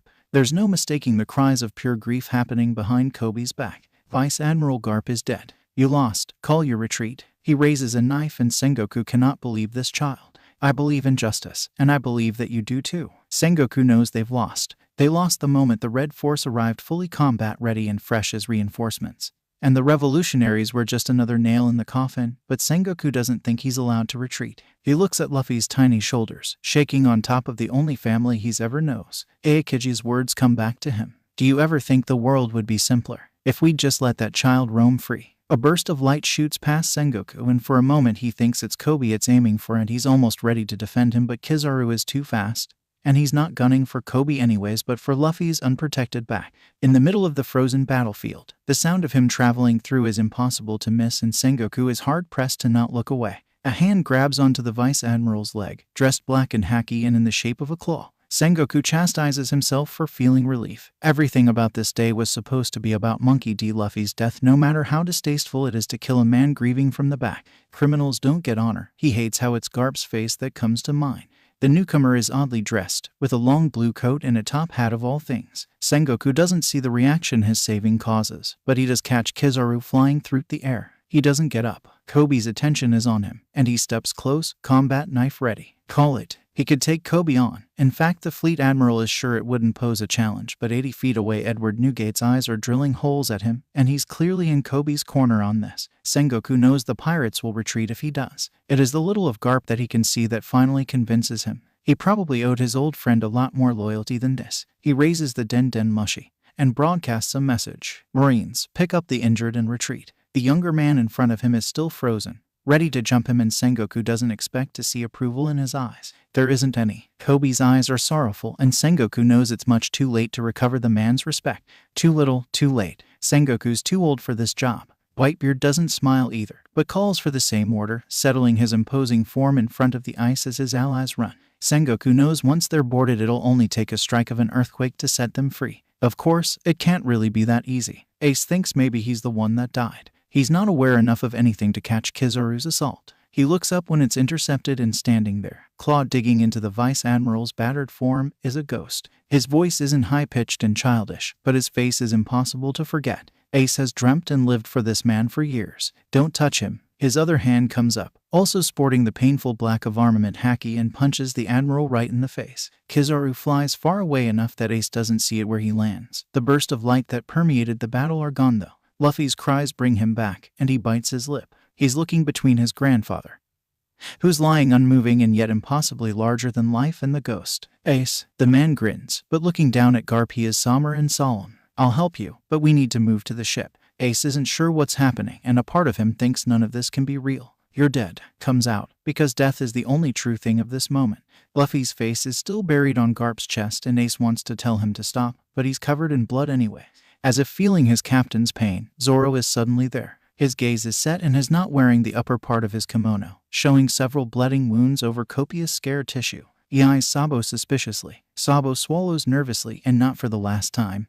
Ace is surprised at his brother's nakama. Who are you? His hand is posed to cut the blonde into pieces, undisturbed by injuries that would have killed a lesser man, and Ace cannot bring words to his mouth. Sabo looks at him, and Luffy raises his head at Zoro's voice. Zoro. There's misery and snot in his tone, and Zoro's eyes soften minutely, but he still doesn't lower his guard. I'm Sabo, from the Revolutionary Army. He gestures. Zoro does not relax. I grew up with Ace and Luffy. Zoro's gaze lands on his captain, who still hasn't moved from next to Garp and is mostly oblivious of anything. Zoro turns to Ace. But Ace doesn't know. He doesn't know anything right then. I thought he was dead, he offers, and apparently it's good enough because Zoro lets go of his sword to reach Luffy, who immediately glomps him and cries. Zoro's unflappable character extends to snot covering his chest. Ace Rayleigh notes. Kobe arrives as well, eyes red and solemn. We're retreating, he informs them, but the words mean nothing to Ace, who's still lost in Garp's smiling face. Why is he? I never regretted taking you in, Ace. Not for a second. Kobe, take Luffy, Zoro says, and proceeds to disentangle the rubber man with practiced movements until his little brother is glomping the pink-haired boy instead. Both newcomers now smeared in blood. God, his grandfather's blood. Admittedly, Kobe has the whole comforting thing down pat, immediately whispering reassurances to a slowly fading out captain. Zoro switches his gaze to Ace, who's shaking as if in the middle of blizzard and just as wet as his little brother. He can feel the red liquid inside his boots, squelching in his soaked socks. Dead man. Zoro addresses Sabo. You've got Ace. Ace can't even muster the energy or brain power to analyze that sentence, except for Gramps. His voice is small as he asks. Zoro's eyes are firm when they meet his. I've got him. Ace has known him for less than a week, but he trusts him. Sabo appears in front of him slowly, approaching with care, and Ace has almost forgotten he is there. He takes the young man in again, from the long coat to the top hat, to the burn mark which he hadn't seen before. But then again, this Sabo technically survived an explosion. You were dead, he repeats. I'll tell you about it, but right now we need to go. Smoker's leaning heavily on Tashigi, hundreds of meters away from the shore, but it still reaches his ears that Admiral Kizaru has just taken down Garp the Fist. Less than a minute later the speakers blare with the command to retreat, and Smoker sags. Tashigi wrestles him into laying with his back against the headquarters wall. Her eyes are tearful. Poor Luffy, she says, shoulders hunched in grief. Captain Smoker, do you think they made it? Smoker is lighting up his cigars. He doesn't know. He'd barely caught sight of Luffy since he'd been taken down from the scaffold, but it'd be in poor taste for his miracle-making to fail now. That's just what he thinks. The first raindrop hits with his words. When it starts raining it catches Nami by surprise. Not because of the cold downpour that suddenly is pelting her skin, but because weather never catches Nami by surprise. Something unnatural is at play, but for now, the rain is silent, unaccompanied by neither wind nor lightning that can hinder their unmeaning departure. She's soaked in minutes as raindrops paint the battlefield in darker colors. Nami sees Luffy being carried into the sunny, and before she can scream, Kobe confirms that he's fine. Nami doesn't miss the odd inflection in his voice, but decides to take the information at face value. Her stomach churns unpleasantly because the blood had to come from somewhere, or more specifically someone. She tries to not look too closely to how the water trails dark pink behind their footstep. Ace, in a startling similar condition and accompanied by a stranger, isn't that far behind. From the window she gestures Robin to inform about Ace's whereabouts. They had originally thought he'd leave on the Moby Dick, but she can tell now that something's happened. She stands on the back of the Sunny, which is slowly turning around, and keeps her Climatact and Zeus on hand. The Marines seem to be retreating, but that means nothing to her. They are here because of their broken word, and no one catches her off guard twice. Sanji is carrying the idiot of Yanji towards the ship when he spots the forms Luffy and Ace. Sanji's on the ground, trying to be a smaller target than a floating yellow streak carrying an injured person. The D brothers are bent over a body. Sanji's not sure who it is or if they're alive, and he's too far to glimpse any details. He can see the thwarted, last-ditched assassination attempt, and it makes his blood boil. He keeps his observation haki on high alert as he watches the scene. When the Marines call for a retreat and the sword freak separates from Luffy, he's been on the crew enough to know what it means. He's looking for an ally. Lola in her tall glory is nearby. Sanji, she acknowledges, cleaning blood from her brow. I hate to ask a favor from a lady, especially one who looks this tired, he thinks, but could I saddle you with my idiot brother? I need to find the Zoro. She smiles and motions for some of her crew. Yanji grumbles, but his leg is TW-sided backwards from ankle to hip, and there's not a lot he can do about it. I'll have him on my ship, Lola promises, motioning for one of her crewmen to grab Sanji's burden. Thank you. Like that he struts off. There's pain on his lower back from where Aokiji sent him smack into a wall, but he'll live. Even in a battlefield as obvious as this one, he knows Zoro's going to get lost. He ends up carrying a body, and his heart breaks at Garp's pale form. But at least they both make it to the Sunny all right. It's fitting that it rains, but it's annoying when he cannot light up his cigarette through the shower. It's odd that the rain feels cold against his bones, when there is no skin or nerves or flesh to feel it. But it's an anomaly Brook has become a costume through the years and no longer questions. The skeleton and the fishman stand next to Whitebeard, along with some other allies he doesn't know. He can feel Hatcheye bursting in anticipation. The fishermen pirates have been covering and de-icing the boats, so they haven't seen much of a fight. Now, everyone who can take to the boats over water stands by Whitebeard, ready to cover the retreat. Brook eyes several of his nakama as they pass by, and his soul saddens when Sanji and Zoro carry Vice Admiral Garp with them. They're the last members of their little crew missing. He's distracted in his grief and almost doesn't move fast enough to avoid the spilt magma from Admiral Akainu piercing Whitebeard's chest. The steams from the rain hitting Akainu conceals them from view for a couple seconds before they can see through. The Emperor gasps, chest hissing and steaming, as blood trickles down the corner of his mouth. Akainu. Sengoku's yell is deafening in the hush that befalls the battlefield. One of Whitebeard's knees touches the ground as the Emperor pants, but he never breaks eye contact with his assailant. Smoke rises between them from the steaming blow. His knee impacts the floor in an explosive silence. The entire line of the last defense lies stunned. Namor, one of the Whitebeard commanders, immediately adopts a pose, the familiar fishman karate, but it's unnecessary. Whitebeard's gaze narrows, the expression that of a man watching a fly buzz by, and Akainu's eyebrows shoot up. Even when taking a knee, Whitebeard is tall enough to look down on the Admiral. The pirate places a hand on the Marine's chest, and the air itself starts to fracture. The Admiral tries to pull back, but he's not fast enough, fist buried too deep into the pirate. The earthquake bursts in his chest. He flies a couple of feet before disintegrating into magma, becoming a trail of melted fire and hissing smoke. He reappears 100 feet away, sizzling, clearly unable to fight, blood rising into steam where it connects with his magma. Whitebeard doesn't move, and his eyes seem to lock into everyone's at once, daring them to attack him. He struggles back to his feet. Oyanji, are you okay? Namor asks, concern marring his eyes. I'll be fine, son, Whitebeard says, as if he doesn't have a cauterized hole in his chest. Brook is terrified, but he guesses this is what it means to be the strongest man in the world. As the last of the pirates crosses enemy lines, he wields his soul. Whitebeard retires to the ship, his back covered by red hair, who has appeared out of nowhere, glaring bloody murder to the Marines. As the last two land-bound men walk away, Brook receives his cue from the shaking of an earthquake and the fracturing symphony of the ice blocking the bay. It's time to rock, baby, he whispers, determined that today there will be no encore. Kobe remembers meeting Luffy, and ever since that moment he's been waiting for the day when he stops thinking that his captain is invincible. At first, he'd chalked it up to childish hero worship. Luffy had single-handedly rescued Kobe from imprisonment and allowed him to become a Marine after all. As the years passed, though, and Kobe watched his captain grow and, in fact, be defeated at times, the feeling doesn't go away. It's not Luffy's abilities that Kobe admires so fiercely, it's that his captain's spirit never breaks. When Kobe is tasked with a bloodstain, Burned and exhausted Luffy, a Luffy whose tear tracks are so pronounced they've left mudded trails across the soot that covers his face. Kobe holds on, easily carrying the weight as he feels arms wrap around him and blood stain his clothes. He holds on and tries to bite down his own feeling of despair and not look where Vice Admiral Garp lays, cold and dead and smiling, always getting the last laugh. He carries his captain towards the retreat, covered by men he has only seen in wanted posters. Kobe is a pirate now. He's a pirate now and they won, and Luffy has been strong for Kobe all this time.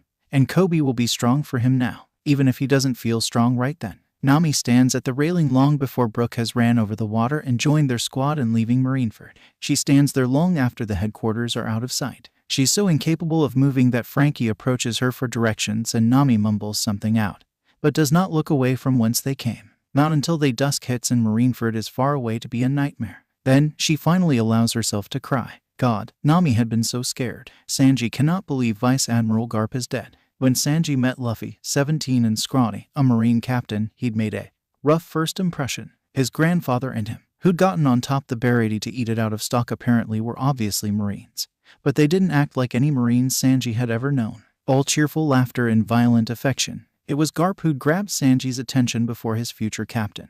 When that full-body had been making an ass out of himself and Garp had humiliated him in return. It had been beautiful, the utter and complete dismissal. When Jin ousted Zeph as a pirate, Sanji had been gearing up to fight the Marians if he had to, but none of them reacted.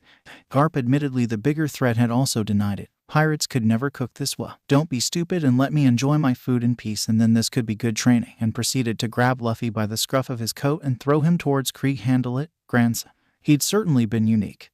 That man. Zoro stays close to his captain. Chopper's worried about the beating Zoro took, but Zoro isn't. His body is nothing but a medium for his will, and his will is fine. His muscles and tendons and organs just need to catch on that he has no plans of stopping. It's on a day where he's against the far corner of the infirmary, resting against the wall during one of those episodes where Luffy is eating while asleep and Sanji's making sure he doesn't accidentally chokes when the cook asks, "I heard you and Mihawk went at it." Sanji's voice is nonchalant, but Zoro has known him a long enough to know he's curious. Did you break your promise? Zoro doesn't need him to specify. There is a very small number of people who were privy to his humiliating defeat all those years ago, and to the first oath he took since Kuina. Zoro smirks, single eye looking at Sanji from the corner. What makes you think I lost? He asks, and takes great pleasure in how Sanji needs to scramble to catch the cigarette he drops from opening his mouth in surprise. His eyes are shining when he looks at Zoro, piercing. Did you W? Zoro's shaking head, amused at the other man. It was a tie. His eyes drift toward Luffy, the man where it all began. This battle wasn't about us. It wasn't the time. He clutches Wado Ikamanji, bringing it further into his embrace and feels the burn of promise. Next time for sure though. He meets Sanji's eyes. Next time, I'm taking his head. Meeting his father is a surreal experience. Usopp knows he existed, of course he did, but knowing it and seeing it are just two very different things, and he's almost a little embarrassed by the way his heart keeps fluttering. They look at each other and there's just so much to say. They shoot off a mile a minute. I can't believe how much you slowed down Sengoku the Buddha. Some of Whitebeard's men told me the fleet admiral looked ready to snap. And you, landing hits on Kizaru. That's insane. They've spoken at the same time. It's embarrassing and awkward, and there's a lifetime of just not knowing each other that seems almost too daunting to cross, but they're brave men of the sea. Usopp has dreamt about it for so long it almost sounds like one more lie, but he just fought in a war to rescue his captain. And they won. If this doesn't make him a brave warrior of the sea, what does? Not to mention he's a wanted man now. His father and him keep exchanging brief topics, first about the war, gruesome but still one of the few things they have in common, and then his father's eyes go far in the horizon, and he stands to lean in the crow's nest. Did you not want to be a pirate? His father is hesitant, and Usopp guesses he's not the only one worried about his shortcomings. When Luffy asked for my dream, I told him I wanted to be a brave warrior of the sea. Usopp laughs. It was such bullshit. I grew up admiring you my entire life, but I wasn't exactly going to tell that to a Marine officer. A smart move, he says, relieved, and then, I'm sorry I wasn't there. Once, maybe his words would have been important to Usopp. Maybe when he was still a child and his mother had just passed and he'd wondered what could possibly be out there. What could be out there to take someone away and for them to never return. He knows now. We all have our own adventure to live. Usopp says, it's not forgiveness because there's none to give, but it's an acknowledgement of care. The thing is, Usopp doesn't think Yasopp would change any of it. It all worked out clearly. I somehow did end up becoming a pirate. Anchor was always meant to be a pirate. The older pirate says, grinning, with that same look the red hair pirates get when they're talking about Luffy. All of them call him Anchor, which Usopp cannot wait to exploit once his captain is awake. You know, I got into an argument with another officer once. He tells his dad, because Usopp had never once thought that Luffy wasn't meant to be a Marine. Maybe he'd been too young to see it, or too idealistic. Ages ago, he seemed to think that Luffy was very flippant or selective with his implementation of justice. I was really shocked when I found out he'd joined the Marines. His father comments, pondering, maybe for you it was worried, but I didn't know Luffy wanted to be a pirate until like 2 weeks ago. Anyways, I ended up punching the guy in the face. I remember because I had never really punched anyone before. But in that moment I couldn't help but thinking that Luffy, even without knowing about the collar, I knew he got into a lot of trouble only for doing what was right. As the son of a pirate, it would have taken a miracle for me to get promoted, but I never cared about that. I was happy because with Luffy I knew I was working for justice, true justice. I've always thought justice is about freedom. It makes me very glad you chose to follow him, Usopp says. And he's talking about Luffy, but he's looking at Usopp with something glassy in his eyes. Yeah, he replies, grinning, and touched himself. He guesses he hasn't outgrown that part of him that wanted to make his father proud. Me too. Ouch, Luffy moans suddenly. He's awake. He tries to sit up, but his shoulder is screaming. He bites his lip, ready to push through the pain. He's disoriented, unsure of where he is. A hand crosses his vision and gently pushes Luffy back into bed. Luffy blinks again, slowly, and he almost thinks he must still be dreaming because the arm he sees is attached to Shanks. A very content Shanks that is smiling down at Luffy as if nothing's wrong in the world. Luffy's heart stops. Here stands the man who he never wanted to face again. Easy there, Anchor. His voice sounds different than it did on the battlefield. Luffy lets himself fall back into bed, stunned and confused. He catches a glimpse of the straw hat sitting at the table in between them, and his heart aches beyond any burn. Luffy closes his eyes and averts his gaze. Why would Shanks come for him? Luffy, he asks, and there's concern in his voice and it punches at Luffy. He opens his eyes, staring at the wooden ceiling.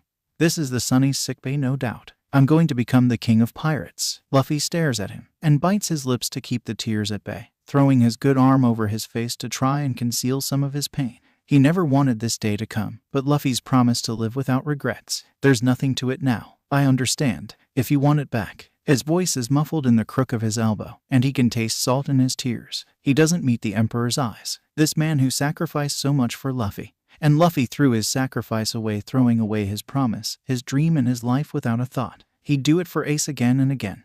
No doubt, but he's done a lot more in the last few years than just protecting his brother. Now, Luffy, Shanks' voice is grave, serious, and the hand that grabs his arm makes Luffy twist the smallest bit towards the pirate, meeting kind, dark eyes. You're not a great pirate quiet yet. Shanks is smiling at him, and something inside Luffy's chest loosens. Shanks sits with him as he cries. I broke my promise. Luffy protests, because Shanks doesn't get it. I became a Marine. I've heard all about your exploits. Zoro told me a lot of stories on the way here, some we knew anyways. Shanks tells him, grinning widely. And then his voice goes softer. Did you really think we'd stop looking out for you because you decided to become a Marine? Yeah, Luffy answers bluntly. Idiot. Shanks barks, startling the younger man. Luffy's a little surprised at the outburst, and he tries to sit up again.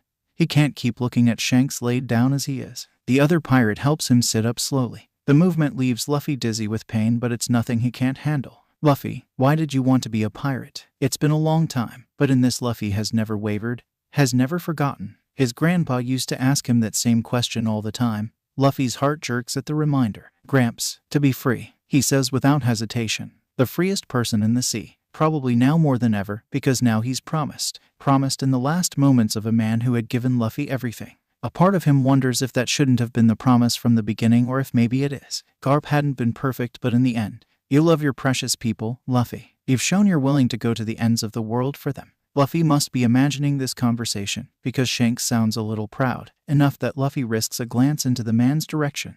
You can laugh at me, or throw sake on me, you can even spit on me, but no one messes with my friends. But he thinks of the slurs of the prisoners of Impel Down, and it's not that he cares what those bastards think, but Luffy cannot deny who he is either, what he's done in the name of Ace, of justice, of freedom. You cannot change what you've done, the red-haired man states firmly. The question is, what will you do now? Luffy bites at his lip, feeling tears run down his cheeks. His good arm raises to cover his face. There's one thing, though, at the forefront of his mind. He has made Shanks a promise, but it's not the only important promise Luffy has now. Do you think Gramps will be angry if I become a pirate? Becoming a pirate is the stuff of his dreams. A part of Luffy has forgotten that it's quite possible. Shanks looks at him, as if he has all the answers but isn't sure he wants to share them. He didn't. Luffy hates the hope in his tone, because he was there and he knows. I'm sorry, Luffy, Shanks says, genuine in his mourning over a man who would have chased him down to the ends of the world. An odd noise claws its way up Luffy's throat, tearing him apart from the inside, and it's like that time he tried to play Brooks' violin. He's nodding, trying to blink away his tears because he'd known. Shanks is a little more hesitant as he continues, but just as solemn. I think that, if what Ace told me about what he said is true, he'd like for you to decide that by yourself. Luffy almost sighs, but doesn't. He at least knows his grandpa wouldn't want him to be sad. I just wanted you to be safe. What does that even mean? He whines, and Shanks chuckles with him. Something in Luffy lightens a little. He doesn't ask Shanks again why he came for him. Luffy knows some things. He thinks, looking over the straw hat with a hope he cannot keep from warming him all the way down to his toes. Some things just don't change. Are my Nakama okay? Luffy's haki had kept a figurative eye on them, but things get blurry after Gramps. Lots of people are banged up, but everyone in your crew is okay. So are Ace and Sabo. Whitebeard is in intensive care. Luffy wonders vaguely what could have landed a hit on Whitebeard, but his mind is caught up somewhere else. Sabo. Luffy thought it must have been a dream, but apparently it was his missing brother there on the battlefield with them. Luffy wonders about Smokey and the rest and his people from Sabaody and his other friends, but Shanks will hardly know about them, though. Shanks, sen Akainu, he caught a nasty shockwave when he took a cheap shot at Whitebeard. Luffy's heart stops in his chest. That did sound like Akainu. Shanks tries to keep the animosity out of his tone, but Luffy can tell the man is angry. It makes him feel ashamed. He knows he shouldn't care, but he does. But I think he'll recover. It's been several days and there's been no news about him. Luffy nods. Sensei's strong and he makes his own choices no matter how much Luffy thinks he's stupid sometimes, like attacking Whitebeard for no reason. Shanks eyes Luffy's warily. He could have killed you, he says seriously. Luffy smiles. No way, he tells Shanks, and of this he has no doubt. Sensei's a big softy at heart. He's just stupid sometimes, that's all. Luffy never really forgave him for wanting to kill Ace and breaking their deal, but what he'd told Akainu then was the truth. Luffy trusts him. Shanks' face twists, and he eyes Luffy like he thinks the younger man's crazy, but he bursts into laughter anyway. Maybe there's some truth to that, though I can't say I see it. The red hair says. Luffy smiles and continues asking questions. Apparently he's missed a lot. He eyes the straw hat from the corner of his eye as they speak, and Shanks catches his pensive stare a couple of times but doesn't bring it up. Luffy's glad. He's not sure he can talk about the hat right now with everything that's happened. His hand reaches for his head anyways, never having forgotten that it was missing. When Luffy had been little, Sabo had taught Ace through painstaking practice how to be a good big brother. It wasn't until Sabo wasn't there anymore that Ace realized, confronted with Luffy's inconsolable tears, that he'd never been the big brother, not really. He needed to be him now, because there was nobody else. He'd tell anybody who would listen about Luffy and about how it was Ace's job to keep him safe, if it came down to it. Then he'd become a pirate and thought that the information would be better kept on the down low until he was sure Luffy could defend himself. When he'd met Luffy in Alabasta, it felt a little like the Marines had stolen something away from him. How was he supposed to protect Luffy now? The truth is that while Ace had always looked out for Luffy, cutting him out of alligator bellies or fighting the tigers, he'd never forgotten that once Luffy was tortured for a secret that wasn't his, and he'd kept his mouth shut to protect Ace. That would only be one of many sacrifices his little brother would do for him, and even then, Ace had felt it in his bones. Ace knew Luffy's love was dangerous and permanent. It scared Ace to find someone in the world who loved him that much. It still scares him even now, or maybe it makes more sense for it to frighten him now. Ace doesn't think he's ever going to forget Luffy's screams, or the blood on his hands, or the way his brother absolutely writhed on the scaffold. Ace thought he was begging for death. He entered Marineford ready to give up his life for Luffy, and then had almost lost him, and then Gramps had. Ace should have told him he loved him more. He will never tell anyone how much he wishes he could have thanked Garp for taking in a child of his blood, of his enemy, and doing good by him, at least as good as he'd done for his own flesh. That's a regret. And he promised Luffy to live without them, and Ace just cannot break more promises with him. Ace interrupts Shanks and Luffy's conversation. It's an accident, opening the infirmary door without even really thinking his brother is awake.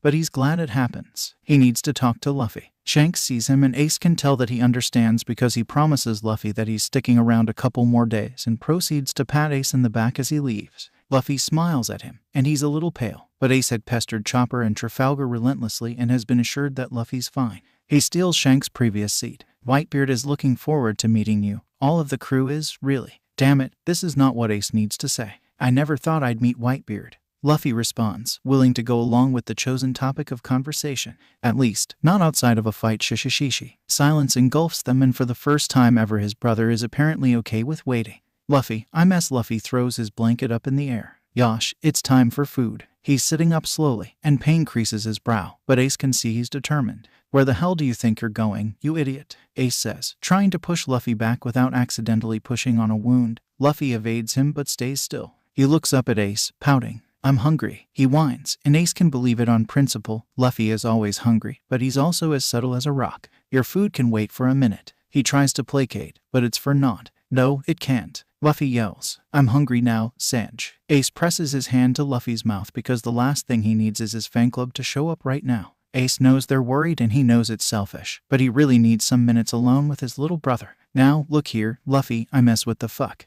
Are you 5? Spit is heavily coating his palm and the little shit takes advantage of the confusion to bite him. I want food, the younger man says. I haven't had a proper meal in more than a week. Ace does feel a little bad at that. Luffy's been incarcerated for a week before ever reaching the battle and he's been out for days. And you'll get it, but fuck, Luffy. Luffy, I'm trying to apologize. For fuck's sake, stop biting me. I don't want to hurt it. Tough, you're gonna. Ace is being stupid. His brother, the former Marine Vice Admiral, center figure of the Paramount War, and self-proclaimed future king of pirates, pouts. Ace wants to laugh, he does, but he's just reminded how young his little brother is and it just makes him feel more defeated than ever. Luffy, can you just... He starts, eyes on the ceiling to rein in the tears. He feels so tired. Can you just listen, please? His brother's eyes lose some of the amusement and he can tell Luffy's going to hear him. I should have known, the second I saw you with a white coat in Alabasta, that something wasn't right. Wait, please, I need to say this. You've always been like that, Luffy, never listening to anyone, always doing whatever you wanted.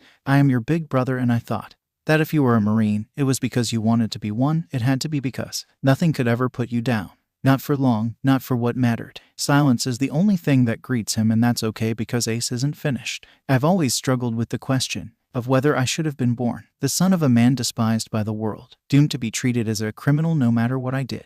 I never related it to you because you were always so cheerful and careless. I didn't realize that the only difference between us was how we thought about ourselves regarding our parents. When Nami told me what you'd done, I didn't believe her, though now I think it's more that I didn't want to believe her, but it was easy. It was easy because it made so much sense. A bitter bark of a laugh escapes him. You've always been there when it counts, never letting me drift too far into the dark. You've always been the strongest out of us. Ace cannot shape his mouth around the words and so much for not crying.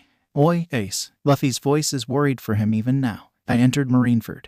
And at first I thought to myself, I'll die here if I have to, anything as long as you came home, free. It was so selfish. Here you've been enslaving away for me to get a life and there I was, ready to throw it away. First opportunity. I told Marco I was Gul D. Rogers' son. And more people know now than ever and I can't even care about it. It seems so small compared to everything else. And that still goes back to you. Every good thing in my life, before I met Pops, goes back to you. Ace, I don't want your apology. That's not why I did it. I know. The apology's for me. Ace chuckles wryly. His voice is small, shaky, but he couldn't possibly stop now. For you, I have a promise. I've always been a bit blasé about it all, you know? Just not looking for it to end, but certainly not very against going out on a blaze of glory. But this life I'm living, it's not really just mine anymore, is it? It wouldn't exist without you or Gramps, and I want you to know it's in good hands. Ace meets Luffy's eyes, wide open in complete surprise. I'm going to take care of it, I promise, so that nothing you've ever done for me is wasted.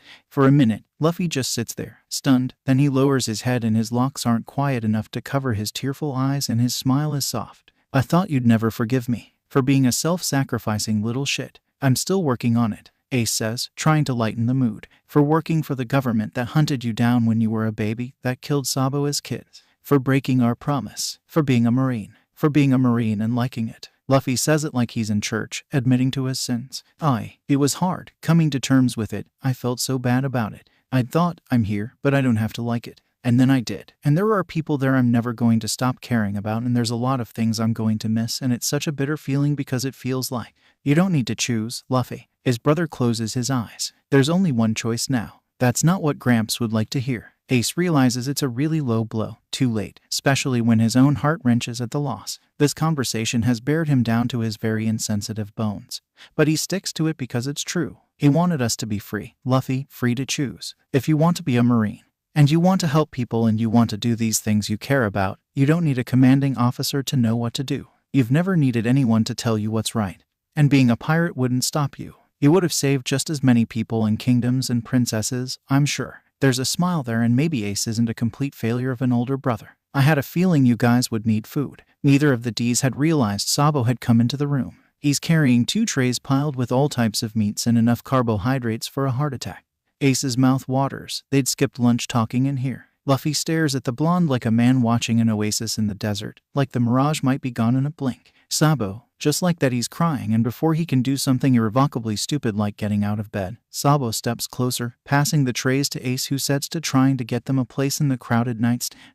Luffy shifts a little so that Sabo can sit on the edge of the bed. Ace still cannot believe how tall he's gotten. "Hi, Luffy," Sabo says, his hand coming up to trail Luffy's unruly hair. There's a fondness in his voice that's heartbreaking, and seeing them all together in one room is about to make Ace cry again. "It's been a while, Sabo," Luffy wails, good arms stretching to wrap around the revolutionary. It's cute until Luffy decides to multitask, and then he's shoving entire portions of meat while crying, and there must be something wrong with the older brothers because they're soon laughing to tears. Ace burns this moment into his memory because his brothers deserve this. This carefree happiness, and Ace is never again going to be the one stealing it away from them. Chopper's not in the habit of sitting by his patients. It's useless and nerve-wracking, and better left to people who felt a little useless when it helps to caring for their hurt friends. Chopper knows that people like his nakama need to spend some time watching over Luffy.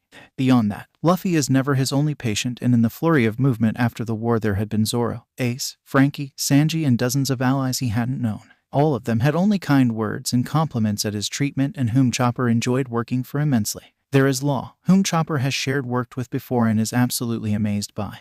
And this time he's also had the opportunity to assist the veteran nurses aboard the Moby Dick. He'd been surprised when he ran into Marco, of Uranus's Luffy's crewmate, Yoi. He smiles serenely, looking fresh and immaculate while everyone around him is all beaten up still. "Thanks for the save before. You really are okay?" the reindeer asks suspiciously, eyeing the tattooed chest as if suspecting foul play. The other man laughs. "I ate a devil fruit. I'm a phoenix. I recuperate from all damages immediately through flame." He explains. Phoenix. HHH. That's so cool. Chopper's eyes are sparkling, and he's dying to ask a million questions. Then, something else registers in his mind. You're Marco the Phoenix, Whitebeard's first commander. Marco seems to sweat drop. "It's taken you this long, Yoi." "It is a little obvious if I think about." "Haha," he murmurs awkwardly. Anyways, Marco is kind enough to save him from his days. "What brings you aboard the Moby?"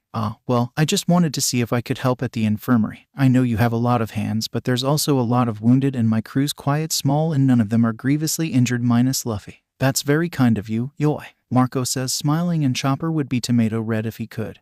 Whole body vibrating with the complete, and hand rubbing the back of his head sheepishly. "Don't think your comment makes me happy, asshole." "Hahaha." Marco seems puzzled by attitude, which only served to make Chopper even more embarrassed. The older man shrugs, probably used to strange antics in a family of pirates. "The infirmary is my division, so come with me, Yoi. We can use all the competent hands we can get." Chopper trails after him, all the way pondering how ironic it is that the head doctor of the ship is a man who will never need medical attention. He smiles cheerily. It's brilliant. Frankie is seating around a table with the Frankie family the day Luffy wakes up. They're drinking and celebrating, and the cyborg is thrilled to be spending time with them.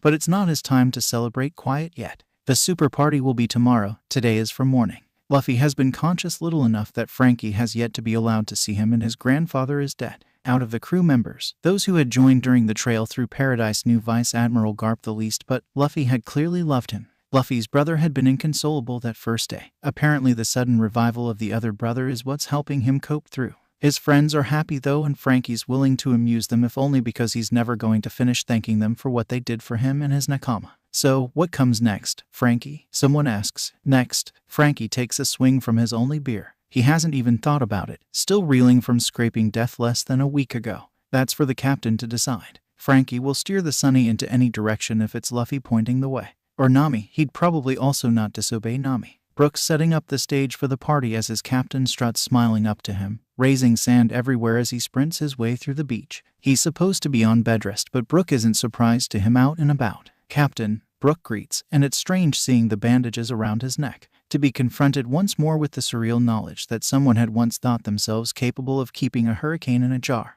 That is, he'd rescue Brook from the lonely dark. Luffy had been smack center on his own. He processes the beaten down expression. "Did Mr. Sanji kick you out of the kitchen?" The captain pouts, laying across one of the speakers. "Sanji's a meanie." Brook chuckles, setting the stands for his guitars and making sure they're all tuned. There's not that long for dinner, he says instead. Where are your brothers? In the last few days the trio has been inseparable. Their bond so precious that it made Brook feel his age. The way his gaze drifts to them through the eyes of time. Those young men would continue on to do great things, the musician has no doubt, and his captain has never looked happier. Ace has commander duties. Luffy answers, kicking his feet in the air from where he's laying and looking towards where the ships are moored all along the beach. Most of their allies still present either for medical care or for the party. My dad recalled Sabo to the base, said that his vacation was over, for all that he'd been there, and apparently taken an entire chunk of vice admirals and a warlord out of commission. No one in Brook's crew actually saw Monkey D. Dragon, much less speak to him, not even the son he came to save. It brought a frown to Brook's face, but Luffy has never seemed particularly interested in him either. Are you sad he's gone? But Brook already knows the answer. Luffy sits up and looks at him, shaking his head. Sabo's living his adventure and he's safe and happy. Truthfully, Brook had been referring to Luffy's parent, but it answers both questions, doesn't it? His Kaiten has spoken slowly, as if speaking to a child, with his grin splitting his face. We'll meet again, for sure. Of that I have no doubt. Robin doesn't regret it. She thought she would, despite spearheading the rebellion against Luffy's execution without giving herself a chance to back out. All Robin had been thinking was that she couldn't leave her captain to fate he had rescued her from. She had a debt Robin thought she would never be able to pay back, but that now could. It didn't matter the cost. The need to give back was just too great. Now though, adrenaline has left her system. Most of the Den mushies have been given back and the extra ones from the Sunny are back in storage. She eats at the celebratory party, watches her captain cheer and smile and glow in gratefulness. So free in his expression, his words and his laughter that his imprisonment and the weight he'd carried before is all the more evident in its absence. Robin finds no fear nor regret in herself, none. She doesn't hear the other shoe drop. Her mind is at peace. Her eyes burn when she realizes that this is who she is now. At some point over the years, she's been infected by the same conviction. The bravery, the selflessness that she had once envied and then admired. Love and care have been sewn into her, like patches over the whole-ridden quilt that is her life, previously ripped and frayed in loss and betrayal. Trafalgar Law walks up to her at the party, and it's been days since the war, but he still walks around in a daze. He's been hesitating in approaching her, Robin knows, but apparently he's finally gathered the right words. His eyes are red and the eye bags are as pronounced as always, but something has changed. When Robin looks at him, she's suddenly reminded just how young he is. Robin, yeah. The man meets her eye.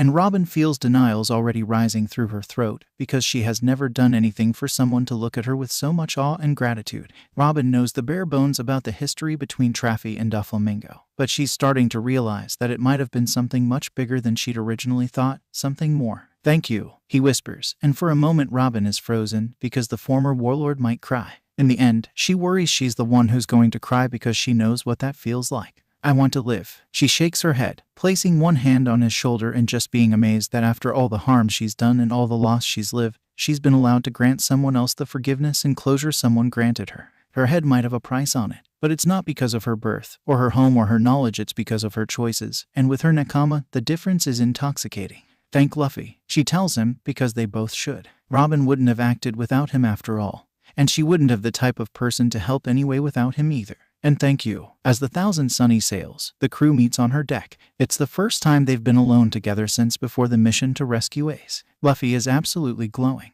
His neck still sports the scar from the collar and his shoulder is still covered in bandages from where the magma splashed over from trying to save Ace.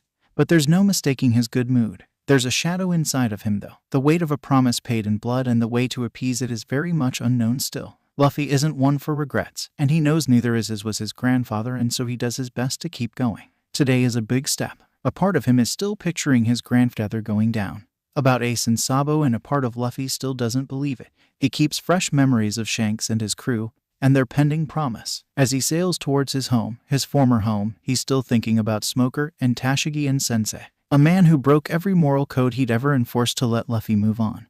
And he thinks that it makes his sensei a better man, but he doubts the Admiral will see it that way. The figurehead of the Thousand Sunny is warm and familiar under him, safe and real, and since Luffy left the battlefield everything feels more vibrant, as if the collar had dulled the world somehow without him noticing. He would miss the Sunny if he takes old man Rayleigh's offer. He doesn't know if he really needs it. He's been sailing for a long time now, but he's made a dangerous promise.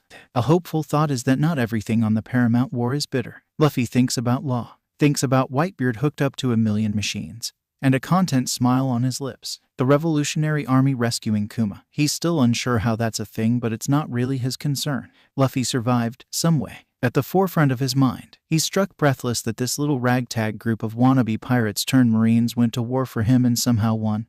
But hadn't Luffy always believed in them for everything and anything anyways? Thinking is confusing sometimes. Then, Luffy needs to force himself to be on the present, on his ship, with a black sail and a Jolly Roger he's dreamt of since he discovered the word freedom. He turns around to look at his crew, smiling down at them from the figurehead, and Luffy knows they're waiting. He did say he had a request to make, one more favor, hopefully, the last one he'll ever ask. He still remembers traveling across the East Blue and the Grand Line in the New World with them, but everything's just colored in differently, almost as if they were someone else's memories. Freedom feels like an endless palette of colorful shades, and his nakama are more striking than ever. Luffy is humbled by them. Kobe, who redefines justice and has kept Luffy's morality sharp through turbulent times. Zoro, whose ambition is as steadfast as his support, the foundation of their family. Usopp, who can make them laugh on the darkest days and always comes through in the end. Nami, who never steers them wrong and is willing to go to the end of the world for them. Sanji, whose ability to feed people is only comparable to his kindness. Chopper, who skillfully puts them back together again and again.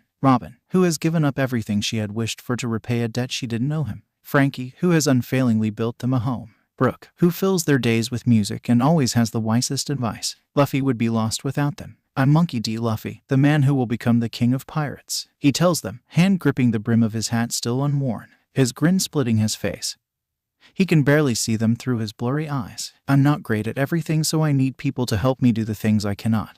His nakama, the most talented and passionate people Luffy has ever met, stands straight at the acknowledgement. Do you want to join my crew? His crew makes short work of the remaining soldiers around Marineford. Not a single cannibal or Marine is allowed anywhere near the ship. Luffy's wearing his spare officer's jacket. It had been hidden at Sabo, and it's the last time he plans on wearing it. They dock smoothly, still surrounded very much by chaos. Zoro and Kobe exit the Sunny go along Luffy, the rest of the crew forming a protective circle around the ship. It might be respect or habit or just pure surprise. But as Luffy cuts a path towards the center of the ruined plaza, not a single Marine dares get in his way. How boring. This is the place where Luffy grew up. Like Mount Kolbo, Marineford too had once been home. His grandfather had been thrilled to show him this place, convinced still that he could sway Luffy into seeing that Marines were much cooler than pirates. Luffy's chest aches at the memory, but he smiles. In his hand, he carries the straw hat of the Pirate King, and what a surprise it had been when Shanks told him that little piece of information. He hadn't known Shanks had sailed with the Pirate King. Luffy's sure his grandfather must have known about it. No one crossed swords with Gall D. Roger more frequently than Monkey D. Garp. His Gramps was the first person to ask about it when Luffy stopped wearing it. Luffy reaches the bell and turns around to face it without fear, Zoro and Kobe at his back. He puts Nami's jacket first and then takes off his own, folding it, and putting both to rest on the bell's raised platform. Next to him, Zoro and Kobe do the same, shedding the overwhelming duty that has defined all of them for almost 4 years. He presses the hat to his chest just for a moment. He's not sure how to pray, but he knows it involves looking solemn and wishing really hard. He prays to his grandfather and every other person who gave up their life in this plaza. He thanks this fortress for harboring a foreigner like him in its guts and letting him learn love and happiness in it.